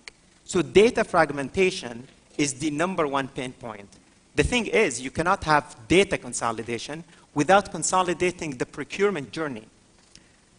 The second one is offline sourcing. And this is where the real data happens, in sourcing. ERPs, or most ERP system can digitize or automate the process from raising a purchase requisition, approval workflow, sending a PO, but that's not where the real pain in procurement is. The real pain and the heavy lifting of procurement happens at the sourcing stage. When you raise RFQs, when you raise RFPs, when you raise complex RFQs to multiple vendors across different parts of the world, you gather quotation, you analyze quotation, you negotiate, you compare not only on price, but on different multiple factors. How do you do this if you're doing it all offline? How do you gather data if it's happening across multiple emails and multiple Excel sheets? It's really hard to track that data. That data fragmentation is really costly. And last but not least, if you don't have consolidation of data, the problem is lack of governance, compliance. What we provide in Penny, we provide procurement streamlining for the full procurement journey. We digitize and automate the sourcing management, which I will present in a bit. And of course, that gives you control and governance. Ultimately, all of this saves you time and money. This is the procurement journey that we cover, starting from purchase requisition, source, order, GRN, bill, and payment. Of course, with all the supporting modules such as contract management, catalog management, vendor management, and etc. But every step of these is an independent module. So we build the system to be modular. So if you have an ERP system, and you are sending the order from your ERP system and managing your bill and payment in the ERP system, Penny can complement by providing the purchase requisition and sourcing, a complete automation of RFQs and RFPs.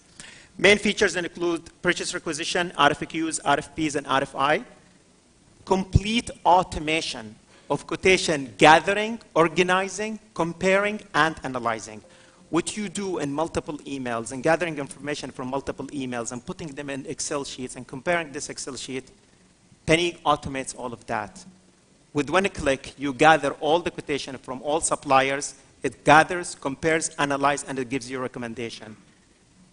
Negotiate and revision, multi-currency, sealed bid, vendor management, contract management, budget management, and most importantly, report and analysis.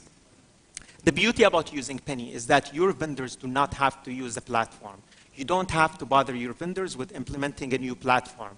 If today you are sending your RFQs or RFP to your vendors via email, you can do this with Penny business as usual to the vendor. So Penny would send an email to your vendors. The vendors can participate or quote you via email, and the system would take the quotation, log it back in a comparison table. It would create an Excel sheet-like in which it gathers, compares, and analyzes all the quotations from different vendors. The comparison is not only on price, and we all know in procurement that it's not only about price and delivery and speed and all of that. Every sourcing event is unique. And certain sourcing event and a certain product, you might care about, are you a local content or not? Is this product certified for this or that? Are you as a vendor certified?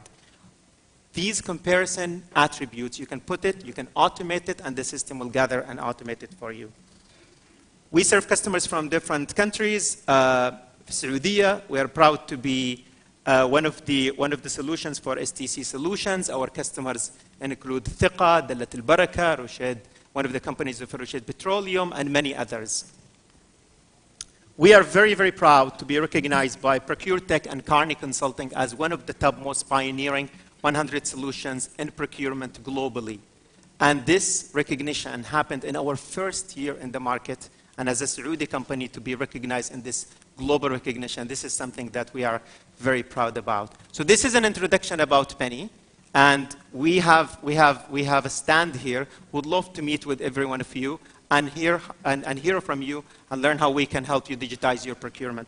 But I do want to use the time also to share with you some of the learnings on the trends that we have noticed in procurement. And this is based on talking with customers from multiple countries and across multiple industries.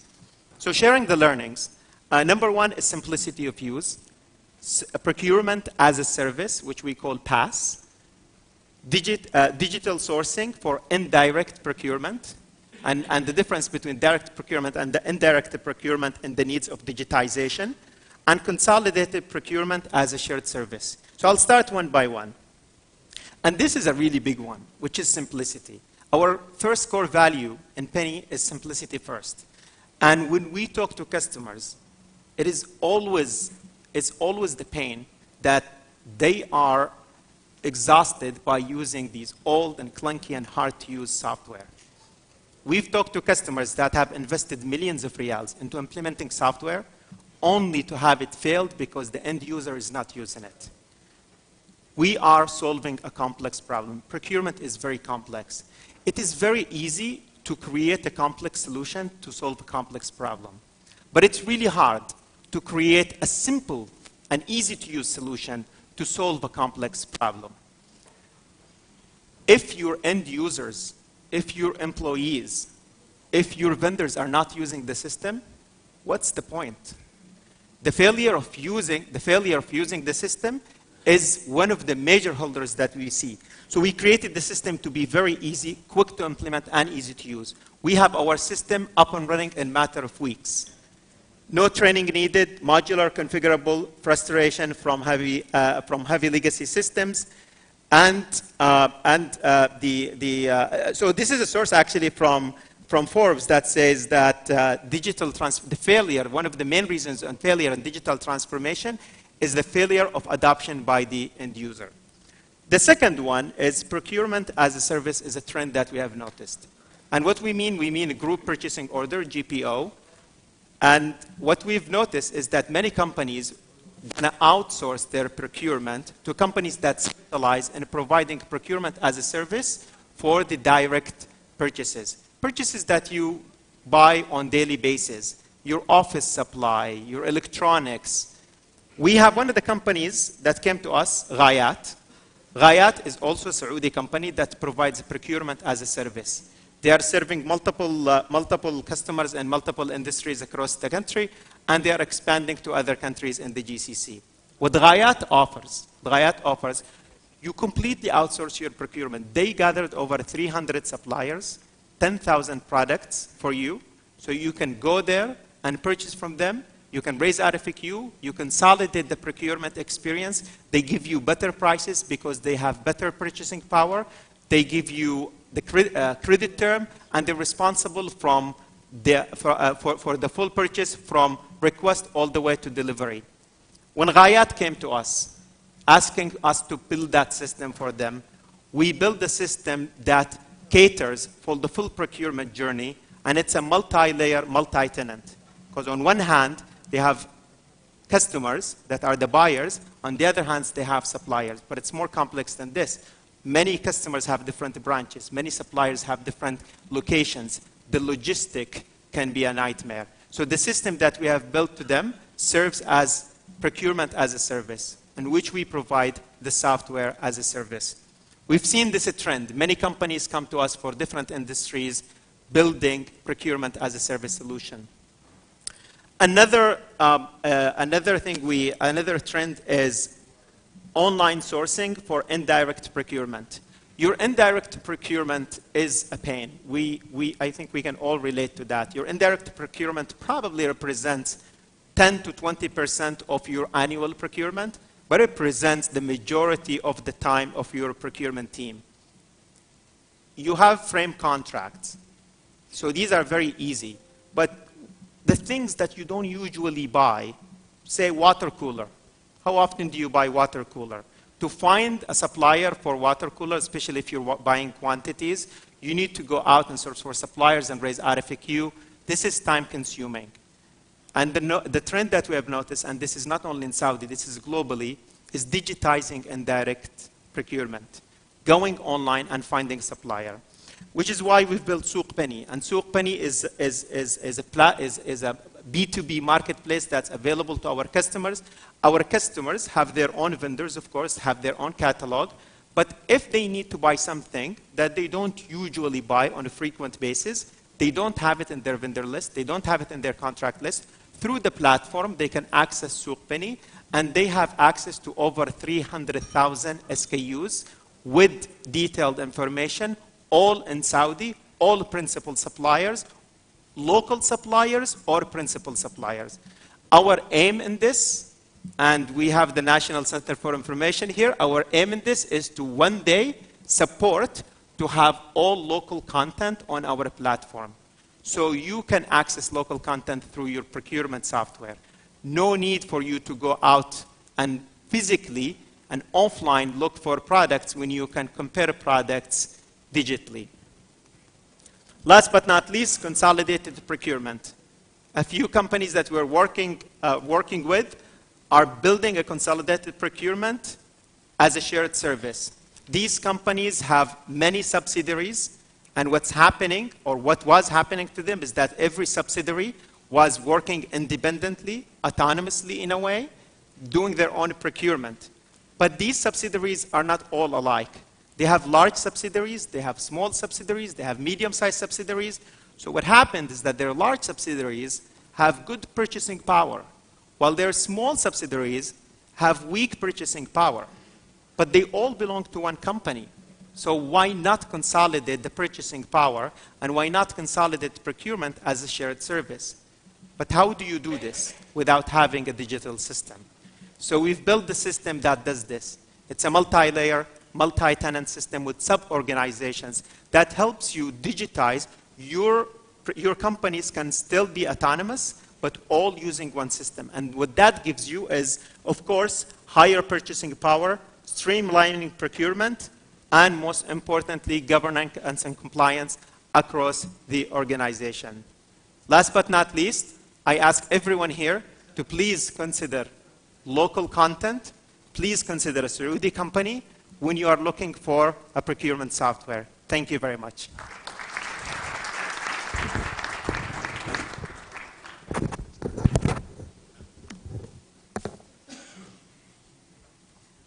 Thank you, Mr. Iyad. Now we will go with the second recognition for the second part of speakers. Let us welcome again Mr. Abdurrahman Al-Dal'an, the President of the Organizing Committee.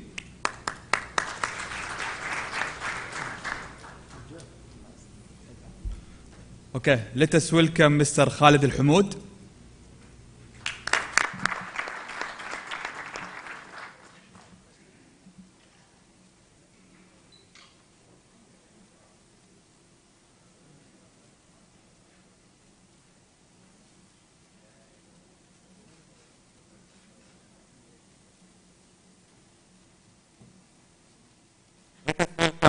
Sam.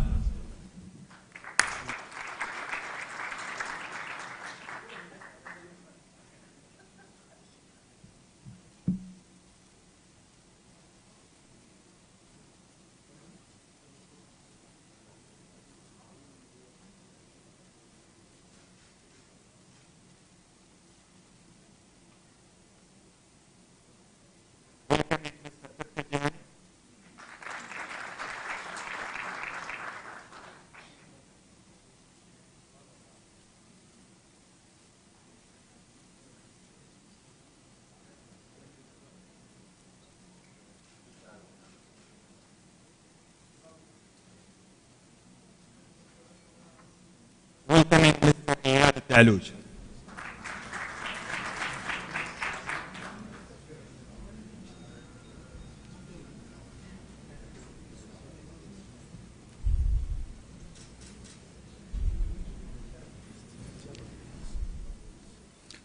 Welcoming Mr. Saadi Al-Saadi.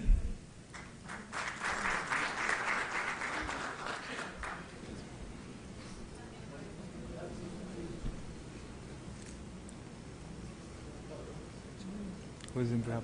Okay. Okay. Okay. نحتاج ناخذ صورة جماعية.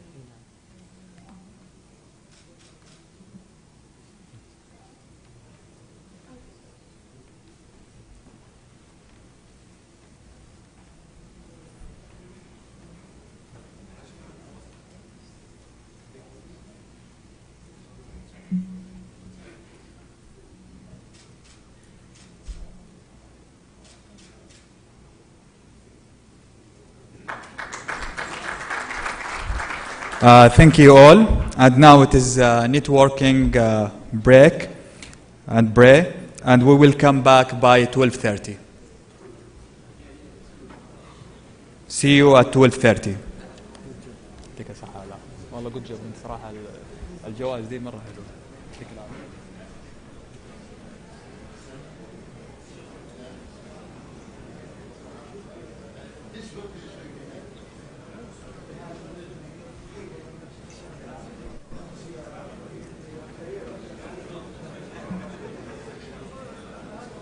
Test.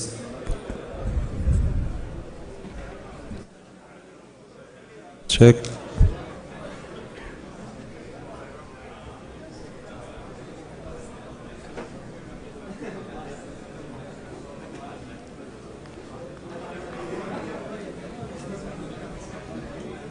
هلا والله. كيف حالك؟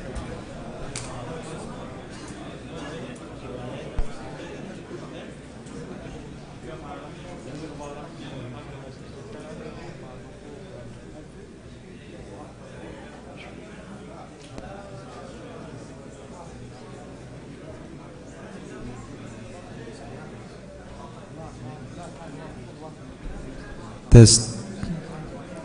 Bismillah. 1 2 3 test check. 1 2 3 test check.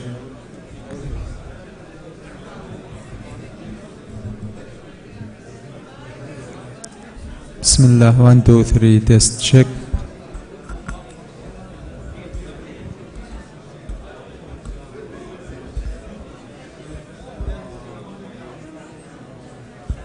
Test. Bismillah.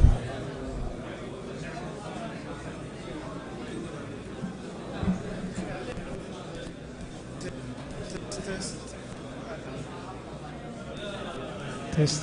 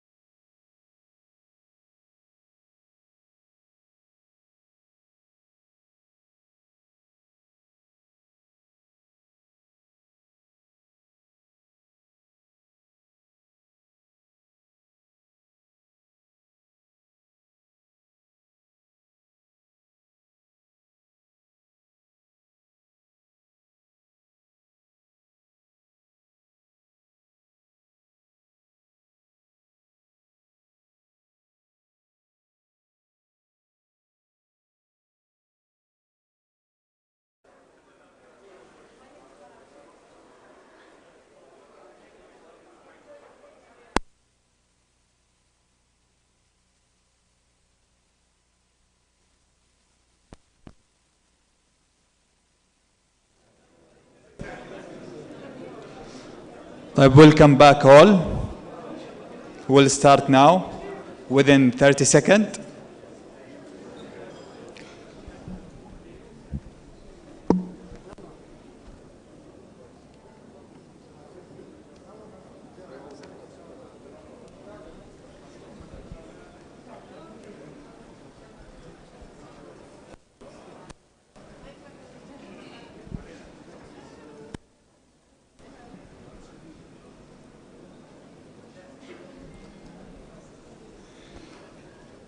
We will take just 3 minutes before we start with the first speaker.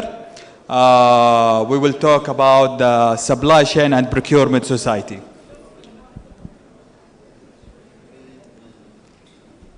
What is our vision and mission? It is mentioned here, okay, and it is cascaded down from the Vision 2030. Can I get your attention, please? Okay. So this is the vision and mission.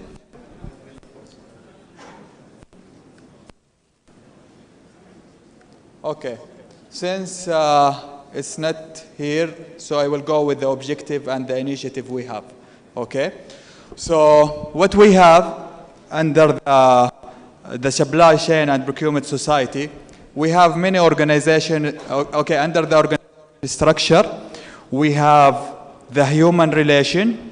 So, and it is led by Abdurrahman Al-Dal'an. So we are looking to connect between the companies as well as who is looking for job. So this is one of the services we are looking for under the supply chain procurement. In addition to that, we are having event and webinar, okay? For this year, we are managing more than 25 events. So please, if you are interested to participate in this event, just go to our LinkedIn, Twitter, and login.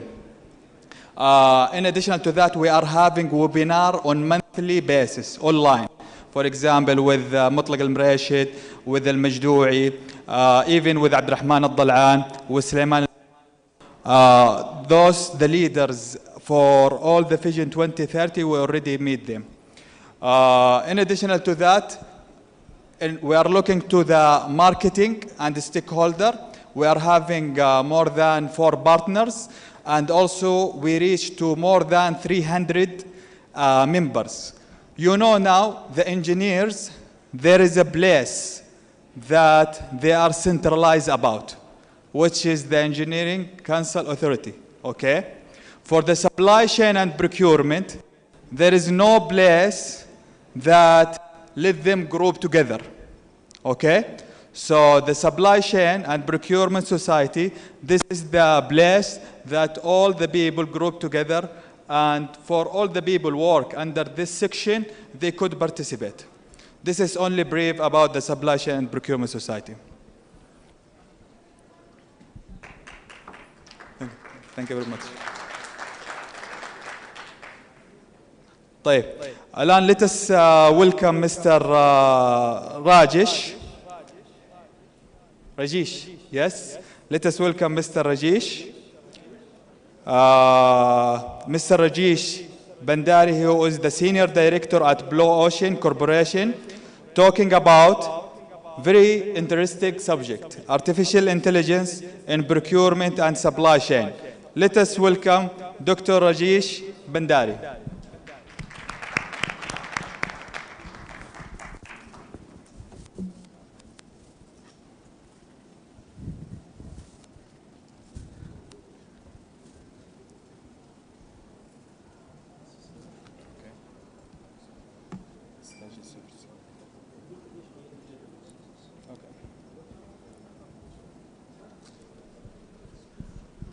We just changed the schedule because of the flight of the doctor.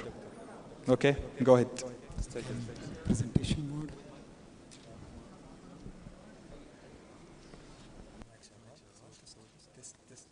Hello, 1, 2, 3. Hello. It's okay. This one. No.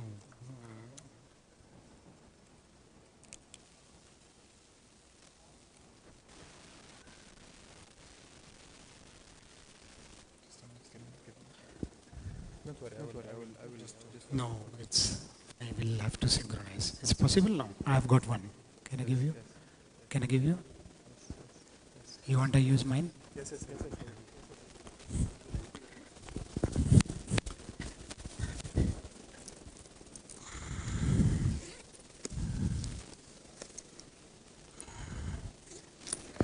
working now.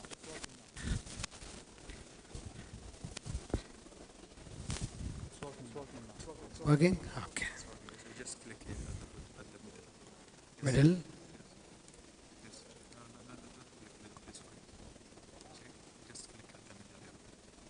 Okay. And how to go back? So better this one. No?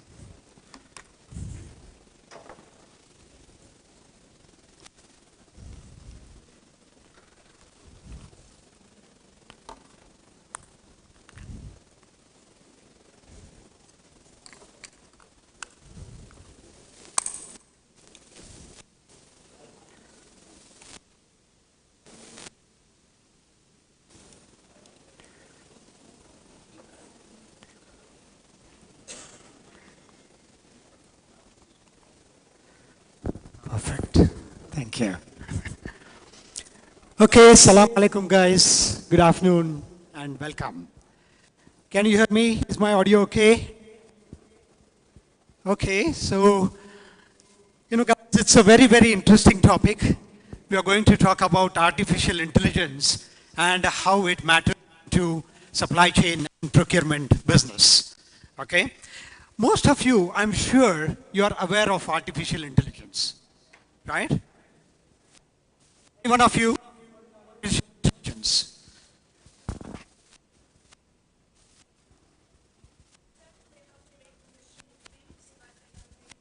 Think like a human being. Can we clap for? So I made you clap is so that I ensure that you are not sleeping in around, right? And I'm not going to sing songs in there. Okay? If you see a simple version of saying, when we say artificial intelligence is nothing but artificial, and we put intelligence, which is nothing but human element into that, and it becomes artificial intelligence in simple layman language per se, right? So if you look at, okay, just to say that, we have come from Dubai, we have got offices here as well. We are Ocean, we are one of the super brands, great place to work, and so on and so forth.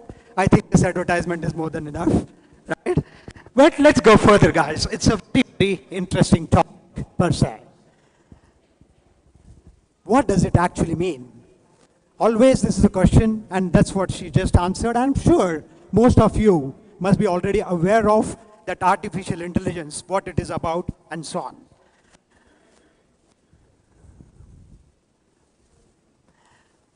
You see, guys, whenever we talk about artificial intelligence, you must be hearing a lot of buzzwords, right?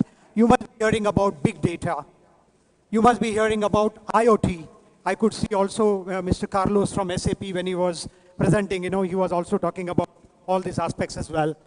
If you see, we talk about machine learning. We talk about, NLP, natural language processing. And then we talk about robotics, process automation, and so on. So all these concepts, what we talk about, I'm sure you must have heard of it, or maybe you're also aware of what this actually means for. But in a sense, what we have done is, in my presentation, I have just taken a little basics of what does this element mean, and then how they connect each other to make it as an artificial intelligence. So if you look at here, okay, first we talk about as an AI.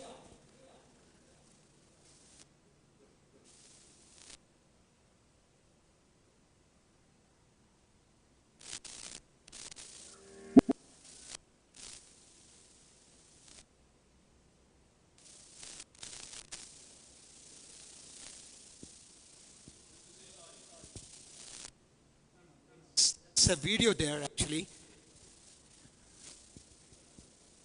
What is artificial intelligence? Before we answer that, let's look at these terms individually. What do you understand by the term artificial? Well, it can be anything that's made by humans, things that are not natural. And what do you understand by intelligence? it is the ability to understand, think, and learn. So what do we get when we combine these two together? Artificial intelligence is a broad area of computer science that makes machines seem like they have human intelligence. The goal of AI is to mimic the human brain and create systems that can function intelligently and independently. They say that the age of AI is here, but then you might be wondering, why don't you see flying cars or robotic maids bringing you lunch? Why doesn't your life look more like the Jetsons? Well, for starters, that's a cartoon, and when it comes to AI, a robot is nothing more than a shell concealing what's actually used to power the technology. AI can manifest itself in many different ways. If you have ever asked Alexa to order your food or browse Netflix movie suggestions, you are actually interacting with AI without realizing it. And that's kind of the point. AI is designed so you do not realize that there is a machine calling the shots. In the near future, AI is expected to become a little less artificial and a lot more intelligent. As AI becomes more intelligent, it will obviously take on the role of an intelligent worker. While most of the repetitive and largely time-oriented tasks can be automated using AI, we will still need human experts who can build and maintain these synthetic bots and work on the strategic and creative aspects of a job. So in conclusion, AI is a boon that can help optimize any job. This means that, as always, it's not AI versus humans. Rather, it is a combination of humans and AI versus the actual problem statement. Have you seen one thing here, guys? Have you seen and have you noticed one thing here? We always talk about like AI is going to, normally we say, oh, our jobs are at stake, or maybe, AI is going to take over everything. No. It is not that AI is going to take over everything. Without human intelligence, the AI is not in a position to work per se. So it's crucial just to understand. I still remember when all these ERP packages also came in, people said that, oh, people are going to lose jobs. It is going to be like this. But in fact, it has created more jobs for people like you and me. So if you see, AI is not technically talking about just the replacement of humans. It's just considering that how they can do certain things in a logical and repetitive way, which can be easily done by using systems. That's what we talk about as an AI. So if you look at here, these were the things what I already talked about. Now, first is we talk about AI in supply chain. So what I have done is I have divided my presentation into two levels. One is into supply chain and second into procurement, so that you can be directly related to how AI is changing the world in terms of supply chain and in terms of procurement functions as well. If you see good olden days, today they say it's industry 4 type of supply chain. That's what we talk about. In the previous versions, if you see, the most concentration was on efficiencies. Now, if you see the systems, when we talk about systems are always towards efficiency. But now the change with the AI or with the technology, what we talk about is we say it's a value added role which they are going to play. So if you see, efficiency is 1, effectiveness is 2nd, responsiveness is 3rd. This is all the systems about. But now we are saying value addition. So when we say value addition, in simple terms, giving more than the expectation what the customers normally need for. So when we say a value added role, that means we say that we are adding a value which is making a difference for the customers and in turn making a difference for the business, which directly contributes to the bottom line of the organizations. So if you look at here now, we say, what is big data? You must be hearing this name many times. But I'm sure indirectly you're already using these technologies, knowing unknowingly. If you see like a big data, they talk about like you're using Facebook, for example, Instagrams, for example. Now what is this Facebook, Instagrams, for example? If you see all these aspects, see the speed at which the data is going. See the quality of data, someone in HD, someone in 4K, and so on and so forth. How this is happening in milliseconds, and it is published worldwide, everywhere in the same time itself. How this is possible? This is possible by using this technology, which is called as big data. 2 minutes? Okay. I thought I've just started. Okay. So can 3-4 minutes more then maybe. Okay. Yes, guys, because I think, I don't know, I just started and the time is gone. Okay? The IoT, if you look at, when we talk about IoT, you must be naming like variables and so on and so forth.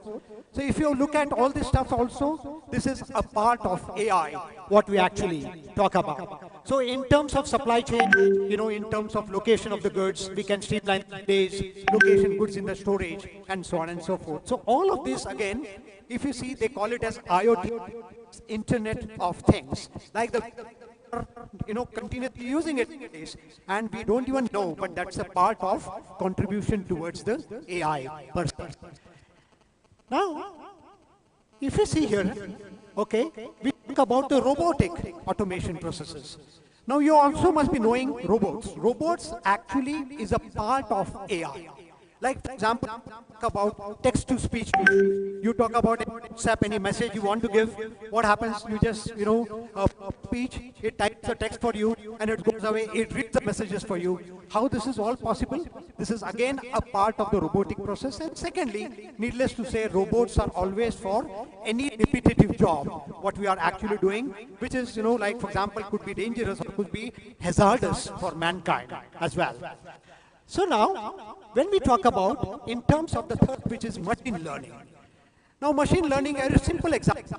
Let's say you are on your mobile phone and every day morning, let's say, you know, Mr. Yasir is calling his driver, for example. Let's say at 10 o'clock, he always calls his driver and says that, okay, come and pick me and whatever. After 3 days, what happens? The mobile itself suggests, hey, call the driver. So he doesn't need to go to the and then call. He just presses that notification and it calls. How this is possible? Again, the machine, in this case the phone, is learning from his, you know, the style and so on. So what it means, that is also today what we say is some way or the other connected AI as well. Now, in terms of the machine learning in inventory management, asset management, and so on and so forth. Now, in terms, as what I already mentioned, artificial intelligence is at the higher level. If you see under it, we talked about speech to text, we talked about, robotics processes, for example, machine learning. All of these, what we talked about now, they are all some way or the other connected under the AI. So AI, today what we talk about, simple intelligence, artificial, which is using human mind in order to make things automated as much possible. Okay. Now you see, guys, normally people say that supply chain or artificial intelligence can be used in every field or in every aspects of supply chain. But yes, it definitely.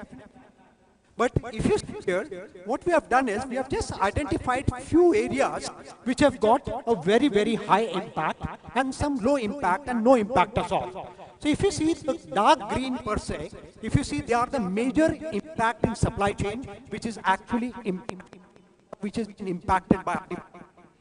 So don't be under the impression that, oh, the full supply chain can be automated by artificial intelligence. Yes, it can be. But at the same time, there are some areas which, if you concentrate, and this is areas now, which is, quite been or basically being used, by AI. Like, just to take one example here, because of the shortage of time in here, just say, like, for example, inventory planning. Now, inventory planning, if you see, you've got ERP systems and so on and so forth. But how is ERP system different from AI, or how they marry each other? There is one slide which I would just like to cover as well, okay, so that you'll understand how the ERP systems and AI, how you can differentiate between both of them. So, okay, that's one. I'd like to just get through, but just maybe half a minute or half a second.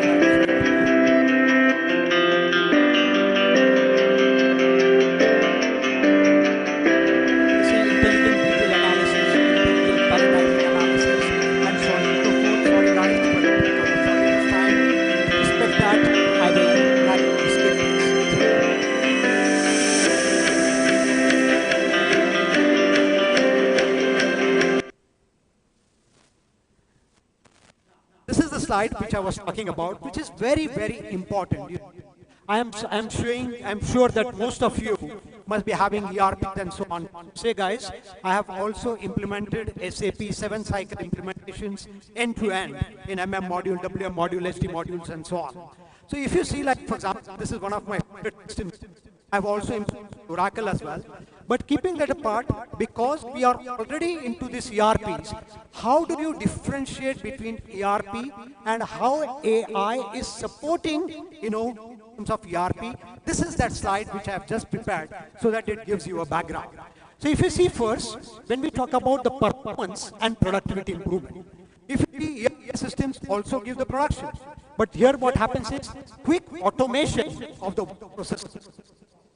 Automation of the, that's the key to be knowing here. Like ERP will give you the data, which will also help you, but this will automate and give you data in order to take valuable decisions, or it could be also that AI will give you decisions in case certainly a human element has to come in as well. Similarly, it prevents mistakes, it delegates tasks, very interesting stuff as well. It can detect bottlenecks in advance. Systems, if you see, they cannot detect bottlenecks in advance. They can only tell data that what is happening. But in this case, if there is a bottleneck, it will tell you that this bottleneck might come, not today, but tomorrow, or day after tomorrow, or after a month, and so on and so forth, depending upon how you are setting the systems through. So the point is, this is also very important aspect in terms of supply chain, people like talking about in this pandemic, right? Availability. I could see one of the speakers in the morning also talking about like availability and so on. And also you mentioned, in terms of how things are and what should be the aspects of a procurement person. So this is also like detect the bottlenecks is possible by using the AI technology. And improve collaboration processes and so on and so forth, and customer service. Any case, guys, it's a kind of slides in procurement as well. So just to take you quick, like how the things have changed in procurement as well. Same way, like it is becoming value added now. So the basics is the same, any which way.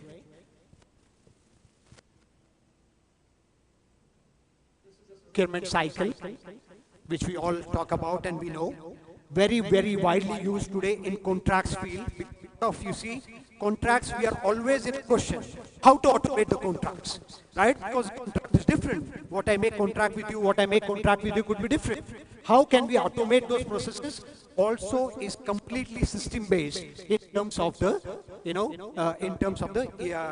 artificial intelligence. Anyway, just to talk from this slide, 60% of the people are already thinking, 60% of companies are already in the implementation phase of AI. Either they have adopted to, or they are in the process of adopting to, or they are in the process of thinking at least how AI is used into their processes.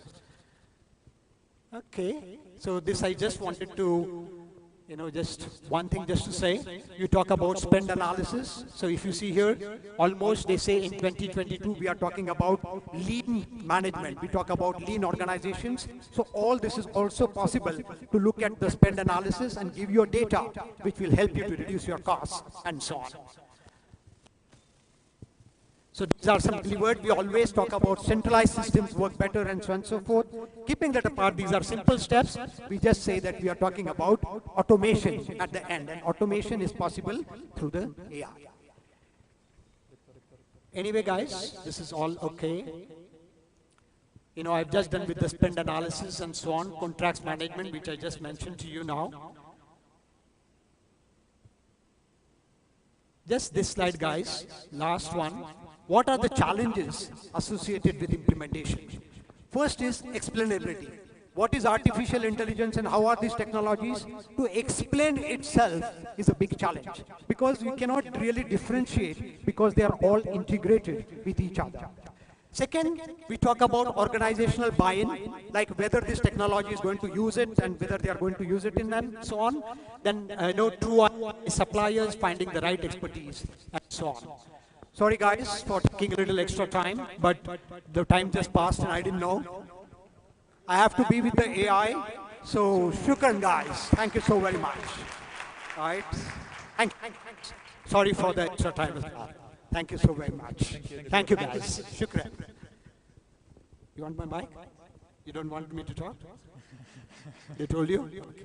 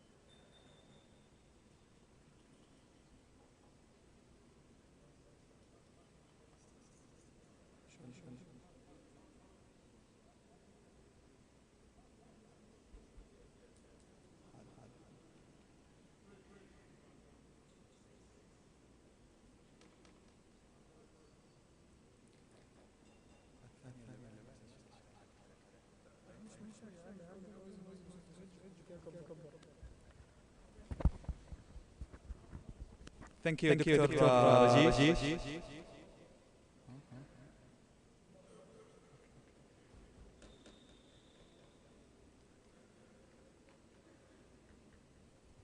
Thank you, Dr. Rajiv. Now let us move with the next item in the agenda is a presentation from Mr. Mus'ab Al-Mashan, who is the CEO at MDD, talking about managing demand in the French.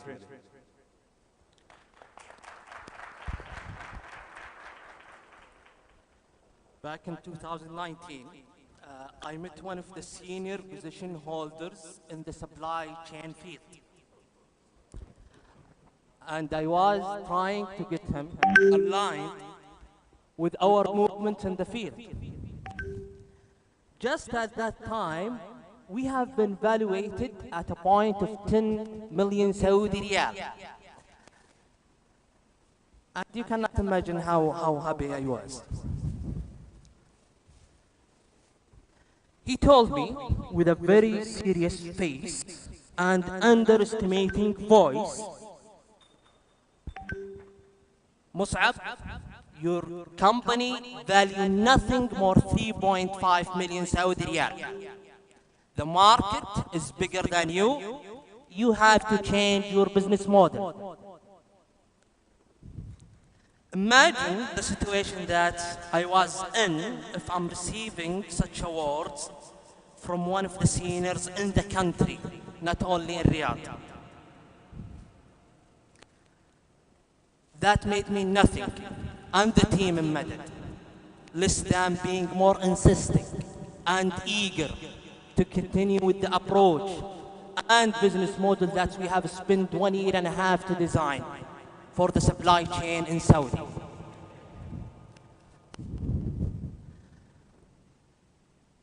Most of you is looking forward to hear the rest of the story. I would rather to complete the story through the presentation, which is managing demand differently. And that's what our company stand for actually.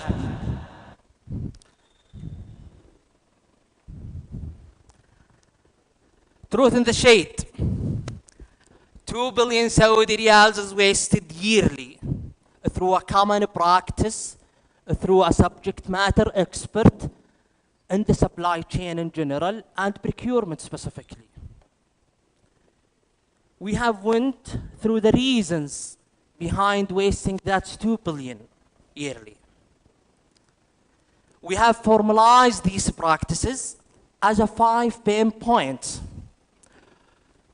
which started with, in the beginning, quotations take 1 up to 2 weeks to be received from the clients.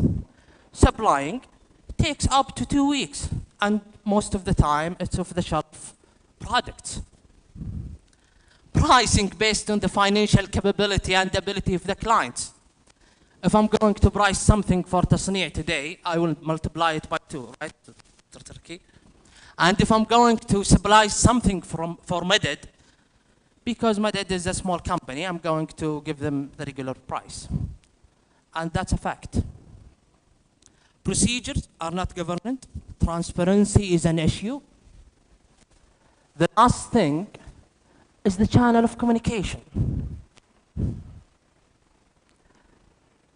Most of you today, if they are not suffering from the 5 pain points, at least you are suffering from 2.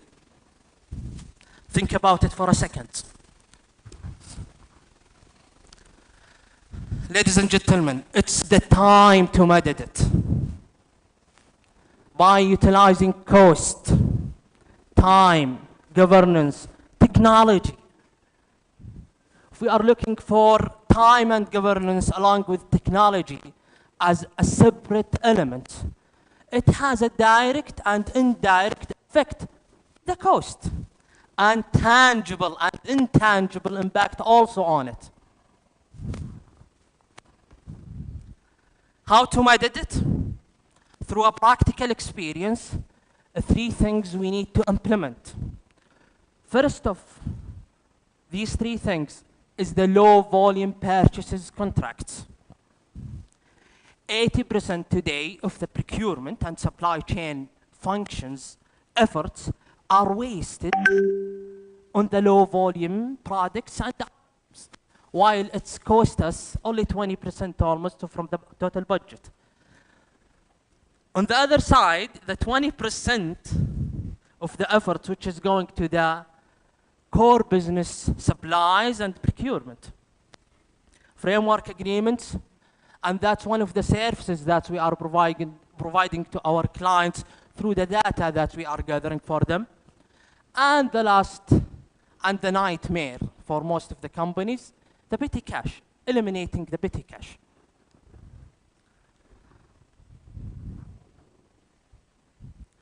Is that fitting all size of company? Or all size of, or all type of businesses? Yes, by supporting the corporate and the medium size. While we can replace the whole procurement function in the small entities. We have heard a lot today, and a lot of theoretical, things about AI and how to implement things and how we can move the procurement to the other stage. But today, Madad is coming from a practical background. We are not only talking, we are executing, and then we start to put our theory. Is that even applicable? Yes, it is. How is that? Through being in the market for 3 years, now we do have an LVB's contract that's past the 40 million Saudi Riyal yearly. And some of the companies today, the corporate companies, are coming to Madad asking to have an LVB, 3 or 4 of the attendees today. Which means that's a right model is presenting to the market.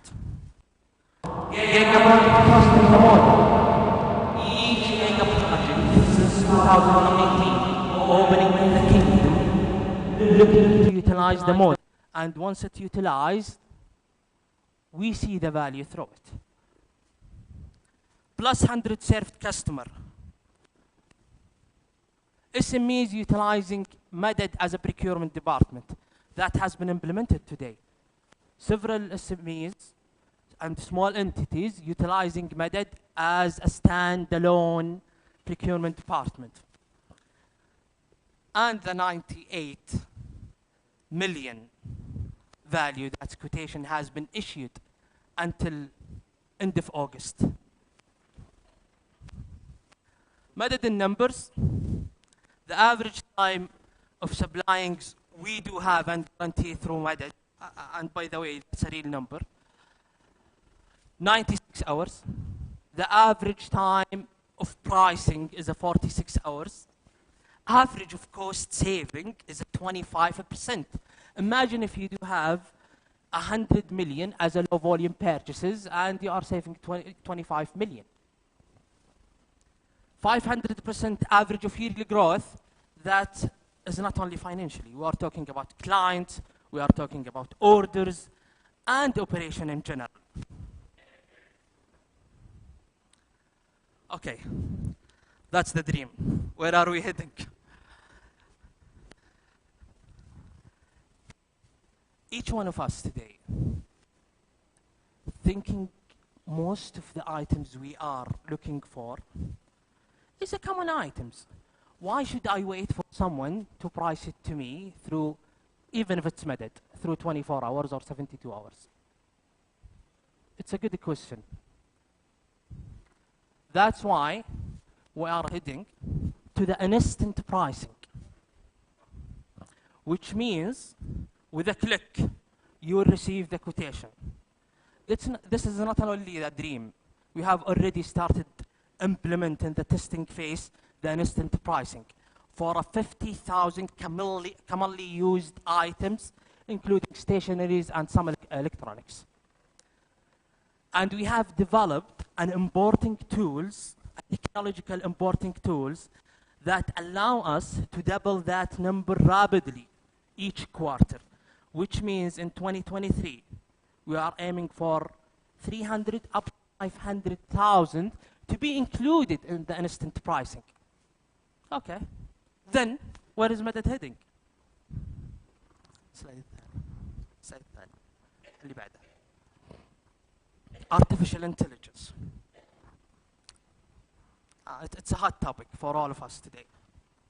But how is that?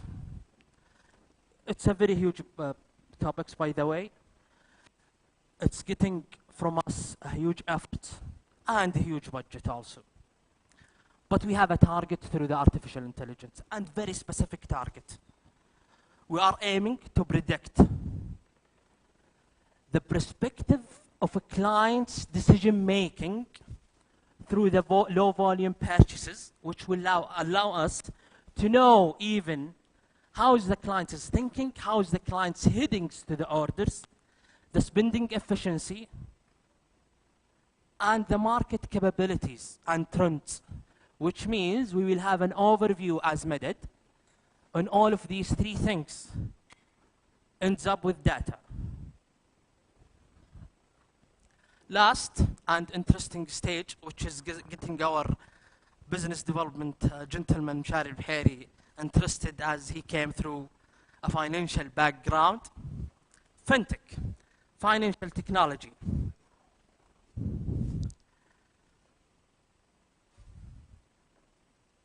I will be proud to say we are the first company in the Middle East who has been injected fintech with a supply chain. Stage 2 has been finalized with a 50 million Saudi riyals of transactions through our investors and board members, with an average of interest rate 3 to 6%, average of retaining the investment through 90 days, which is putting us in front of the banks in an embarrassing situation. Stage 2 has been started already. We are about to get our license of fintech. I would love to speak about stage 3 and stage 4 if our board member is not here.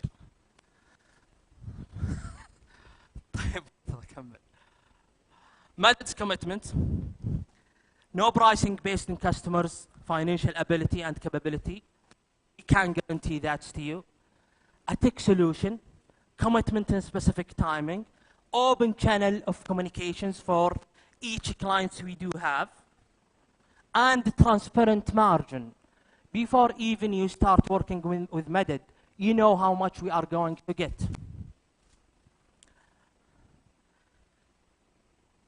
Ladies and gentlemen, it's the time to Madad. Thank you very much.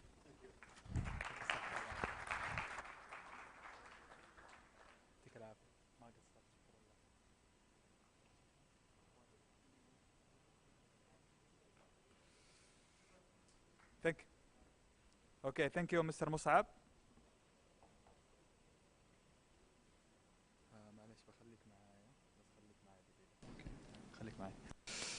Thank you, Mr. Musab. Unfortunate, Dr. Rajesh will move early because he's having flight. So we would like just to let you come on the stage along with the President of Organizing Committee, Abdurrahman Al-Dalan. Please welcome both.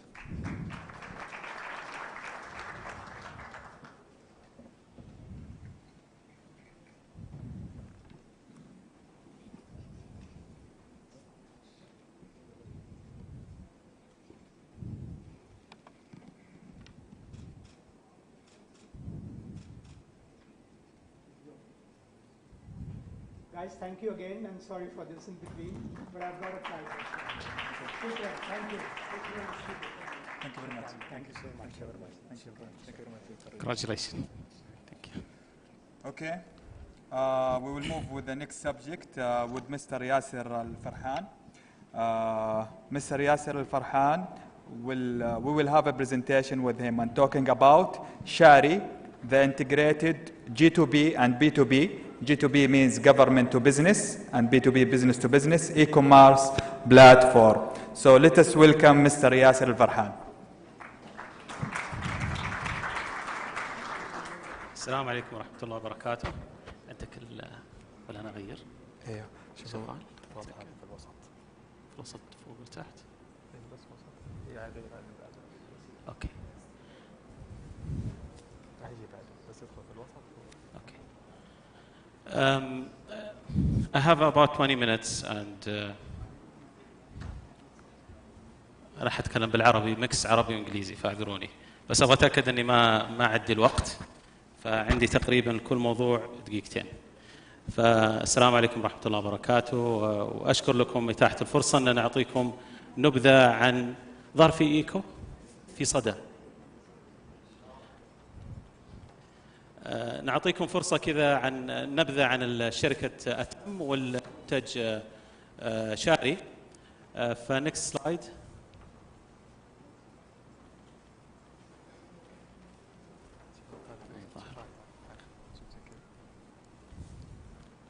أفضل أنا بسوي يلا طيب نكست. فانترودكشن عن الشركة وعن what we do. Please next one. شاري is basically الاسم العربي معروف الاسم العربي الشراء هو أصل الموضوع في الترانزاكشن حقت البي تو بي.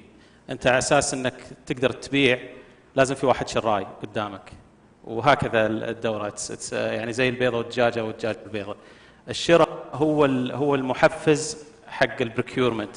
أنت عشان تبيع لازم تشتري مواد أولية ومن المواد الأولية تبدأ عملية البيع. فإحنا سميناه شاري بهالمناسبة. بس الفكرة وما فيها بليز في إيكو يا شيخ في إيكو في صدى. الفكرة وما فيها احنا طبعا شركة تقنية من أقدم الشركات في المملكة. احنا شغالين في الانتربرايز ديجيتال ترانسفورميشن من 1997. يمكن أول شركة تسوي SAP سيرفيسز وشركة سعودية في سابق. يعني أنا من خريجين أول مشروع SAP implementation في الشرق الأوسط وكنت material management procurement بالإضافة إلى technical guy أباب وغيره اللي يعرفون SAP system ف they know what we talk about. الشركة طبعا بدأت as an SAP consultation building solutions around SAP digital solutions filling الجابز اللي موجودة في SAP system ذاك الوقت والبزنس جاب mainly. الحمد لله اشتغلنا في مجالات كثيرة كلها لها علاقة بالAI وما الAI وخلافه. كل الاوتوميشن اللي تسمعون فيه الان ديجيتال ترانسفورميشن this is something that الحمد لله الاكسبرت اللي من سابق وارامكو وغيره we have been through all these kind of buzzword اللي تسمعون لكن it's a real implementation on the ground. In 2017 or 16 mainly we decided to go to the e-commerce side and we did not want to the B2C side because B2C side is a simple e-commerce transaction. We decided to go to the B2B because this is the background of most of our customers. They are big, large, complex organizations and they need a system that can automate. So we decided to go to the e-commerce side and alhamdulillah throughout our research and development, we decided to go into a partnership with a CloudBuy. CloudBuy is a European-based company. They are focusing on procurement automation, mainly for the government and large organizations. So they are very secure procurement automation platform. They are doing a procurement automation since almost 20 years. So they have a wealth of technology and capabilities and know-how. This is, for us, was very important because our target was large organizations. We want to go to SABIC, Aramco, and that level, and we want to make sure that we fit their profile in terms of know-how and knowledge and technology. So we decided to go with them. The good thing about CloudBuy is they have also marketplaces, B2B and government marketplaces. And if you see the side of marketplaces is the seller side equation. Marketplaces is about sellers. They want to sell their products and services through that marketplaces. And the buyer side is the procurement side. So they have that edge as well. On top of that, they have also something they call it complex e-commerce websites. So organizations who have complex capabilities or complex products or configurable products, let's say, you need to build for them a special e-commerce website that enables the buyers, their customers, to configure the products for them in cooperation with the suppliers of that organization. For example, let's take a medical supply company or pharmaceutical company. Ministry of Health will go to that company and ask them for a specific product through that e-commerce platform. That e-commerce platform also including the suppliers, the raw materials, and they configure the product together. That level of sophistication, they have it as well. So it's a go-market strategy for us to partnership with them. And the next step for us is how to import their technology in Saudi and to become a local content company. This is why we made a product called Shari, which is basically a localized version of their technology. In 2019, we decided to go in partnership with STC as our digital arm to execute that vision and that cooperation. Alhamdulillah, we have a very strategic partnership with STC to go to the market. But the vision is not really the big guys where we can also serve them, but the remaining gray area. We have also a terminology we are saying when we approach to a big organization in the industry. We say they have managed already to implement SAP and Oracle, which is excellent, but there is a huge gray area around them within their business that is not yet touched by SAP or Oracle or any other organization. In Saudi, there is a huge area around the procurement and systems in Saudi. The SMEs. The SMEs is a huge gray area that the big organization, they cannot reach, and they cannot reach to the big organization. So we're focusing on that in terms of automation, along with STC, but also we're focusing on a very large scale strategic marketplaces that government is looking to have. So moving forward, I'm going to go through this platform. So this is Shari. Shari is about an integrated platform that provides the procurement as a service, whether it is a private procurement platform on cloud in Saudi, or a shared procurement services usually targeting SMEs. The private one, we target large organization, government entities, but a private cloud with STC, which is a very secure environment.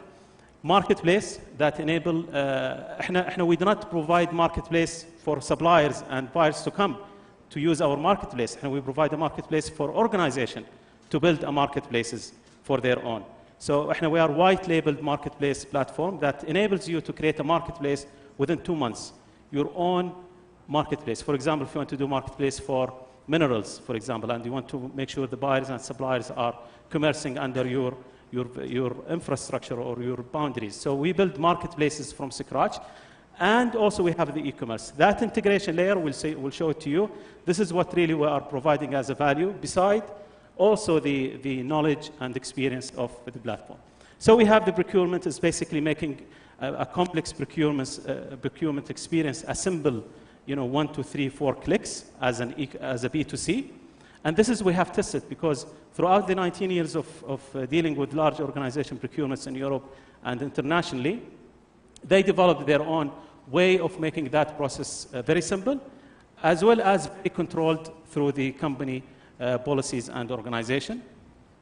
And then we have the marketplace. Basically, it's a very sophisticated, feature-rich marketplace that enables you to build a marketplace with your own rules and regulations, with your own white labels, with your own suppliers and customers. Please move on. And then the e-commerce, as I told you. Next. So Shari is why we had chose our partner. By the way, part of our content, local content, is we bought that company. So we have access to the source code. We are actually building the next version 4.0, not even 2.0, but version 4.0 we are building here in Saudi. And we are creating really a market disruption in terms of how an e-commerce should look like, especially the government to business, government to government, and B2B. This is the root of e-commerce, is B2B and government business. Without that root, it's fully automated, fully controlled. The B2C side is usually fragile or not very controlled. So we developed this concept, and we had all these layers that enables us in a layman talk to automate and integrate with any type of customers, whether it is SAP, Oracle, HIS systems, CRMs, regardless. We can play a role in that process. And because I came from a SAP point of view and a process-oriented guy, I know that process is not fully covered by any system. There is still some gray area in that process. There is still some white box not yet automated. So with our experience, we can enable organizations to automate the full process, to add an edge over their customer experience or supplier experience or buyer experience through that stack of integration. And also because this is a very powerful content management tool, this is why we can easily build a full-fledged marketplace for a specific industry, whether it is a vertical or horizontal industry, in a very short time, like 2 months or 3 months maximum. That can regulate the market at that point. And also we have that integration capabilities, very high integrations, whether it is Atom as a company working with large organization or whether also our technology partner. We have very strong integration capability background, plus the databases. This is where the money is. Talking about AI, talking about big data, talking about taking vision. If you do not have that data in a very controlled manner, and today also Engineer Ali was talking about this fragmentation of data across the industry. So one of our roles is through these platforms in top, you have a unified database. You have a unified material description. You have a unified also experience about that, the life journey of that material or that transaction or that supplier even. And the good thing about the both insights is a supplier here, a seller here on the marketplace side could be a verified supplier to a procurement guy, and vice versa. If I verified my supplier in a procurement side, he can be easily exposed to other marketplaces as a verified supplier. So that integration layer, going from here to there and from there to here, is something that we think it's unique in the market, and we think also that it will create differentiation. And probably this is one of the reasons SCC chose our platform, or CC Solutions, sorry, chose our platform as one of the platforms that they need to go. طبعا, again, the whole ecosystem will benefit so many segments in the industry, whether it is SMEs, whether it is large organization, multinational. We could help at one point of time. Plus, third-party solution providers, people who have AI, who have robotics, IoTs, and they want to integrate with the ecosystem, logistics tracking, temperature monitoring, and all that stuff could be part of the third-party integration. Marketing agencies and promoters also is part of our equation, and financial institutes when talking about fintech and financing these transactions through a bank or banking facilities or through a third party in the financial sectors. The platform is rich. We have over 5 million items in the databases that we have, and we have so many suppliers internationally as well. We are building the capabilities here in Saudi because this is one of our target initiative of having a local content. And alhamdulillah, we have a couple of alignment with the government entities and building that ecosystem around it, like Munshaat and what have you.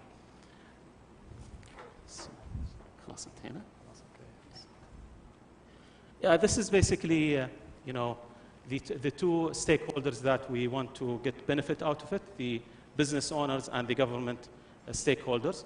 And we think through this concept of government to business and business to business is where we can really add value.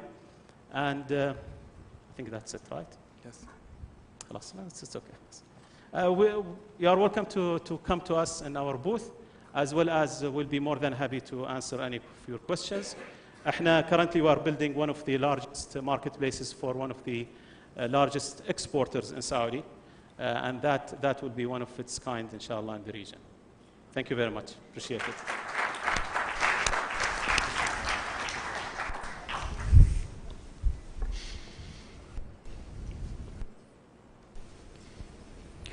Thank you, Mr. Yasser. Now we will move with the next presentation with Mr. Chris Kelly, who is the CEO at Achilles. Sorry, okay. Very loud. Okay, talking about developing world-class, sustainable and resilient supply chain. Thank you. Let us welcome Mr. Chris. So I work in procurement. I'm going to deliver a 25-minute presentation in 14 minutes because the world changes and we adapt and we overcome. Presentation, please. So I'm Chris Kiley, the Chief Officer with Achilles. Achilles is one of the world's leading providers of supply chain and risk management software. We have an online questionnaire, a software as a service platform with physical audits that allow us to help our customers conduct business all over the world. And I'm going to show you where all over the world is in just a moment. Thank you. We've been working with industry and on behalf of industry for over 30 years now. So we've made a lot of mistakes along the way, but we're getting to a point with our customers and with industries where we believe we're working towards having that single solution that comes out of the box, which we don't yet have in the procurement world today. As part of the solution, we have 100,000 vetted suppliers running through the Achilles network. And vetted and verified is really important to us at Achilles. It's very important that when you access the Achilles network, you're confident that the suppliers that you're working with are who they say they are. And we've heard many examples of why that's important today. We work with about 550 buying organizations across 11 industry sectors, spanning from mining companies in Peru to oil and gas companies in Singapore and everything between. And in the last month alone, there have been 20,000 searches for suppliers by those 550 buyers into the Achilles network. And even more than that, more than 50% of the opportunity and the work that came from those searches was directed at small and micro suppliers. A lot of what Achilles does is levels the playing field for suppliers around the standards that we have globally today.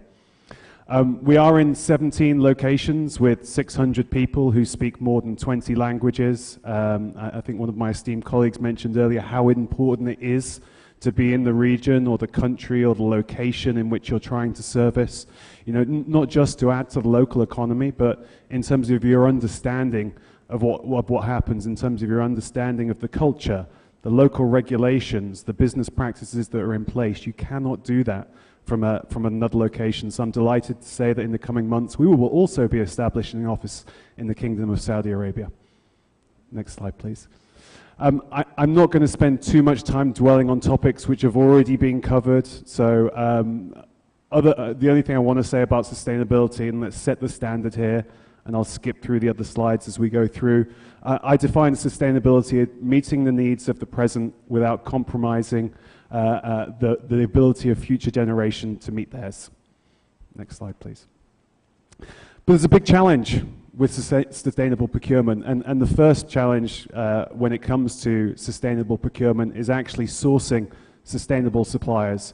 About 40% of the organizations that we speak to and come on board into the Achilles network have had challenges in the past with finding sustainable suppliers. That's slightly higher in the chemicals industry and slightly lower in the consumer goods. But with the Achilles network, we can certainly help you search for alternative sustainable suppliers locally, in the country next door, or even internationally. Next slide, please. And in some stats, sustainable procurement is difficult, but it's important to us. You know, we surveyed just over 2,000 CPOs and sustainability leaders globally. 8 out of 10 said the importance of environmental management, sustainability. 8 out of 10 of them said environmental management and sustainability was important to their organization. 71% said sustainability initiatives will have a bigger impact in the prior year. And my favorite stat, 53% plan to spend 10% of their procurement budget on sustainability initiatives. So a great opportunity for those suppliers who can demonstrate sustainability to go after. So it's a global challenge. So where do we start? So when it comes to diverse and sustainable suppliers, you know, why are we doing it in the first instance? Why are we looking for these suppliers that meet our environmental, social, and government standards? Well, first of all, it's become a board challenge. You know, it's not just good for the planet to be focused on sustainability and carbon reduction initiatives. It also adds shareholder value. It's adding to the top line as well as the bottom line in the modern environment as consumers and businesses demand organizations to be more sustainable. It's a procurement mandate. You know, we already heard about the fact that procurement is about managing cost, but with the board challenge in place, delivering on those board objectives to source ethically, efficiently, and safely becomes a big task. And when you're a global multinational organization, understanding the standards that exist in many different countries and geographies and industries can become quite overwhelming. And then finally, I think there was a question earlier today about why you work in procurement. Well, the reason I began to work in procurement is I believe in the last point.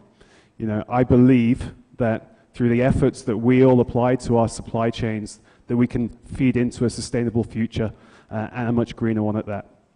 Next slide, please. So how does it work today? Well, you know, about 80% of organizations today do it themselves, and we've already heard how that happens through spreadsheets and SharePoints and, you know, some really great practices that companies have grown up over the course of time, which, you know, are tough to scale. And then it's hard to understand what the standard is. You know, one size doesn't really fit all when it comes to ESG ratings, but, you know, it's, you know, to build custom solutions, it's inefficient and it's difficult to scale. So leveraging proven standards, as Achilles does, like ISO standards or IOGP protocols, etc., we can level that playing field. And then finally, you know, I talked about this, you know, trying to understand where your data is. So as a global procurement leader sat here in the kingdom, do you understand kind of the regulations and laws that exist when you're mining in Latin America or even in North Africa, etc.? How do we enable you to be able to do that effectively and with as little risk as possible? And so this is how it works today. You know, you have a multitude of buying organizations who are sending out spreadsheets, online questionnaires, which have very similar content and questions, but never exactly the same. And so what that does is it creates an industry of buyers and suppliers having to engage in this exchange of data. And you find that suppliers are having to fill out, you know, tens, if not hundreds of these spreadsheets on an annual basis.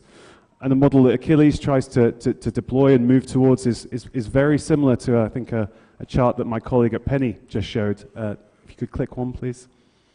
You know, with a standard, it becomes much more efficient. You have a single point of entry into that standard, which all suppliers and buyers adhere to. And one more. As I said, we attempt to, you know, I think we heard earlier about talking to a common language and how difficult it is to talk to a common language, not only in country, but imagine, you know, trying to create that common language in country, in region, in industry, and globally. And the way that Achilles tries to approach it is by leveraging a range of international standards as our baseline, using accredited bodies that most people would recognize to assure those standards, and creating a single source of the truth which levels the playing field for small and micro suppliers and really bringing them to the fore to shine for these global organizations and engage in their supply chains, which they might not have had the chance to do before when we had a much more spend-based approach to supply management and supply programs. Let's go on to the next one. I'm not going to cover the umbrella in 1 minute. Next one, please. Okay, and next slide. So how does Achilles do it? Well, we're all about questions and answers. You know, Achilles is essentially a questions and answers business. Questions and the priority of those questions and how you ask those questions and how you enable suppliers to answer those questions is what's important to us. And asking the right questions to the right suppliers in the right way at the right time feeds our data. It gives us the data that we need. But the validation of that data is really important. The veracity of that data is really important. So Achilles spends a lot of time checking this data, ensuring that, you know, the information that you are self-certifying in the system is correct. And you do indeed have a health and safety management system. And Achilles will go as far as to, in the higher risk industries, go on site and start to audit those health and safety management systems to ensure that they deliver what they're saying that they can deliver. So validation responses is really important to us. We do not believe that self-certification mitigates the risk in the way that it should do. And then finally, once you've got the right data and you're confident of the veracity of that data, you can turn that data into insights. Next slide, please. I'm there. I'm right with you. And those insights, here are a few examples of what that means. So within the Achilles network, we know that 57% of our suppliers are committed to ethically sourcing. On average, company buying organizations save £500,000 per year. I'm not sure how much £500,000 is worth this week. It's definitely worth less than it was last week. But that's £500,000 that is taken out of kind of sourcing and selecting suppliers and making sure that they're validated, and not necessarily just removing that cost from the business, but enabling them to do more supplier development programs, more supplier engagement, knowing that this part of it is taken care of, and that £500,000 spent quickly multiplies into millions, if not billions. We talked about the network method just a moment ago. You know, when a new buying organization joins Achilles, typically, on average, 15% of their suppliers already exist in the network. And for those industries that we've been working with for decades already, energy, utilities, mining, those percentages will be higher. And you know, one of my favorite stats, 50% of the suppliers in our network are small or micro enterprise, and almost 50% of all the RFIs are aimed at those small and micro enterprise customers, because certainly in the UK, and I'm sure in the rest of the world, those small and micro enterprises represent most of the workforce. You know, it's not Apple, it's not Google, etc. It's those businesses that we all work in. And then finally, you know, suppliers in the Achilles network are 3 times more likely to enforce labor standards. So not just having a statement around labor standards is not good enough. You know, having practices and processes in place to ensure that you meet the company's desire to treat people equitably, to make sure that they get home safely, etc., is really important. So I'll leave the few takeaways up on the slide. I won't walk through them, but if you could go back to the last slide, please, because you know, when you're managing a sustainable supply chain and you're managing the risk that exists in that supply chain, insights beats hindsights. Thank you. Thank you very much. Thank you very much, Mr. Chris. And now the coming presentation will be about procurement challenges in Saudi Arabia. So let us welcome Mr. Abdullah Tasan, the Vice Chairman of the Board at Supply Chain and Procurement Society.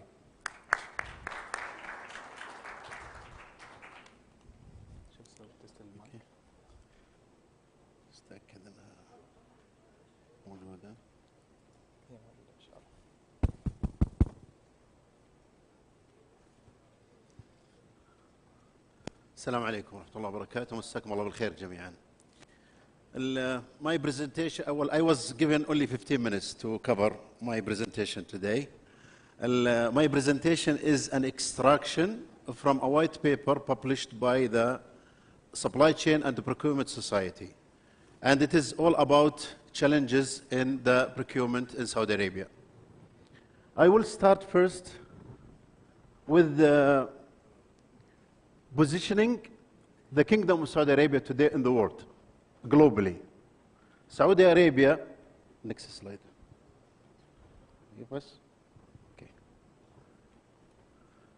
As you can see, Saudi Arabia is really becoming like a hub within amongst, three continents in the world today. And it is really a logistics hub, sorry. It is becoming, it is actually a hub between Asia, Europe, and Africa. Saudi Arabia today, for those people who is not, it has actually multiple borders for countries around Saudi Arabia.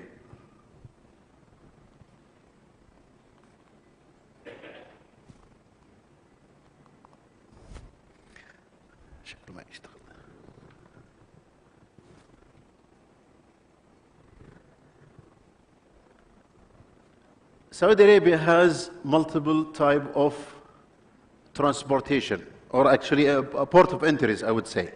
There is a sea port of entries, air, and also, we have what is called inside, land roads, whether it is a railroad or a truck roads.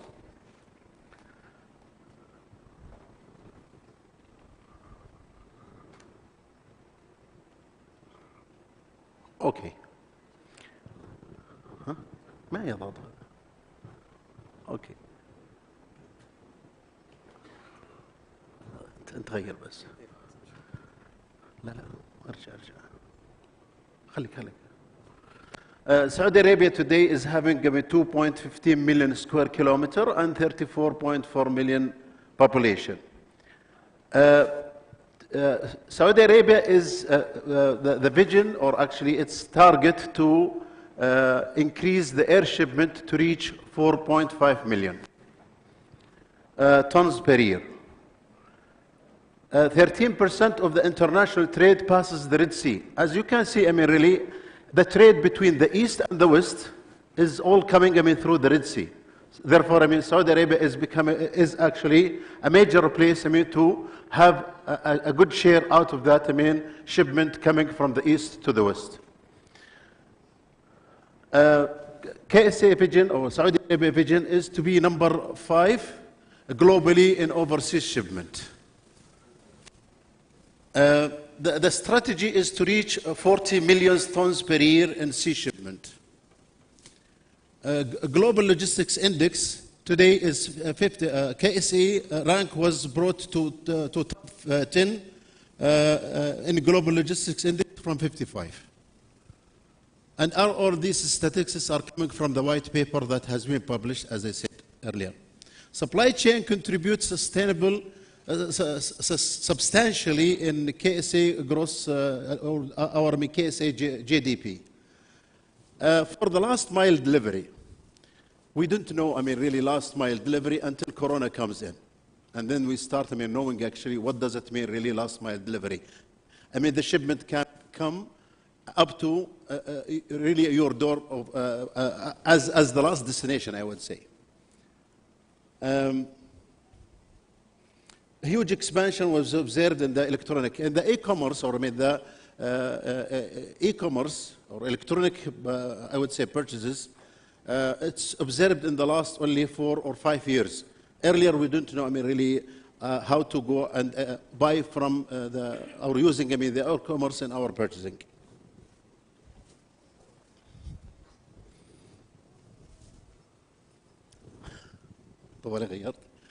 Okay, now let's get into what is really today the obstacles that procurement organizations faces in their organization.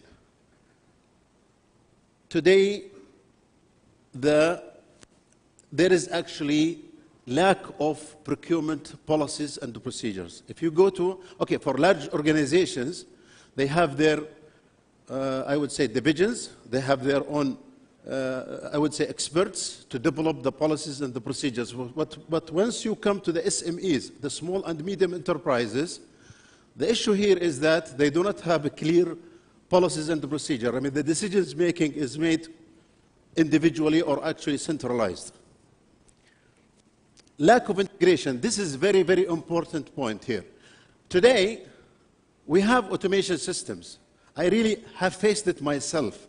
Looking at organizations, they have very fancy system, they have very fancy ERP, but when it comes to the implementation or using the system itself, you will find out the departments or the functions are isolated or actually working in silos. The systems, they do not talk to each other. And that's really what the problem is, the integration. Integration is very, very weak when it comes to the implementation of any automation system. لا تغير.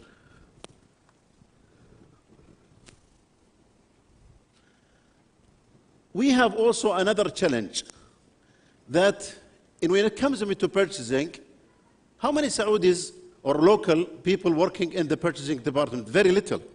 And I'm not talking about large corporation. I'm talking about the SMEs. When it comes to the SMEs, you will find out little number of Saudis or local people working in the purchasing department. And that's really one of the major challenges today we are facing in Saudi Arabia. Standardization. Everybody is buying his own. This morning we're talking about the codification and the standardization. Today we don't have standards. You look at really the magnitude of the products, they are identical, they're the same, okay? And some people are buying it in very expensive, and some people are buying it in cheaper. So the standardization is not existing. And again, I'm talking about the SMEs. Even the large corporation today, you will find out, because of the non-standardization, you will have 5 or 6 different types of material within the organization itself. Why do we do that? So the standardization is also an issue here, or a challenge that we are facing in purchasing function. Risk management and risk mitigation. How many companies today, they run into a very serious problem because they do not have any kind of risk. They don't have planning for risk management. They do not really foresee what's going to come in the future. Therefore, the risk management programs or the risk management planning doesn't exist. Again, our focus today, or in the white paper itself, is really directed to the SMEs, the small, medium, and enterprises. Okay, large corporation, maybe they have that kind of programs, but believe me, how many people they really left the business, or they are out of the business because they don't have any risk mitigation programs.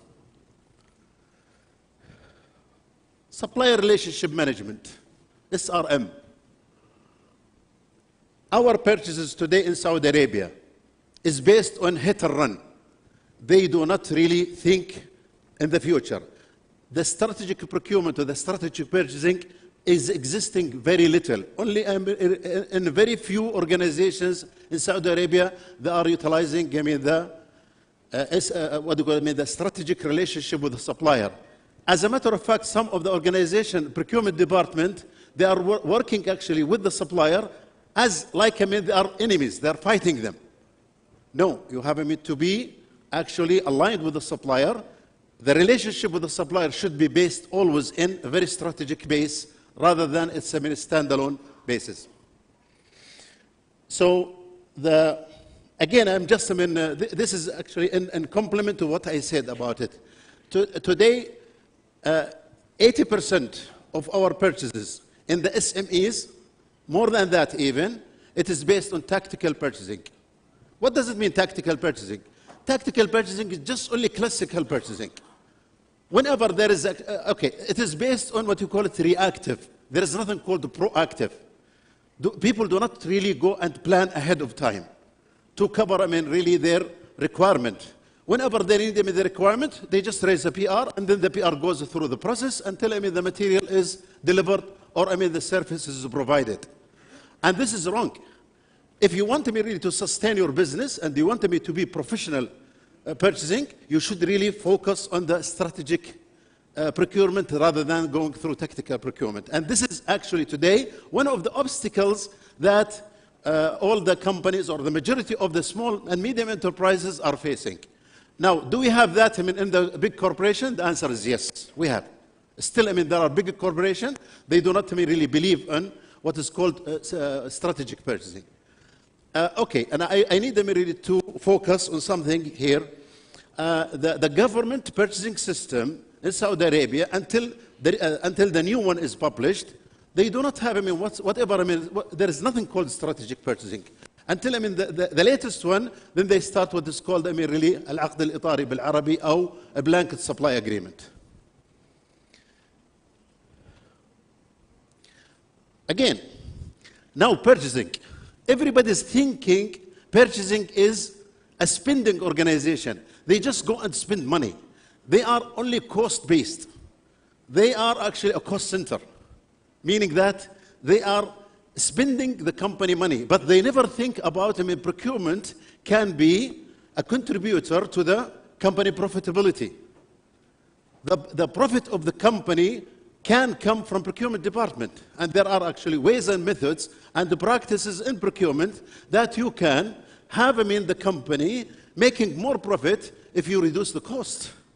Where do you go and reduce the cost? Do you reduce the cost just only getting lesser price? The answer is no. There are certain practices that you can reduce the inventory, for example. You can use the consignment stock agreements. You can use them in the just-in-time, and so on and so forth. There are a number of, I would say, practices in the area of the strategic procurement that you can use, and that will result actually in the company profitability. And this is why we're saying it's very important that procurement can move from a cost center to a profit center. And there are really very good success stories happened in the past where I was involved myself. Okay. Now, what are the opportunities? Now we'll talk about the challenges. What are the opportunities for the procurement professionals or the procurement executives and managers to grab in order to overcome the challenges that they are facing, and that the company or the organization can benefit from those? What are the opportunities? One of the things that you need to think about is look at your organization structure. The organization structure of your procurement department must align with your company strategy. What is your company strategy? Don't look at your company strategy and then you go and make your procurement structure different. So you align your procurement organization structure towards the company objectives and strategy. That's number one. Number two, look at your policies and the procedures. Maybe your policies and the procedure made it difficult for you to manage your procurement.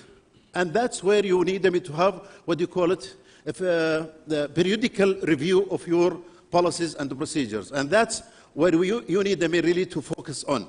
So policies and procedures, very on. Number three, look at your people. Look at the employees, the staff who are working in the procurement.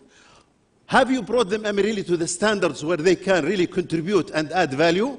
Unfortunately, today, in the purchasing department, the majority of the staff in the procurement department, they are just only paper pushers.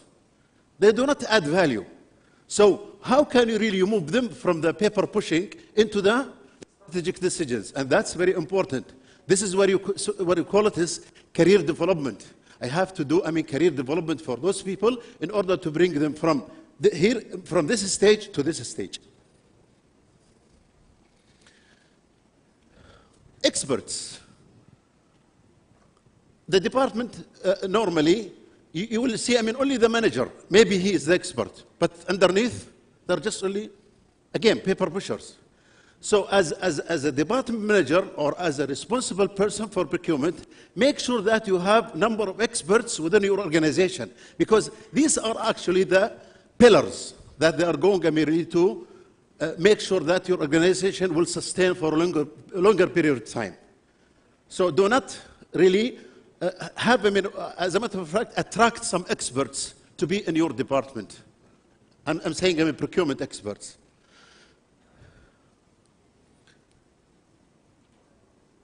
Automation. Automation today is really the backbone. If you don't have automation, believe me, you're going to fail.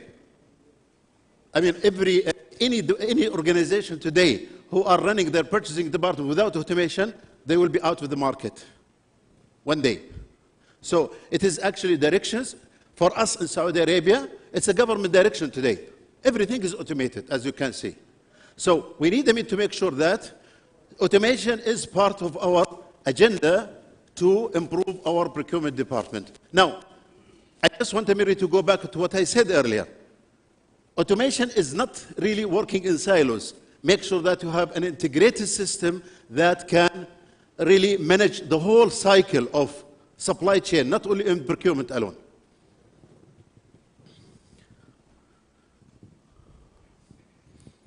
Center of Excellence. Do not really people, or let actually Euro staff dive in other functions other than what they are supposed to do. Meaning that, create what is called Center of Excellence. Now today, Center of Excellence, what is really Center of Excellence to us, to procurement? Governance, number one. Make sure that, all the governance within procurement is under their umbrella. Developing the procedures, monitoring the procedure, auditing the procedures, making sure that things are done as per what is written. Okay? Second, the governance, and the second is the performance measurement system. If you have really to have a performance measurement system to measure the performance of the department. Okay? Set up the KPIs, set up the objectives, and make sure that the operation of your department is managed through the performance measurement system. And the third one is, I would say, is certification. Somebody is saying, okay, what does it mean, certification? Okay, go to one of the international institutes to be certified. Example, ISO certification. Okay, SIBs, they have their own certification in the procurement, and they have actually a specific program for the procurement certification. And I'm sure there are many of them. Okay, but make sure that you have such kind of certification. Lastly, go and align yourself with the future technologies. Do not stay as where you are. Okay? Use, what the people said about, okay, there are, things are coming in the market today, which is actually advancing the purchasing processes, and that will reduce drastically the, drastically actually the challenges, or improving the challenges that you are facing in procurement. That's it? Okay. ودي أتكلم بالعربي تسمحوا لي؟ يا جماعة الخير، إدارة المشتريات مهمة جدا، تعتبر العمود الفقري للشركة. إدارة المشتريات بإمكانها تخسر الشركة وبإمكانها تربح الشركة. أنا اليوم كيف أنا كيف أنا أشارك في عملية تخسير الشركة وإلا تربيح الشركة؟ لا تنظر فقط في زاوية ضيقة، انظر في زاوية أوسع. لما تكون في المشتريات أنت تتعامل مع كل فرد موجود في الشركة، ابتداء من رئيس الشركة إلى التيبوي. فإذا أنت معناته عندك الكونكشن قوية جدا، استخدم هالكلام هذا رقم واحد. رقم اثنين، إنه اليوم أنت مؤثر وشو فيه؟ مو مؤثر إني والله أنا أروح أسوي ريدكشن ذا برايس، أنا جبتها ب10 ريال أجيبها ب8 ريال، أنا وفرت. هذا مو بالكلام، هذا مو شغلك في البروكيومنت. أنت شغلك أكثر وأعم من ذلك. أنت روح شوف وين أماكن اللي تقدر الشركة، تقدر المشتريات تشارك فيها بتقليص التكاليف. أعطيكم مثال، تقليص المخزون. طبق شيء اسمه GIT، Just in Time. تدرون أنك طبقت Just in Time، المخزون عندك صفر، الوركينج كابيتال صفر، أو قليل على الأقل، مو بلازم صفر، يمكن بالغت شوي بالصفر لكنه قليل مرة مقارنة بقيمة المخزون اللي عندك. فأنت لما يكون عندك الوركينج كابيتال قليل، what does it mean؟ معناته التكلفة أقل. يا جماعة الخير، هذه التكلفة وهذه المبيعات. إذا زادت التكلفة قل الربح، إذا قلت التكلفة زاد الربح. فأنت هذا دورك تخلص التكلفة، فتخلصوا في أماكن أخرى ثانية، غير أنك والله تسوي مفاوضات مع السبلاير وذا. ابني علاقتك علاقه استراتيجيه مع السبلاير. صدقوني بعض السبلاير هو اللي يجيبك التخفيض، مو انت اللي تجيب التخفيض. استخدم موضوع الانوفيشن مع السبلاير. فامور كثيره جدا انت في المشتريات لك دور كبير انك تتعاون او تتعامل مع الادارات الاخرى بتقليص التكلفه. واشكركم على حسن الاستماع. شكرا.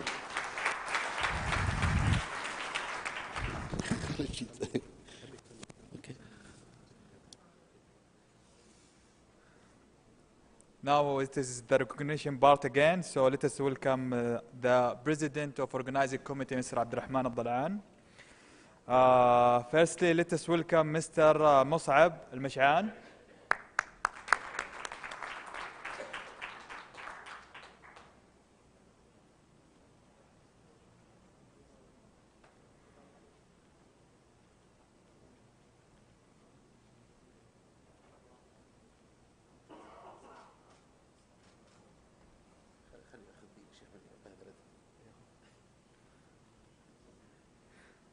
ياسر الفرحان.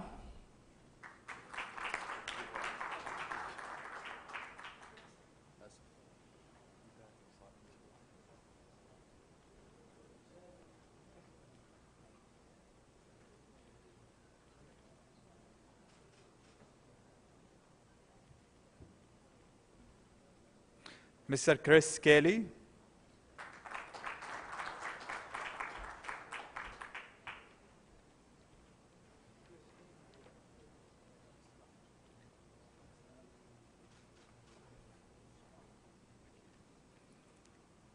الأستاذ عبد الله الطاسان.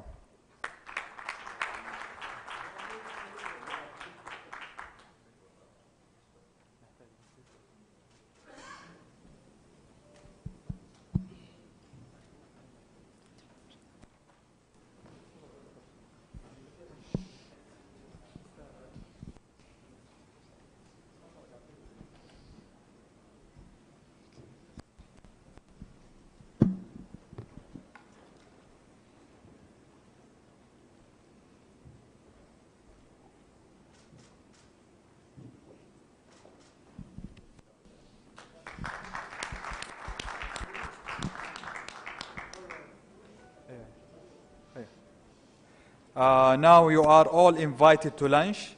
After lunch, we will have a workshop by Sabariba team, okay, starting at 3 p.m. And this is Mrs. Reem Al-Attas will give you brief about the workshop. Thank you so much. Assalamu alaikum jami'an, and thanks for being with us here today. So as my colleague Mohammed just mentioned, SAP is organizing a workshop this afternoon at 3 p.m. It's about the next generation solutions for procurement and supply chain management. So please stay tuned and make sure to come back after lunch if you are interested in learning more about SAP Ariba, Fieldglass, Qualtrics, and the other solutions. So see you inshallah after lunch. Thank you very much. Thank you, Reem. So please, we will come back at 3 p.m. 3 p.m. inshallah. Thank you. لا ما عندك مشكلة.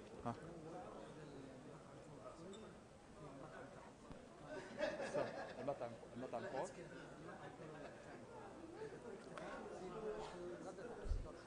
Okay, there is a restaurant.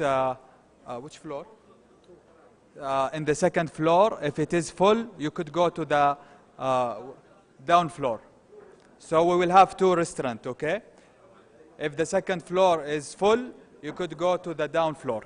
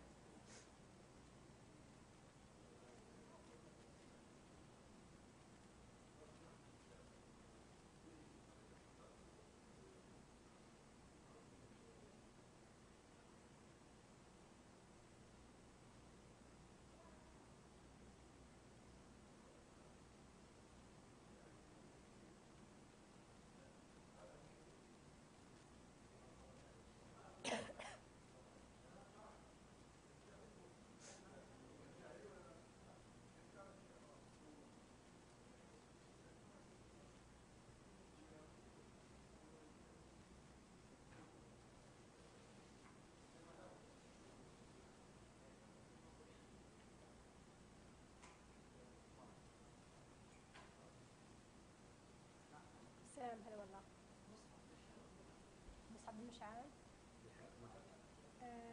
مدد هو تلقاهم مدد لأن مدد شيء حق الحكومة حكومة لا هم managing demand differently مدد MDD supply chain company فهم MDD managing demand differently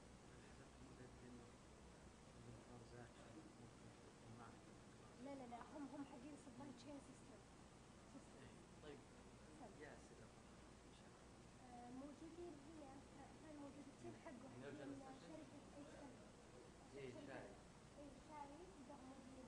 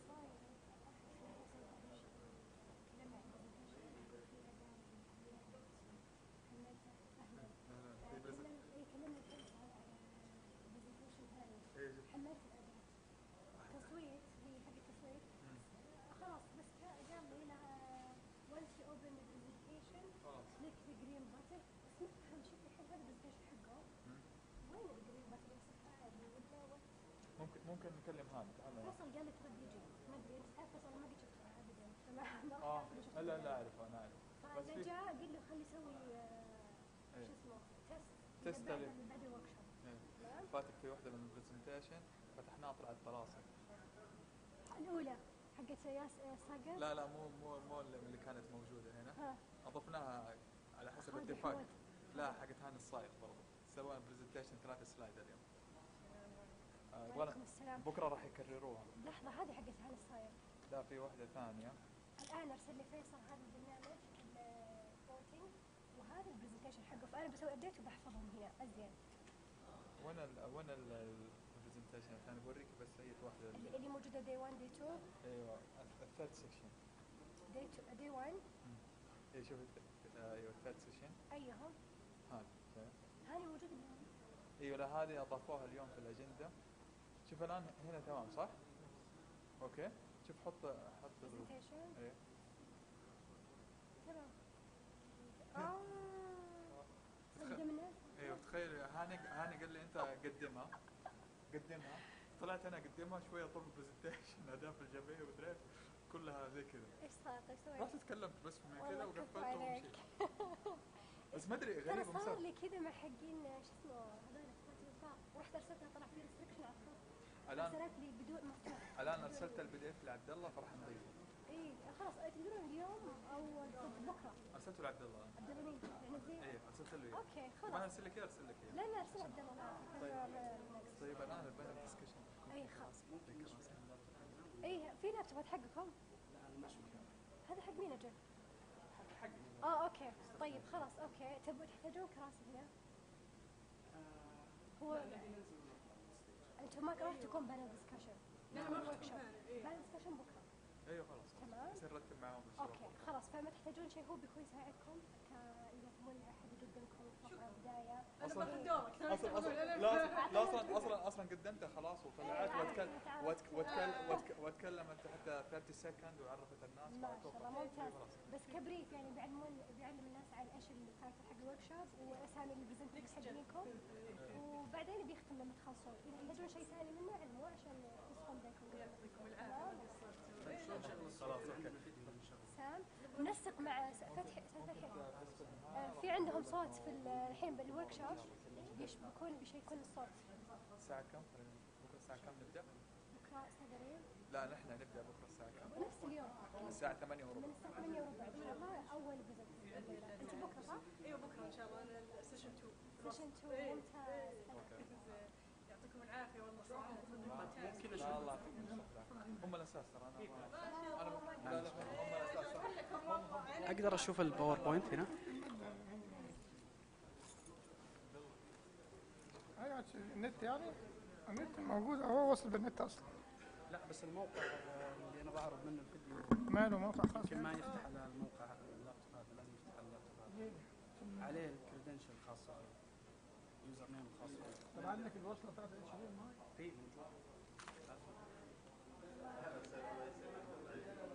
ايش تحتاج غير الاتش دي ام اي؟ انت هتقدم برزنتيشن واحده بس ولا كل الورشات؟ ابغى اقدم برزنتيشن واحده. اقدر افتحها هنا؟ الباوربوينت ما ينفعش نجيب منه طيب حتى. ابغى اجرب بس الموقع يفتح ولا لا؟ جرب يعني اليوتيوب هنا يفتح صح؟ المفروض يفتح. طب ممكن اليو اس بي؟ مين اللي خلع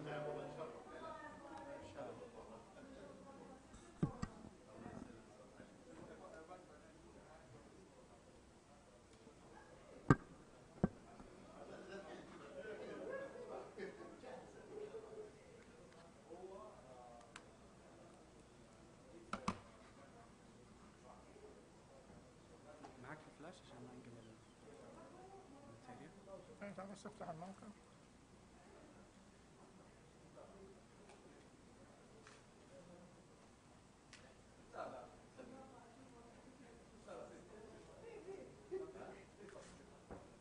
لك النت بطيء شويتين 3 4.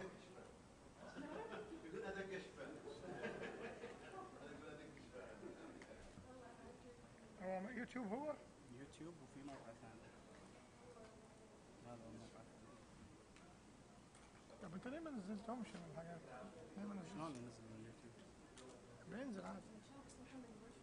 النت مالهم بسم الله الله يكرمك. النت شكله ليه كده؟ هو النت ليه في مشكلة النهارده؟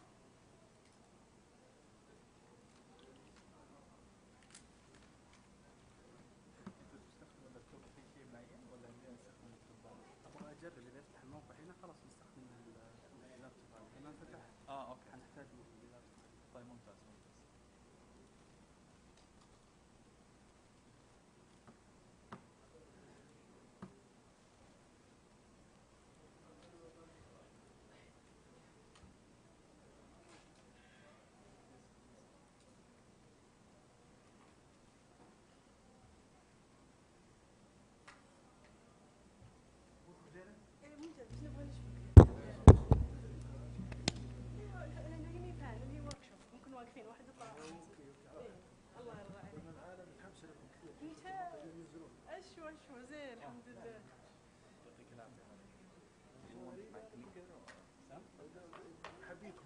ماشي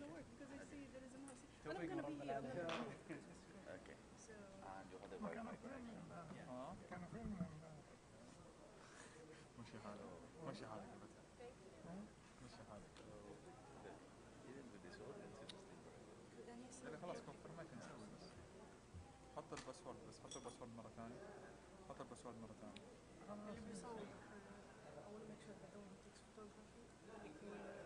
With everything in its place. حط الباسورد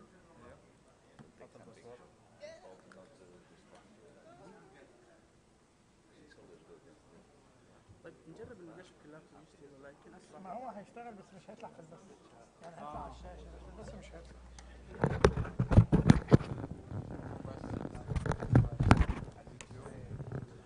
1 2 3 test check.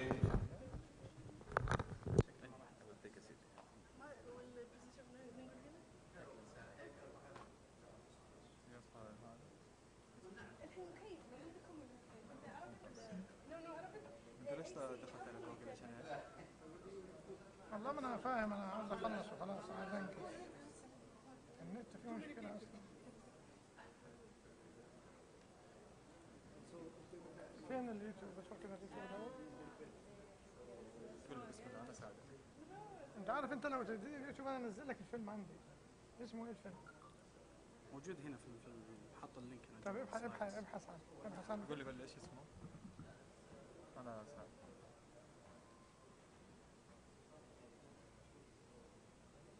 ايش اسمه؟ طيب اسمه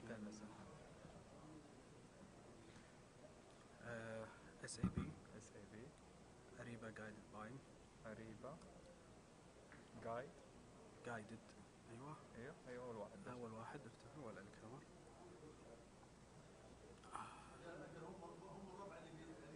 لا مو بهذا تحت. لا مو بهذا. طب ممكن تعطيني فلاش عشان انقل البرزنتيشن هنا. USB. Welcome to another series of the customer self-service video. In this edition, we're going to talk about the new functionality which has been released in May, and it is about how to enable the mass editing option in the checkout page in guided buying. The goal of this functionality is to enable mass editing with multiple line items, for example, the accounting details. Previously, this has been a challenge before this feature was introduced, as users had to manually change each and every line item in the checkout page. The solution for that is, it is a small configuration, so a parameter needs to be turned on and there needs to be a policy in place. It is turned off by default, so there needs to be an action by the customer if this should be enabled. And a small side note, in order to perform this action in guided buying, you need to either belong to the customer administrator group or to the customer catalog manager. Before we're having a look at the administrative side, in order to get the mass edit function in place, we're going to look at the result. Right now, I'm in guided buying at the checkout page and I have multiple items in my shopping cart. Now, as you can see here, after turning the parameter on and enabling the policy, the users will be able to change, for example, the account details all at once to all items which are in the shopping cart. So let's have a look at how we get this mass editing function in place. We're back at the landing page of Ariba Guided Buying, and we need to hover over to our administrative section. Please remember, you need to be part of the customer administrator group or the customer catalog manager in order to enable this feature. We scroll down to our parameters, and the first thing we need to make sure is that this parameter is being turned on. So now we activated this parameter, we need to go back to the main page of the administration and to the second step. Therefore, we need to go over and configure the checkout page configuration. From here, we suggest to download the sample policy and open it. Here's the tricky part of the video. This is a sample Excel file which gives you already great insight, but if you really want to see behind and get the most out of it, I'm going to provide you a link to the support page with a description of what you can do. As this is only about mass editing and guided buying checkout page, I will only tackle this, although there is some other functionality available in here, which can also be enabled. It is essential to keep these 5 tabs and to keep this naming.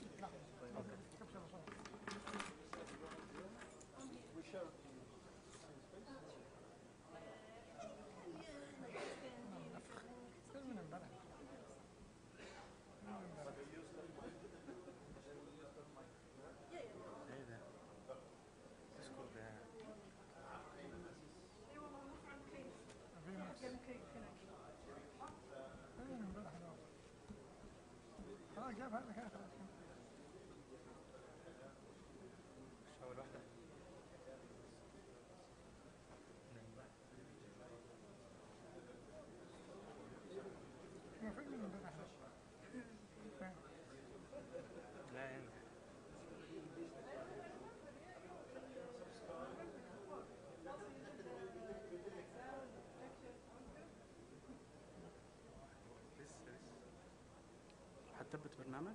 هنزل برنامج عشان اقدر اشوفها بس. اوكي. بس هيقطع لو مفيش حد معاه اللي واصله بس. مش هيقطع حاجه شغاله.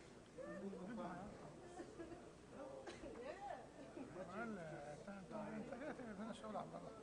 هيشتغل قدامك حل تاني يعني قدامك حل تاني. ايوه يجيبوا وصله. قدام يجيبوا وصله.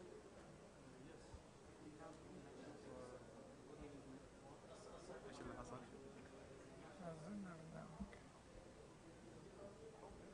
هو راح يعرف بس. محمد؟ يعرف الحين كونكت النتورك صح؟ ايوه ثواني اروح اشوفه عندي وصل ولا لا. You want me to try? Yes.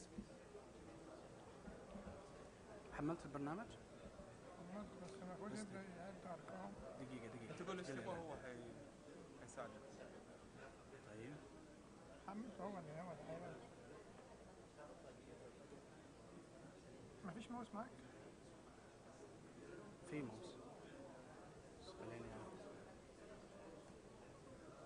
نروح للبرامج فين البرامج؟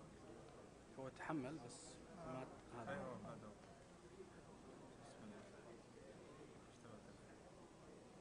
Ready to connect. يلا نزل بقى اللي انت عايزه واشتغل.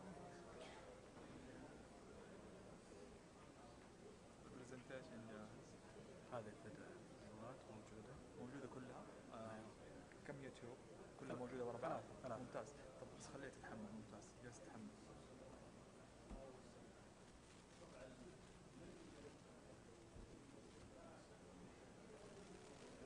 ممتاز. لا كويس كذا. خلاص بس رجع له من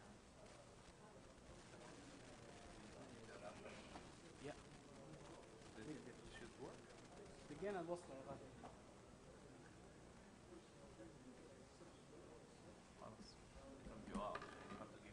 Really? I will. Thank you very much. ممتاز. Very nice. Excellent.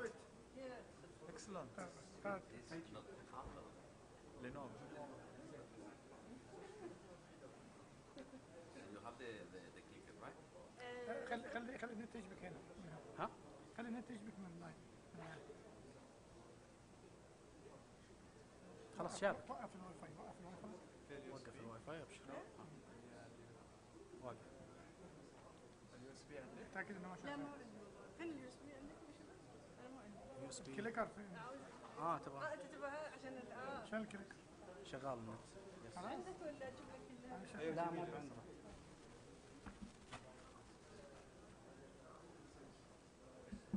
لا كذا طفيته. ايوه المفروض بيعد يعني هو يشتغل يعد. كده ما هو شغال. تعالى عشان انا ما بعرفش اشتغل بالبتاع ده. لازم ماوس. لازم ماوس.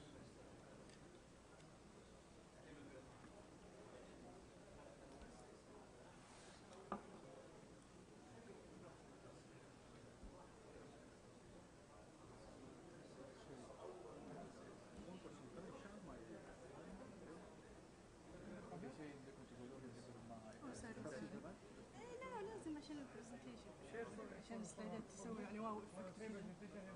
بس انا بفتح الاشياء بس لما تخلصون احسن عشان اقرا فيها.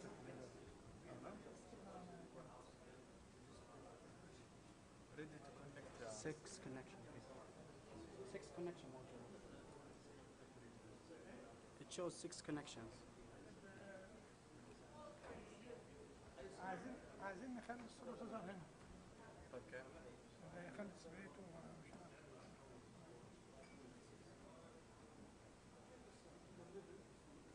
طيب. تقول دبليكيت ولا تقول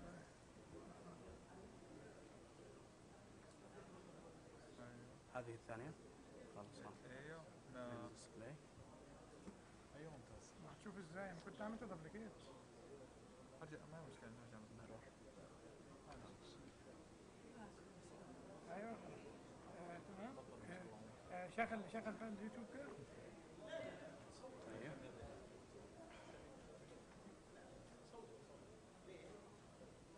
شوف بس نشوف الصوت. شوف الصوت.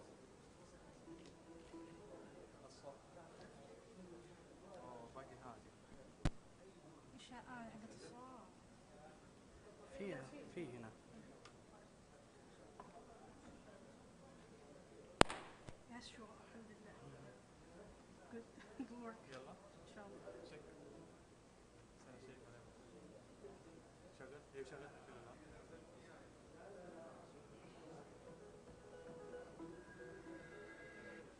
الصوت طالع هنا. وين اللابتوب؟ هذا.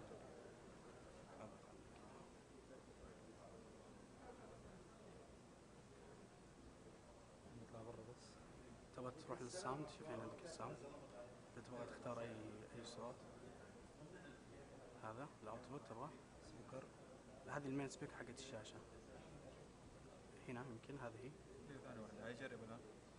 شغل. ما في صوت. لا. ما في صوت. اوكي. ما في صوت. ارجع ثاني هناك. تحت.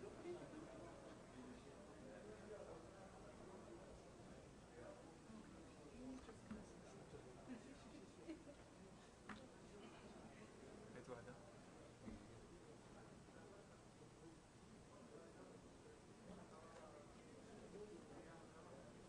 هذه حقت نفس طيب ما نقدر نقرب المايك للسماعة والمايك ياخذ؟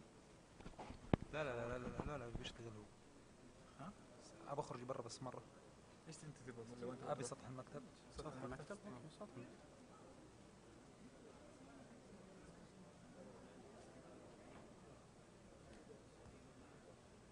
طيب بعدين. هذه السماعة الرئيسية صح؟ صحيح. هي نفس اللي هناك كانت. هي شوف هذه ترى HDMI هي هذه صح؟ ايوه. دقيقة. بس هذه مو معرف على انها صوت. طيب ممكن هذا نحطه هنا؟ نحطه مباشر. وين؟ هنا. نحطه مباشر. ايوه. خلاص. اكسترنال بس اختار الاكسترنال هيدفونز. خلاص بس حط ها؟ خلاص. انا عشان اشوف انا البث عشان البث. ايوه تبي تشوف ايش؟ اشوف البرنامج اليوم. ما في موس. ليه ما بيتغيرش وراي؟ هم سحبوا. اي اشوف. هم سحبوا. بعد هذا كله. دماغ غربية. هذا برضه من ناحية غربية. بس عاد خلاص لازم نقلت بالرياض. لا انا مولود. بالله جيد. بس في كذا. لازم اي واحد يقلب لازم. نصور. احنا طالعين هوا. طالعين لايف. مصيبة والله ما طلعنا لايف احنا لسه.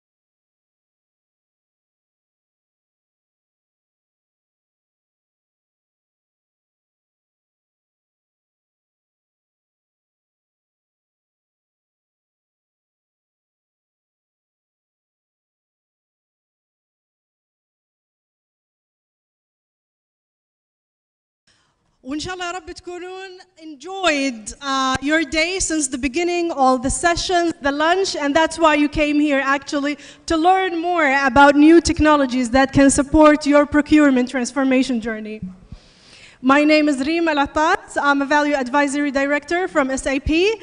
Today we're going to deliver a workshop that talks about procurement solutions, technical solutions, and tomorrow, inshallah, we have a session about sustainability. So please make sure to come back tomorrow. لازم نشوفكم inshallah. So let's get started.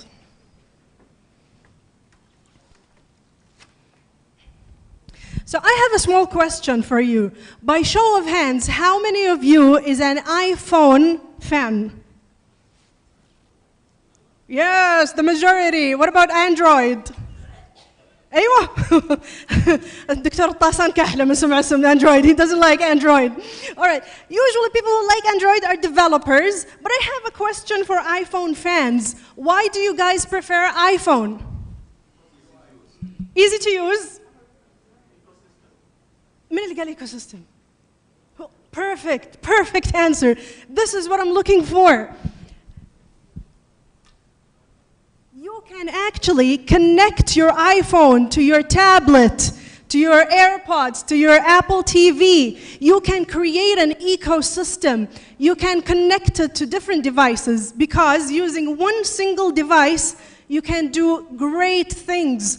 But with multiple, several interconnected devices, you can do better, more incredible things. But what about your organization and business processes?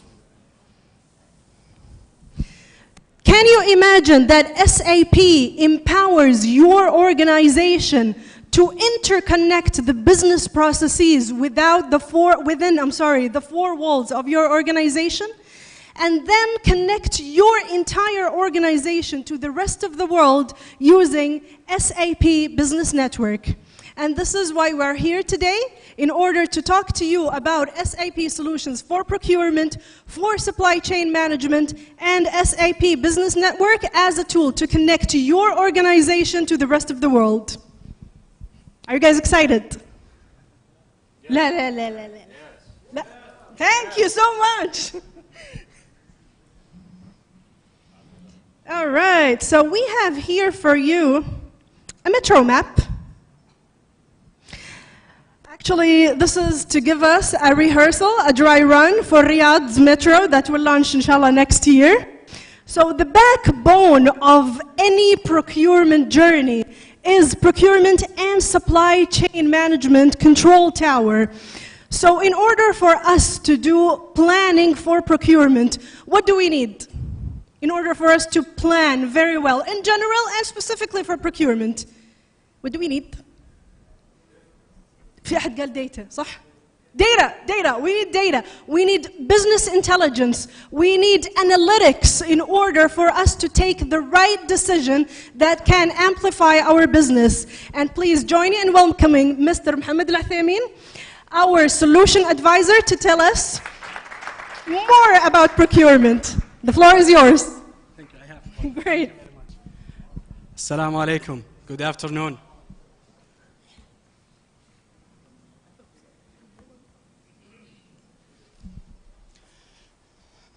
So, in order to have a better planning for the procurement, it is important to understand the spend in order to identify the area of improvement, the bottlenecks in the process. But the challenge is that the data is in multiple sources. So at SAP, we provide a service where we take all your data and then we normalize this data. We enrich the data with the classification, with the category classification, and we enrich the data with the supplier information to generate a deep insights into your spend. So after running through this process, after the SAP surface, the engine that has in SAP, you will get these dashboards in a multiple dimension. And of course, you can slice and dice the information the way that you want in order to see the insights that you're looking for. So looking at this area of the dashboard, you will see the output after doing the data enrichment and classification, and you can see, for example, the percentage of your compliance, how compliance is your procurement. And of course, you can see the purchases in a different regions, in a different countries. You can look at the supplier, the top suppliers that you are dealing with. And this is a roll-up subsidiaries into the global suppliers that you are dealing with. So this is a powerful insight where you can have a better negotiation with your suppliers. You can also drill down into the spend trend, where you can see the trend of your spends across the months, or you can see the distribution. You can see the distribution of your spend across the invoices. And also with the embedded machine learning and artificial intelligence, not only you can analyze the past, but also you can look at the future. Within the embedded machine learning, the system will predict the future of your trend for you, so you can analyze both, and you can have a forward-looking as well as a backward-looking into your spend. Moving to the compliance, which is an important area for procurement, with the invoice compliance classification engine that SAP has, the system will generate a graph for you wherein you can see the percentage of non-compliance of your spend, which is a spend that is not linked to a PO, or invoices paid without a PO or a contract. And you know that paying these invoices without a PO or a contract, it doesn't meant through the official process. It haven't got the approval to pay that invoices because it's not linked into the invoice.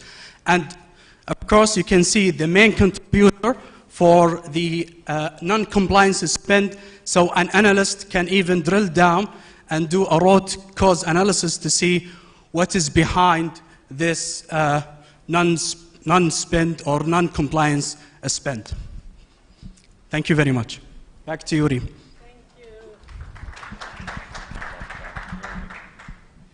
Thank you, Mohammed. So back to our metro map. So actually, after planning, what comes after planning? Any idea? لا, سريع implementation, not right away. What comes after planning is searching for suppliers, learning more about the suppliers, who is good, who is qualified, who cares about sustainability, who can actually, exactly, thank you so much, sir. So in order for us to learn more about the suppliers, about their behaviors, why did actually they implement this process in a certain way, we can use Qualtrics. And we have Senor Gustavo, who came all the way from Spain and Argentina to tell us more about Qualtrics. So please, welcome Mr. Gustavo, and go ahead. Assalamu alaikum. So thank you for the introduction. Let me start by asking the audience, who knows what experience management is? Experience management. Experience management. Yeah. So I can see a couple of hands only, so it's good that I travel all the way to here. So let me introduce experience management, which is a relatively new technology. Probably this technology has been initially used in the space of customers and employees to understand what are the insights, the needs that they have. But the reality is that over the years, we are using this technology in the space of procurement. So today I would like to share with you how we are using this technology in procurement and explaining you what are the key functionalities that we can have out of this technology. And finally, I would like to share with you a dashboard that we built with this technology. So have your mobile phones ready, because I will share a QR code and we will interact in the session. So let's start with the problem that we are trying to fix when we talk about experience management. And the reality is that many organizations, most of the organizations, we have lots of operational data. So we have collected operational data from many systems, from ERP, procurement solutions. And the reality is that the operational data is backward-looking. It's about the past. They are very good at telling us what happened, but they don't give us a clear picture about what's happening and what's next. And this is where comes the experience data. The experience data is the data that we can collect in a procurement environment from our suppliers, but also for any people that interact with the procurement function. So it could be a category manager, a professional buyer, a recipient of the service or the goods. So imagine if we could collect the degree of satisfaction, was good the service that we received. So this is the technology. It's very powerful because we make decisions based on data. But if we look at the hello? That's only part of the reality. So if we really want to make good decisions, we have to look at both operational and experience data. So that's why this technology is so powerful.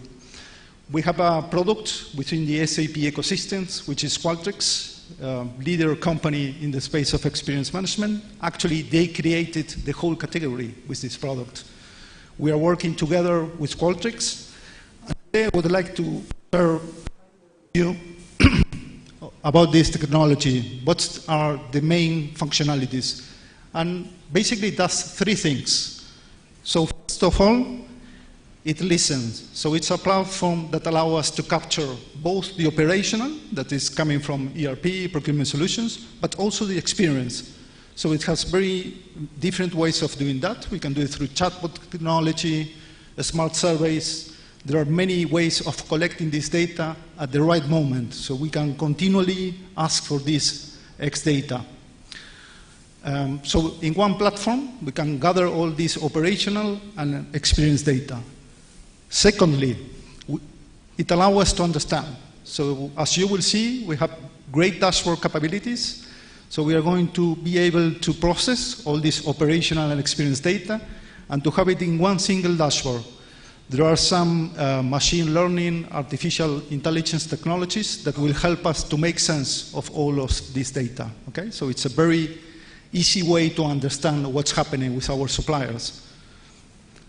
And thirdly, most importantly, is the act. So we usually say that our solution is a system of action. So we are not gathering data for the sake of it. So we make sense of that and we make business decisions. We can do it into a one-to-one manner, just to fix a tactical problem with a supplier. Maybe it's an action plan that we want to put in place. Or we can do it one-to-many. So on a more strategic ways, and there are many features embedded in the solution that allow us to do that. So let me, just to give you a good sense of the platform, I'm going to ask you to take your mobile phones out. There's a QR code up in the right. So I'm going to give you a few seconds. If you scan it, it's worth it. Trust me. So the moment you scan, you need to put the username demo@sap.com, and the password is SAP1234 exclamation mark. In the meantime, just wanted to share with you how this technology looks like. So we are applying this technology in the space of sustainability, which, as you probably know, it's a hot topic, especially when we focus on our supply chain. Is what is known as Scope 3 emissions. So probably you are all very aware of that. And we are using this technology exactly for doing that, for listening, capturing information about how our suppliers are doing in terms of ESG. We are having the possibility of seeing in a dashboard and also of making informed actions. Are we ready? Yes? We are going to do it with you as well. It's good? Okay. So let's start on the first dashboard. For those of you that you're not accessing through the mobile phone, there's some cues here. But you can see here it's a mobile app. This is a CPO dashboard. You can see the sustainability from a company perspective. Okay? And here what is interesting is you see how we blend the operational data from your ERP or your procurement solution. So we have spend, we have number of suppliers, categories, All of that is coming from the platform that you already have. On top of that, here we are using a framework, which is one of the many that are out there, which is from the World Economic Forum, where basically we categorize the suppliers under 4 pillars, how they are doing in terms of governance, planet, people, and prosperity. And we have this is for all the supplier base, and we can see in each pillar how well we are doing, okay? And we can see that we can set up thresholds. So in this case, it's a yellow color, so there's room for improvement. You can play with the app. It's very interactive. If you click on any category, any button, it will filter the information. So you have a very complete view. Again, in this case, this is a dashboard for all the supplier chain. The second dashboard, if you go, there is a menu in the left. If you click there and put the supplier view, okay, that's a second dashboard that you can see. And there is a view of the suppliers. So here again, we can have an individual view of this supplier, how well it's doing in each of the pillars, in governance, and we have a very detailed list to identify areas of improvement. The third dashboard that I want to share, and you can change it in the top left again. If you click besides supplier view, there's a collaboration dashboard. And this is a dashboard that, for example, shows, we are doing a sustainability pulse every 2 quarters, for example, to some strategic suppliers. We can see, for example, the greenhouse emissions, how well we are doing. Here we have we can see that there is a spike in the month of October in the APEC region. If you click in your mobile, you can narrow down and see and understand what's the problem and why that happened, which is the most important thing. So for example, here we can see that spike. If you go to the cloudboards, you can see that it was because there was a change in the route that made the suppliers to expend more in greenhouse emissions. So again, it's a platform that goes beyond what we already know. So it helps us understand the reasons, the whys, and to take actions and to work and collaborate with suppliers. Let me finish this. This is a quick example. You can play and see the potential. It's very user-friendly. It's very advanced technology behind. And we are using this technology in many other use cases. We are using this for supplier innovation, and it was mentioned before in this event, the importance of innovation and how we work with suppliers. So we are using this technology to collaborate with them. Also, in the space of procurement NPS, just to measure the degree of satisfaction of our customers as a procurement function. Are we doing the right things? Are we the customers of choice of our suppliers? So very powerful technology to be used in that space. So I'm going to leave you with this idea, amazing technology. We are working with some big companies here in the region. And I think it's really important to embrace new technology if we want to get to a different place. Thank you very much. Thank you, Gustavo.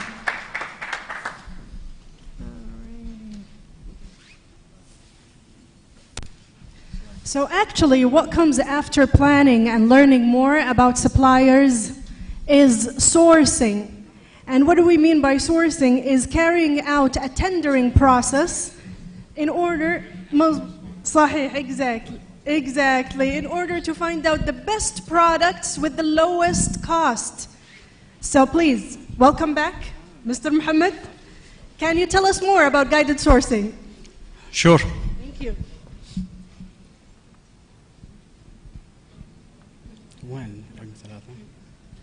Okay. So at ACB, we made it very easy to run a sourcing event.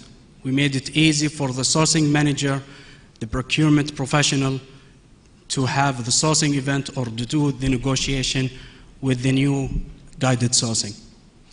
Using SAP, at the creation of the event, the system will recommend the supplier to be invited into that event.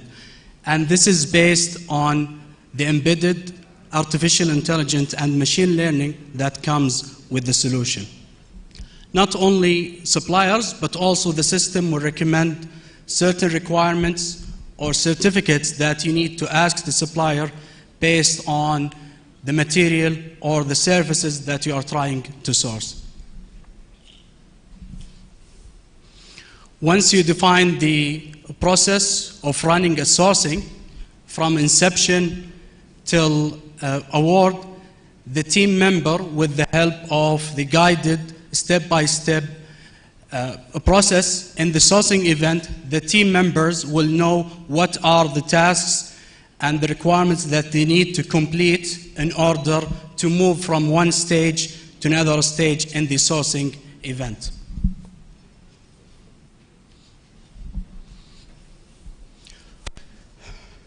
Think about having a sourcing event with multiple over 100 line item or services that you need. It would be difficult to go through them one by one.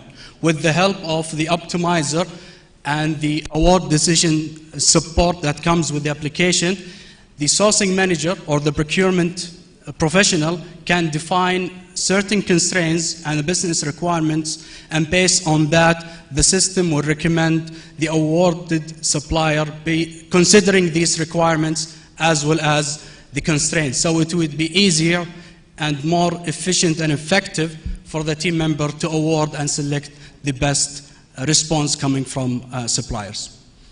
Thank you. Back to you, Reem. Thank you, Mohammed. So actually, Mohammed, would you please stay on the stage because you will cover the next part. But first, shukran.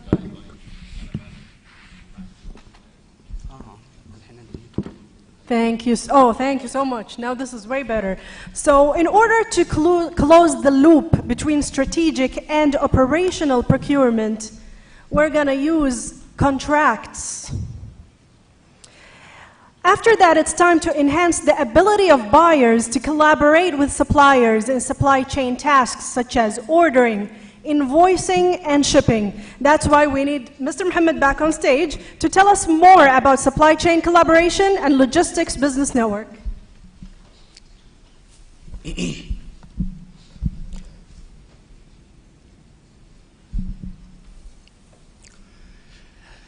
SAP Business Network helps you to collaborate with all your trading partners, including suppliers, logistics, service providers, contract manufacturer, and even more. It helps bringing a visibility into your entire process in the supply chain and have a resiliency into your process. Well, I have a short video. I would like to play that.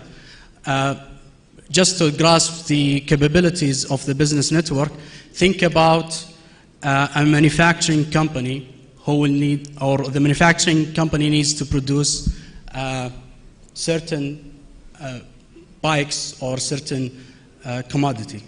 So let me bring that video.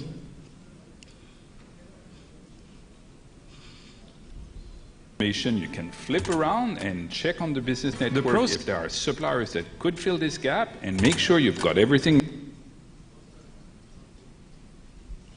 The process of manufacturing a bicycle involves many tasks and many parts.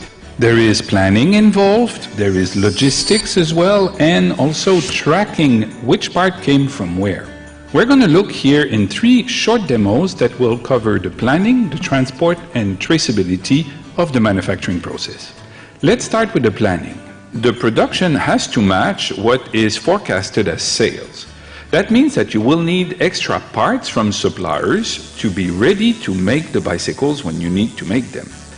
In this case, we see from the forecast there is 10 issues. Suppliers might not be able to give you what you need. In this case, we see a supplier telling us that they cannot commit to 4,000 brake pads. They can only commit to 2,000. So we need to find another supplier for the missing parts. But where did that forecast came from, that 4,000? Well, planners like to use Excel, so we simply added a connectivity from Excel to the business network, and they can share their forecast so that the supplier can tell, well, in this case, I cannot do 4,000, I can only do 2,000. Armed with this information, you can flip around and check on the business network if there are suppliers that could fill this gap and make sure you've got everything needed for your production. You've made lots of space in your warehouse to receive a large shipment for supplies that you need to manufacture your bicycle. There is trouble. There is delays and congestion in the port of Bangkok. That will affect your shipment. The system tells you that there is 1.6 million revenue that will be affected if this doesn't get resolved. You even see that there is 8 days predicted delays. You urgently need to find a new supplier for this, and the forecasting planning tool we saw before will take care of that. Having immediate access to information as it happens is the best way to protect that 1.6 million revenue by making sure you get supplies in your warehouse when you need them. If a consumer is able to scan a QR code and get information such as carbon emission and certification, that might make him choose to buy this product. For the manufacturer, this is one of the outcomes of tracking quality and traceability of the materials. The alert he just saw on the business network informs him that a supplier is having issues, and that might affect different lines of production. We can see 3 of them here. Think of 3 different bicycles, for example, all of which will be affected by that one single supplier. So action needs to be taken. In the same way, the system provides the genealogy of everything. Think of carbon emission. It needs to be tracked at every single parts and every single supplier so that you can accumulate them and offer information like we saw before in an app for the consumer. And with this, we saw how the business network of SAP enables the tool for manufacturing to be powerful, collaborative, and get everything that is needed in order to get those bicycles on the road as soon as possible.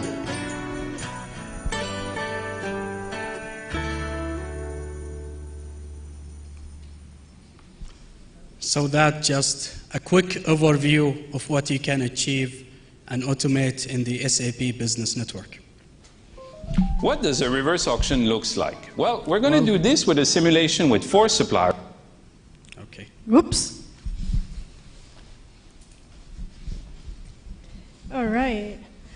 So actually, what does procurement mean in Arabic? بالعربي إيش procurement? مشتريات. أيوة المشتريات ممتاز. أي التوريد.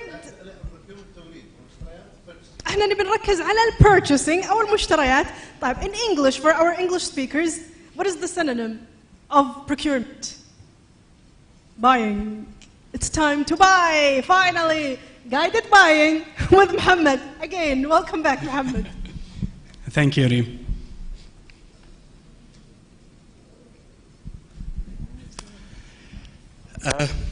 Guided buying is a simple way that simplifies procurement operation. With intuitive screens and a single gateway for all procurement requisitions that makes procurement requisitions self-service. I have another video I would like to show it to you that shows the capabilities of guided buying.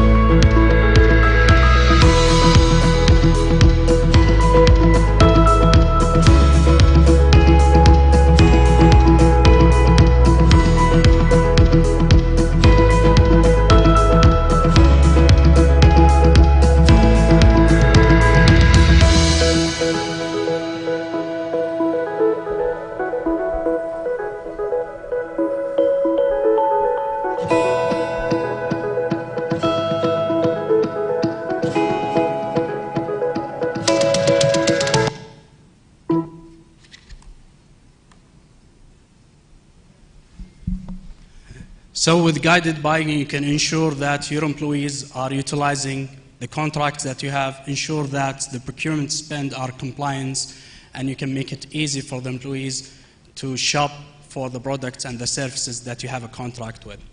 Thank you. Thank you, Mohammed. So now actually we can take a break because we talked about buying, but now it's time actually to talk about services buying. Therefore, please join me in welcoming Mr. Basil Ashowa to tell us more about Field Glass, which is our services procurement solution. Thank you. Basil, the floor is yours. You're welcome. Thank you. Assalamu alaikum wa rahmatullah. Thank you for being here. So I hope the metro map is not getting too complex. Okay, so I've got a couple of questions before I start here. So how much of your spend is on services? Is it 50%, less, more? How much of your spend, how much do you buy from services? تفضل.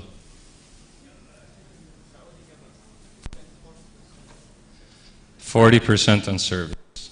Okay. And how many of you think that your job as procurement finishes after you award the contract? Or do you think you still need to be involved? Yeah? Okay. Let me ask the question in a different way. How many of you actually monitoring and following what happens after you award the contract? So I think you all agree that you need to do it, but are you doing it? Okay, so I see a lot of yeses, but are you doing it in an automated way?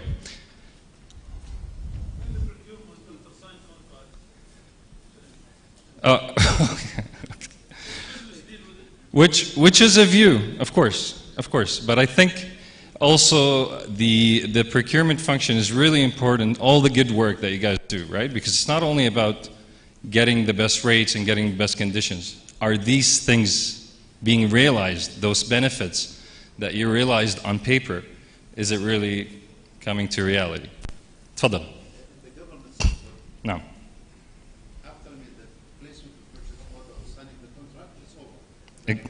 Thank you.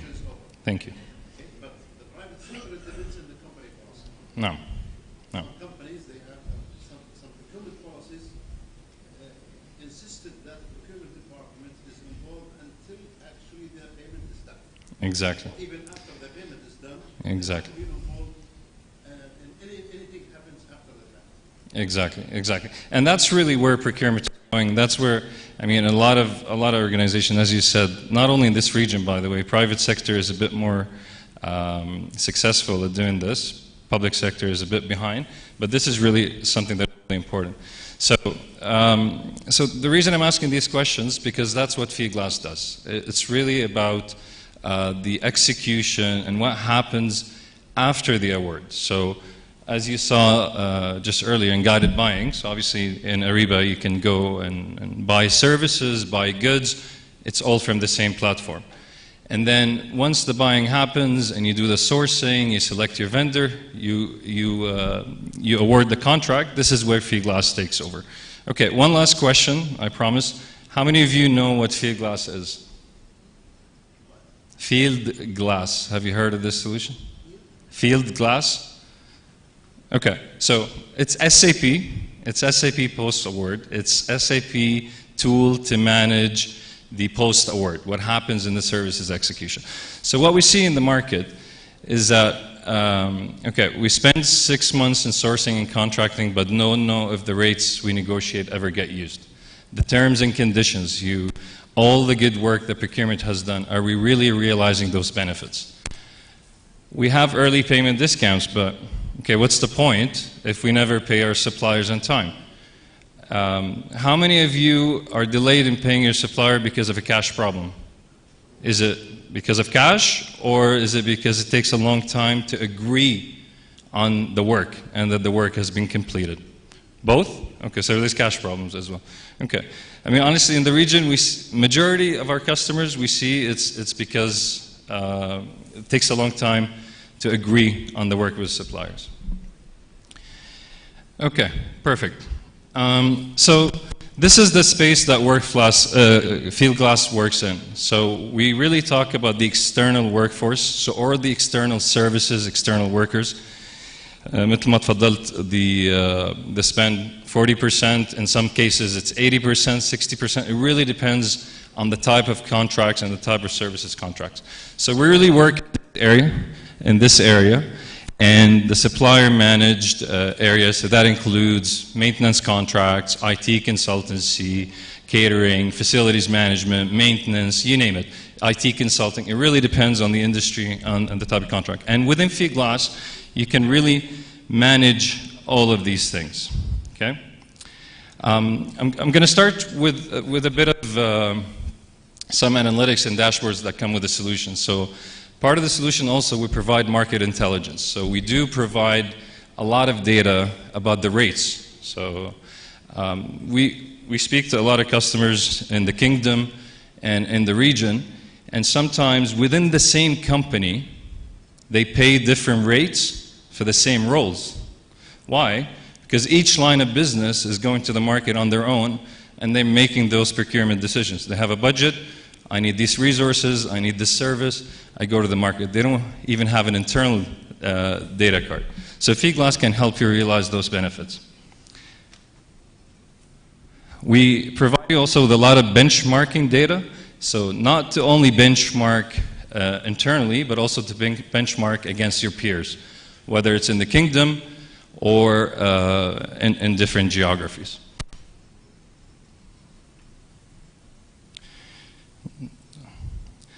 So another area that Fieldglass really helps in is, do you know if your service providers are delivering? تفضل.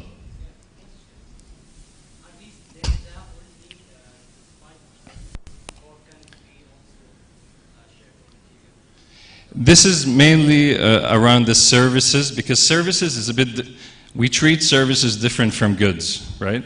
Because with services, there's people, there's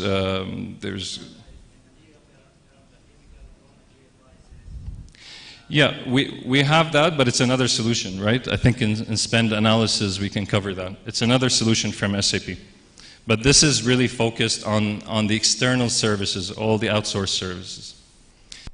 So, hello? Yeah, so Fieldglass really helps you evaluate your service providers based on facts. So it's no longer based on, okay, I had a good experience with supplier X. No. Now, the entire process, the execution of those services contracts, it's happening in the system. And now I have real data, real KPIs. How quickly do they deliver a service? The quality of the work that they're completing. Their rates compared to others. And then once you have this data, you can benchmark them against other suppliers that you work with.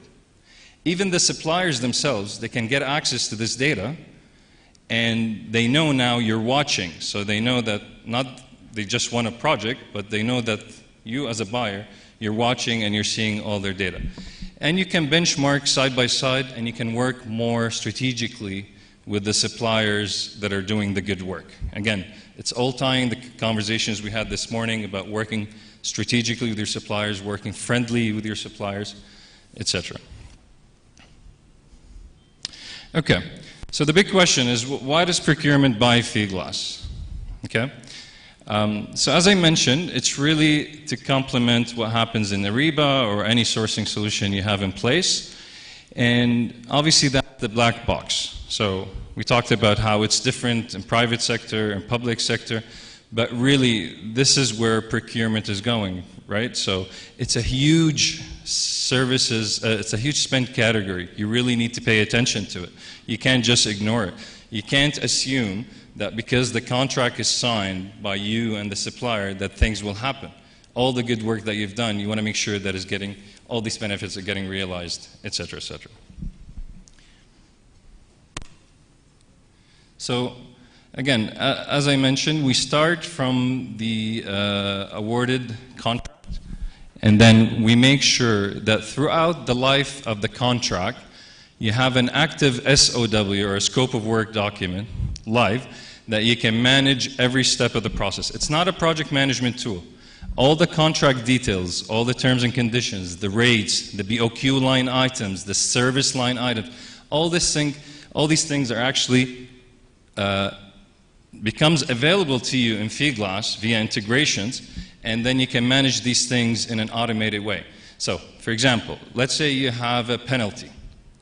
So the penalty, you cannot assume that the buyer or the business is going to go to the contract and check this. No, the system will give you a warning. The supplier can access this, submits a milestone, a deliverable, a timesheet, whatever the agreement is. And then let's say the milestone is submitted 1 month with a month delay. The system will give you a warning. By the way, this is 1 month delay, and as per the contract, you're eligible to apply a 1% penalty, for example. So all these things happen in an automated way. Also, there's a bit of a compliance here about the workers that do come through these service providers. So even if those service providers are not working for you directly, it's really important to track them, to know who they are, to make sure they're complying, they're still accessing your systems, etc., etc. So we provide all that information, and we manage different engagement terms. Yeah. So I think I really like this slide because it tells the story.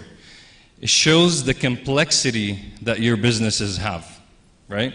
So there's different people doing the buying, right? So it's not always procurement. You have the line of business, you have human resources, operation. What are they buying? They're buying different things. And again, we're focusing here on services. We're not talking about materials, but it could be IT, consulting, maintenance, you name it. Type of service is very different. It could be complex service, it could be travel, it could be contract invoicing. Engagement terms, either time and materials, KPIs, scheduled payments, lump sum, you name it, it's all there. And of course, regardless to which scenario, you're impacting a lot of other systems. Your PO, your PR, your service entry sheets, your accounts payable, your payment. And if you don't have a system like Fieldglass, this is really how the situation is going to look like. And that's why you need an automated way to run this process for you from end to end. And this is just an example. So here we're assuming it's maintenance or operations that are doing the buying. They're buying a maintenance service. It's a complex. Hello? It's a complex service. Why? Because it has people. It has, has cranes, equipment, etc. You want to be able to track all these things, time and material, and then the impact on the other systems. How am I doing? Sorry? Okay. So in terms of the value that really our customers unlock from this, okay? So we always say it's anything between 5% of your 12%. So imagine being able to save on the 40% you mentioned earlier, 5 to 12%, that's massive benefit for the organization. The rates is one area to achieve this. Also, in some projects where you need to complete things on time, you have a short period, also this makes sure that things are moving in the right direction. If there's delays, that you're able to reduce the project costs and improve the budget. Compliance, we talked about that as well. Improving the quality. Again, once you have visibility over the work that is being done by your suppliers and the quality of the work being delivered, again, based on facts, based on running these processes within a tool and reporting those facts. And this becomes very important, especially in recurring services, where you work with the same suppliers, you probably contract them for, I don't know, facilities management or maintenance. So it's a recurring service, and that keeps on happening, so it's very important.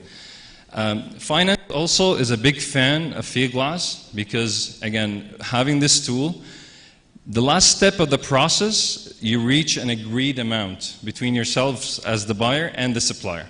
So you don't do the payment in Fieldglass, but you agree on what's been delivered. So you can go back and forth, you can submit a completion of certificate, it could be, again, milestone, deliverables, KPIs, you name it.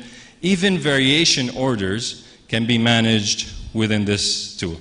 And at any point of time in the process, your ERP, your sourcing system is all updated. So your PR, your PO, materials management, plant maintenance, account payable. So the system remains intact with all the existing processes. Okay, I'm just going to end with a 3-minute video of just to get a bit of a flavor of how the solution looked like. How can I? ما بعرف Apple. I'm not an Apple user.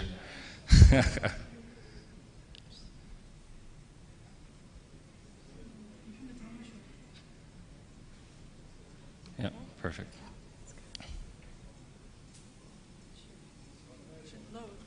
It should load somehow. Yep, sure. So it's just a 3-minute video. Hopefully you will like this.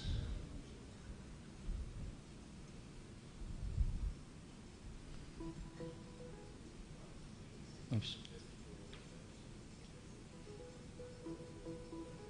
Have you ever tried to assemble something and the instructions weren't clear? If so, then you understand how critical it is to have the right information and tools. It may even require expert assembly, and ensuring you hire the right people is essential. SAP Fieldglass Services Procurement simplifies procuring and managing external workers and services. Managing all of the various engagement categories through traditional tools and processes like a purchase order or an Excel spreadsheet is not feasible. Traditional procurement tools don't cut it. SAP Fieldglass is a cloud solution for managing all services procurement and external workforce management, providing complete visibility into these services engagements.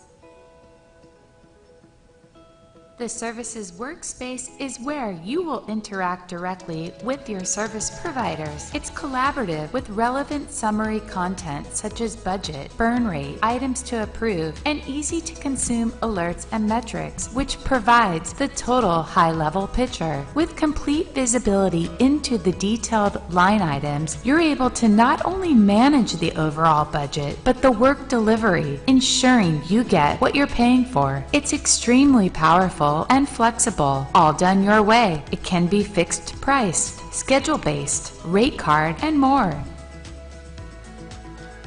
When you need to understand who is coming and going, you can clearly see the workers, the role they play, and where they are located. In fact, before an external worker is engaged to perform services, they are onboarded using a digital checklist to verify they have the right classifications, certifications, and training. Just as important, you're alerted to terminate that access the moment work is complete. Additionally, this provides a full understanding of the negotiated rates for each role. You only receive invoices for those roles and rates agreed to in the master agreement. In fact, each project has absolute compliance with all the agreed elements, rates, negotiated terms, and other aspects of the agreement.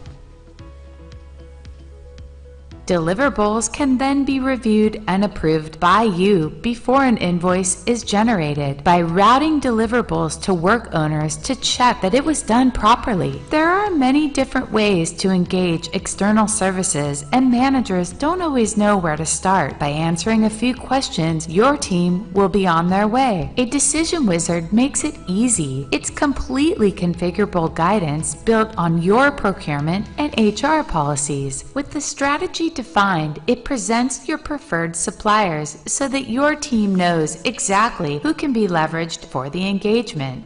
SAP Fieldglass Services Procurement provides the visibility and control you need to optimize every dimension of this large and growing area of spend.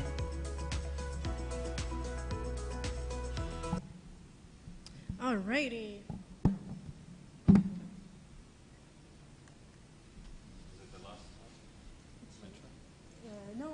Two more, actually. 2 more stations, and then we will arrive to our last destination. All right. So after we bought, whether material or services, what do we receive? Invoices. يا ريت ما حدا فلوس. We will receive invoices. Mohammed, please come back on stage and tell us more about invoicing. Sure. And thanks, Basil, actually, for Fieldglass, and thanks, you. Okay. Do you remember the first video that I played about SAP Business Network, where it talks about the capabilities in the planning, logistics, and traceability.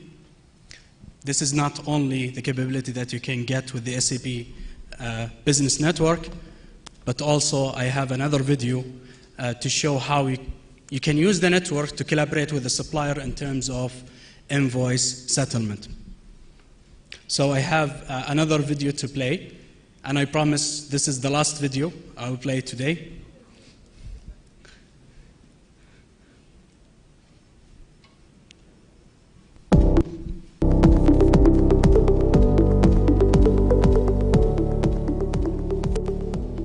When dealing with services spend, the relationship with suppliers is paramount. You need to capture critical requirements from the service provider, simplifying the invoicing process. Imagine how much easier it would be on the largest business network in the world, with connections to millions of suppliers. The Ariba Network's digital marketplace is made for quick and efficient collaboration. Simplify supplier collaboration. The suppliers have access to a dedicated interface, gaining visibility over all services requests from buyers. Directly from the workbench, transform a purchase order into a service entry sheet seamlessly. Remove barriers between your buyers and suppliers to share data securely over the business network for greater efficiency and cost control. Comprehensive processing options simplify complex services and enforce compliance with preferred suppliers and pre-negotiated service rates. Service entry sheets are generated automatically from purchase orders that capture required service information, making supplier collaboration simpler than ever. Accelerate invoice settlement. Both buyers and suppliers generate invoices from service entry sheets, simplifying invoices for complex services. Improve invoice processing, ensuring compliance with procurement policies. Instead of focusing on data entry, you're transforming a service entry sheet into an invoice to remove opportunities for errors. Business rules on the network automatically detect invoice errors and exceptions on submission, returning problem invoices to suppliers for correction before posting to your payable system. Buyers connect with suppliers across every step in the procurement process, improving operational efficiencies and lowering administrative costs. With the Ariba Network, you simplify supplier collaboration to achieve value quickly and accelerate the invoice settlement process.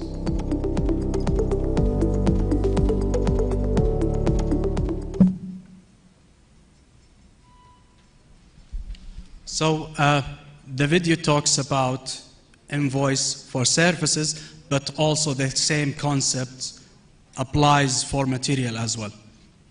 Thank you very much. Thank you, Mohammed. So again, back to our metro map. So our last stop for today is Taulia with working capital management and optimization. So please welcome back, Senor Gustavo. Can you tell us more about Taulia? Yeah, hello everybody. This is the last station. We mentioned the invoice. So then the next step is paying to our suppliers. So let me introduce Taulia, which is actually one of the latest acquisitions from SAP. Taulia is a leading company in the space of working capital management solutions. And this is a great partnership, a great acquisition, because basically we are extending the power of the network. So we are not only connecting buyers and suppliers, but we are also bringing funders. So our solution has a network of funders. So it could be relationship banks, investment banks, any entity with appetite for funding. We are already in talks with institutions here in the Kingdom. So we are happy and confident that we will have local institutions to provide these funding opportunities. So again, business network is growing, not only in terms of adoption, but also in terms of the value add that we are continuously putting.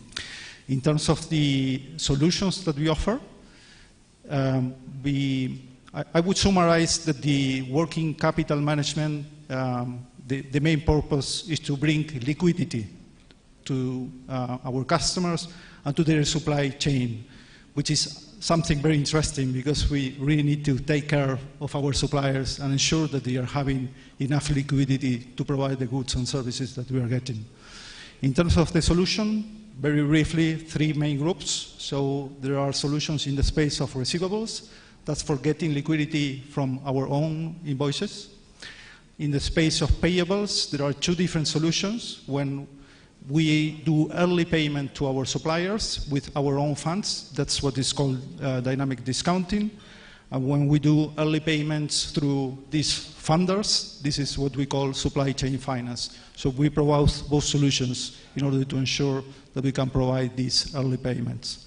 And finally, the space of inventory financing. So it's a very complete suite of solutions that we are offering. Let me very briefly, because this is the last station, so just give you an idea of what would be the experience.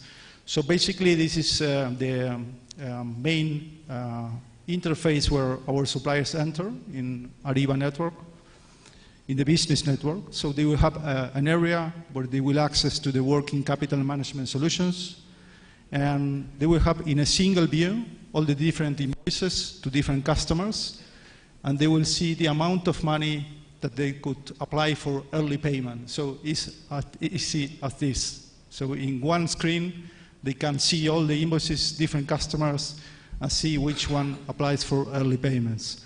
They can view the offer. It could be, as we said before, funded by their own company or by the funders. That's transparent for the suppliers. And finally, get the early payment. So it's a grand combination when we combine SAP with Taulia, because with SAP, we can have very short cycles in terms of approving the invoice, but with Taulia, we can shorten the way that we pay to our suppliers. So it's a very powerful combination for our suppliers. So last, I'm not going to get into the detail, but it's a very strong platform that we have on working capital management, probably unique in the market. So it has an end-to-end integration to our core systems, to our ECC S/4HANA, but also with the business network. So again, native end-to-end integration. And we provide solutions best in class in the space of payables, receivables, and inventory. There's a great layer of artificial intelligence that we use it when we structure the finance program, and also obviously for reporting and analytics. It's worth mentioning this ecosystem of funders as part of the solution. And if you look in the end, we have a very strong roadmap of solutions that are coming. They are driven by our customers. We are talking about virtual cards, PO financing, and even deep tier financing. So a great solution with a big roadmap ahead. So this complements and finish with this tube journey that we've been doing today. Thank you. Thank you, Gustavo. All right, okay. So we have only 2 more videos, but very short videos, like 5 seconds each. But first, before we wrap up, and before I like actually to call Carlos Mercuriales to the stage, because we have 2 great events that we would like actually to invite you to. So please, Carlos. Here. Thank you. Thank you for staying, for all of you that have stayed for the workshop. Thank you to the team. I mean, you see, come here. I mean, these guys are supporting the KSA market. Gustavo, Mohamed, Basel, Rim, I mean, they did a great job. Maybe we can give him a round of applause, final applause. Well done, guys, well done. And we have a big group of experts, and someone was asking me about the name of some of the solutions, or look, we have a big team to help you, right? If you want to do a workshop with us on site, if you want to do a team meeting, we love to show you what we have. Listen to your problem, like what's your concern, and we bring the right expert. But this is, and the best thing is we will not charge you anything, right? So take advantage of SAP being here and willing to educate your teams. and we're here for you. You can take our cards, look us for LinkedIn, but we will be very happy to share. We do this because we want to share what we have, right? So that's one message. The second is we have created a CPO community in every country. We call it CPO Circle. If you want to join us on LinkedIn, just feel free to join us. We'll do events also to keep sharing our story, also listening, get the CPOs to tell the story to others. That's next. And then in that perspective, again, thanking you for staying here. One thing I learned over the years, being country after country, is that usually it takes one leader in each company to make the change, right? Sometimes really it's like the one person, even global companies, the one person that really have some influence and really wants to do the change to change. So thank you for staying, because that shows that you really want to learn. I want to invite you to two things. If you want, we will have this SAP Spend Connect or Procurement Forum or CPO Circle, whatever. But it's in UAE, Dubai, on October 19th, this month.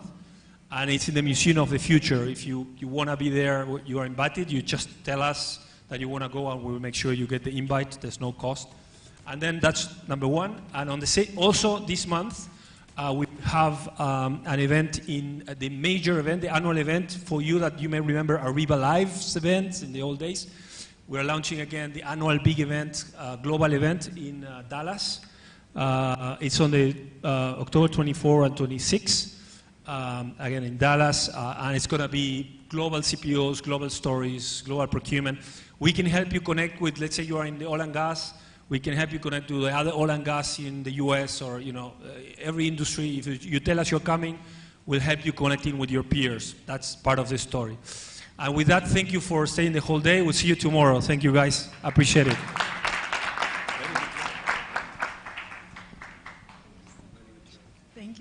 So thanks, Carlos, thanks to our speakers, and thanks to our hero behind the scenes, Miguel, who helped us actually very big time to prepare for our workshop for today. And if you have any questions, please feel free to ask. Yes. Say that again? When? Yes. Carlos, we have a question actually about the CPO Circle. Do we have one in Saudi Arabia?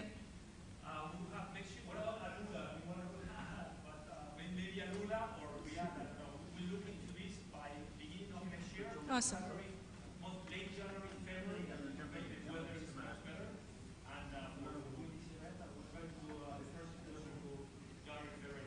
So it's coming soon.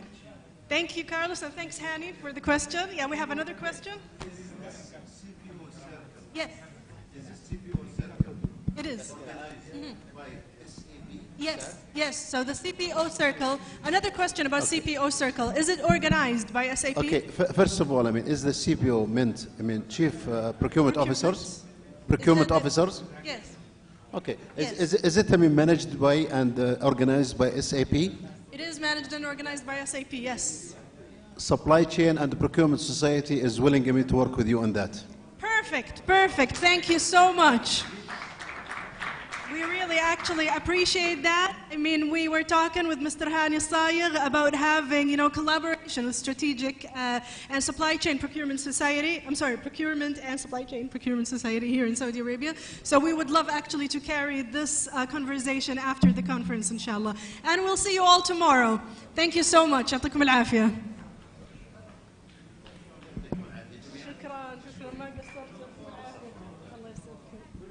Thank you. يعطيك العافية والله ما قصرت. تسلم. Thank you. Tomorrow after my session.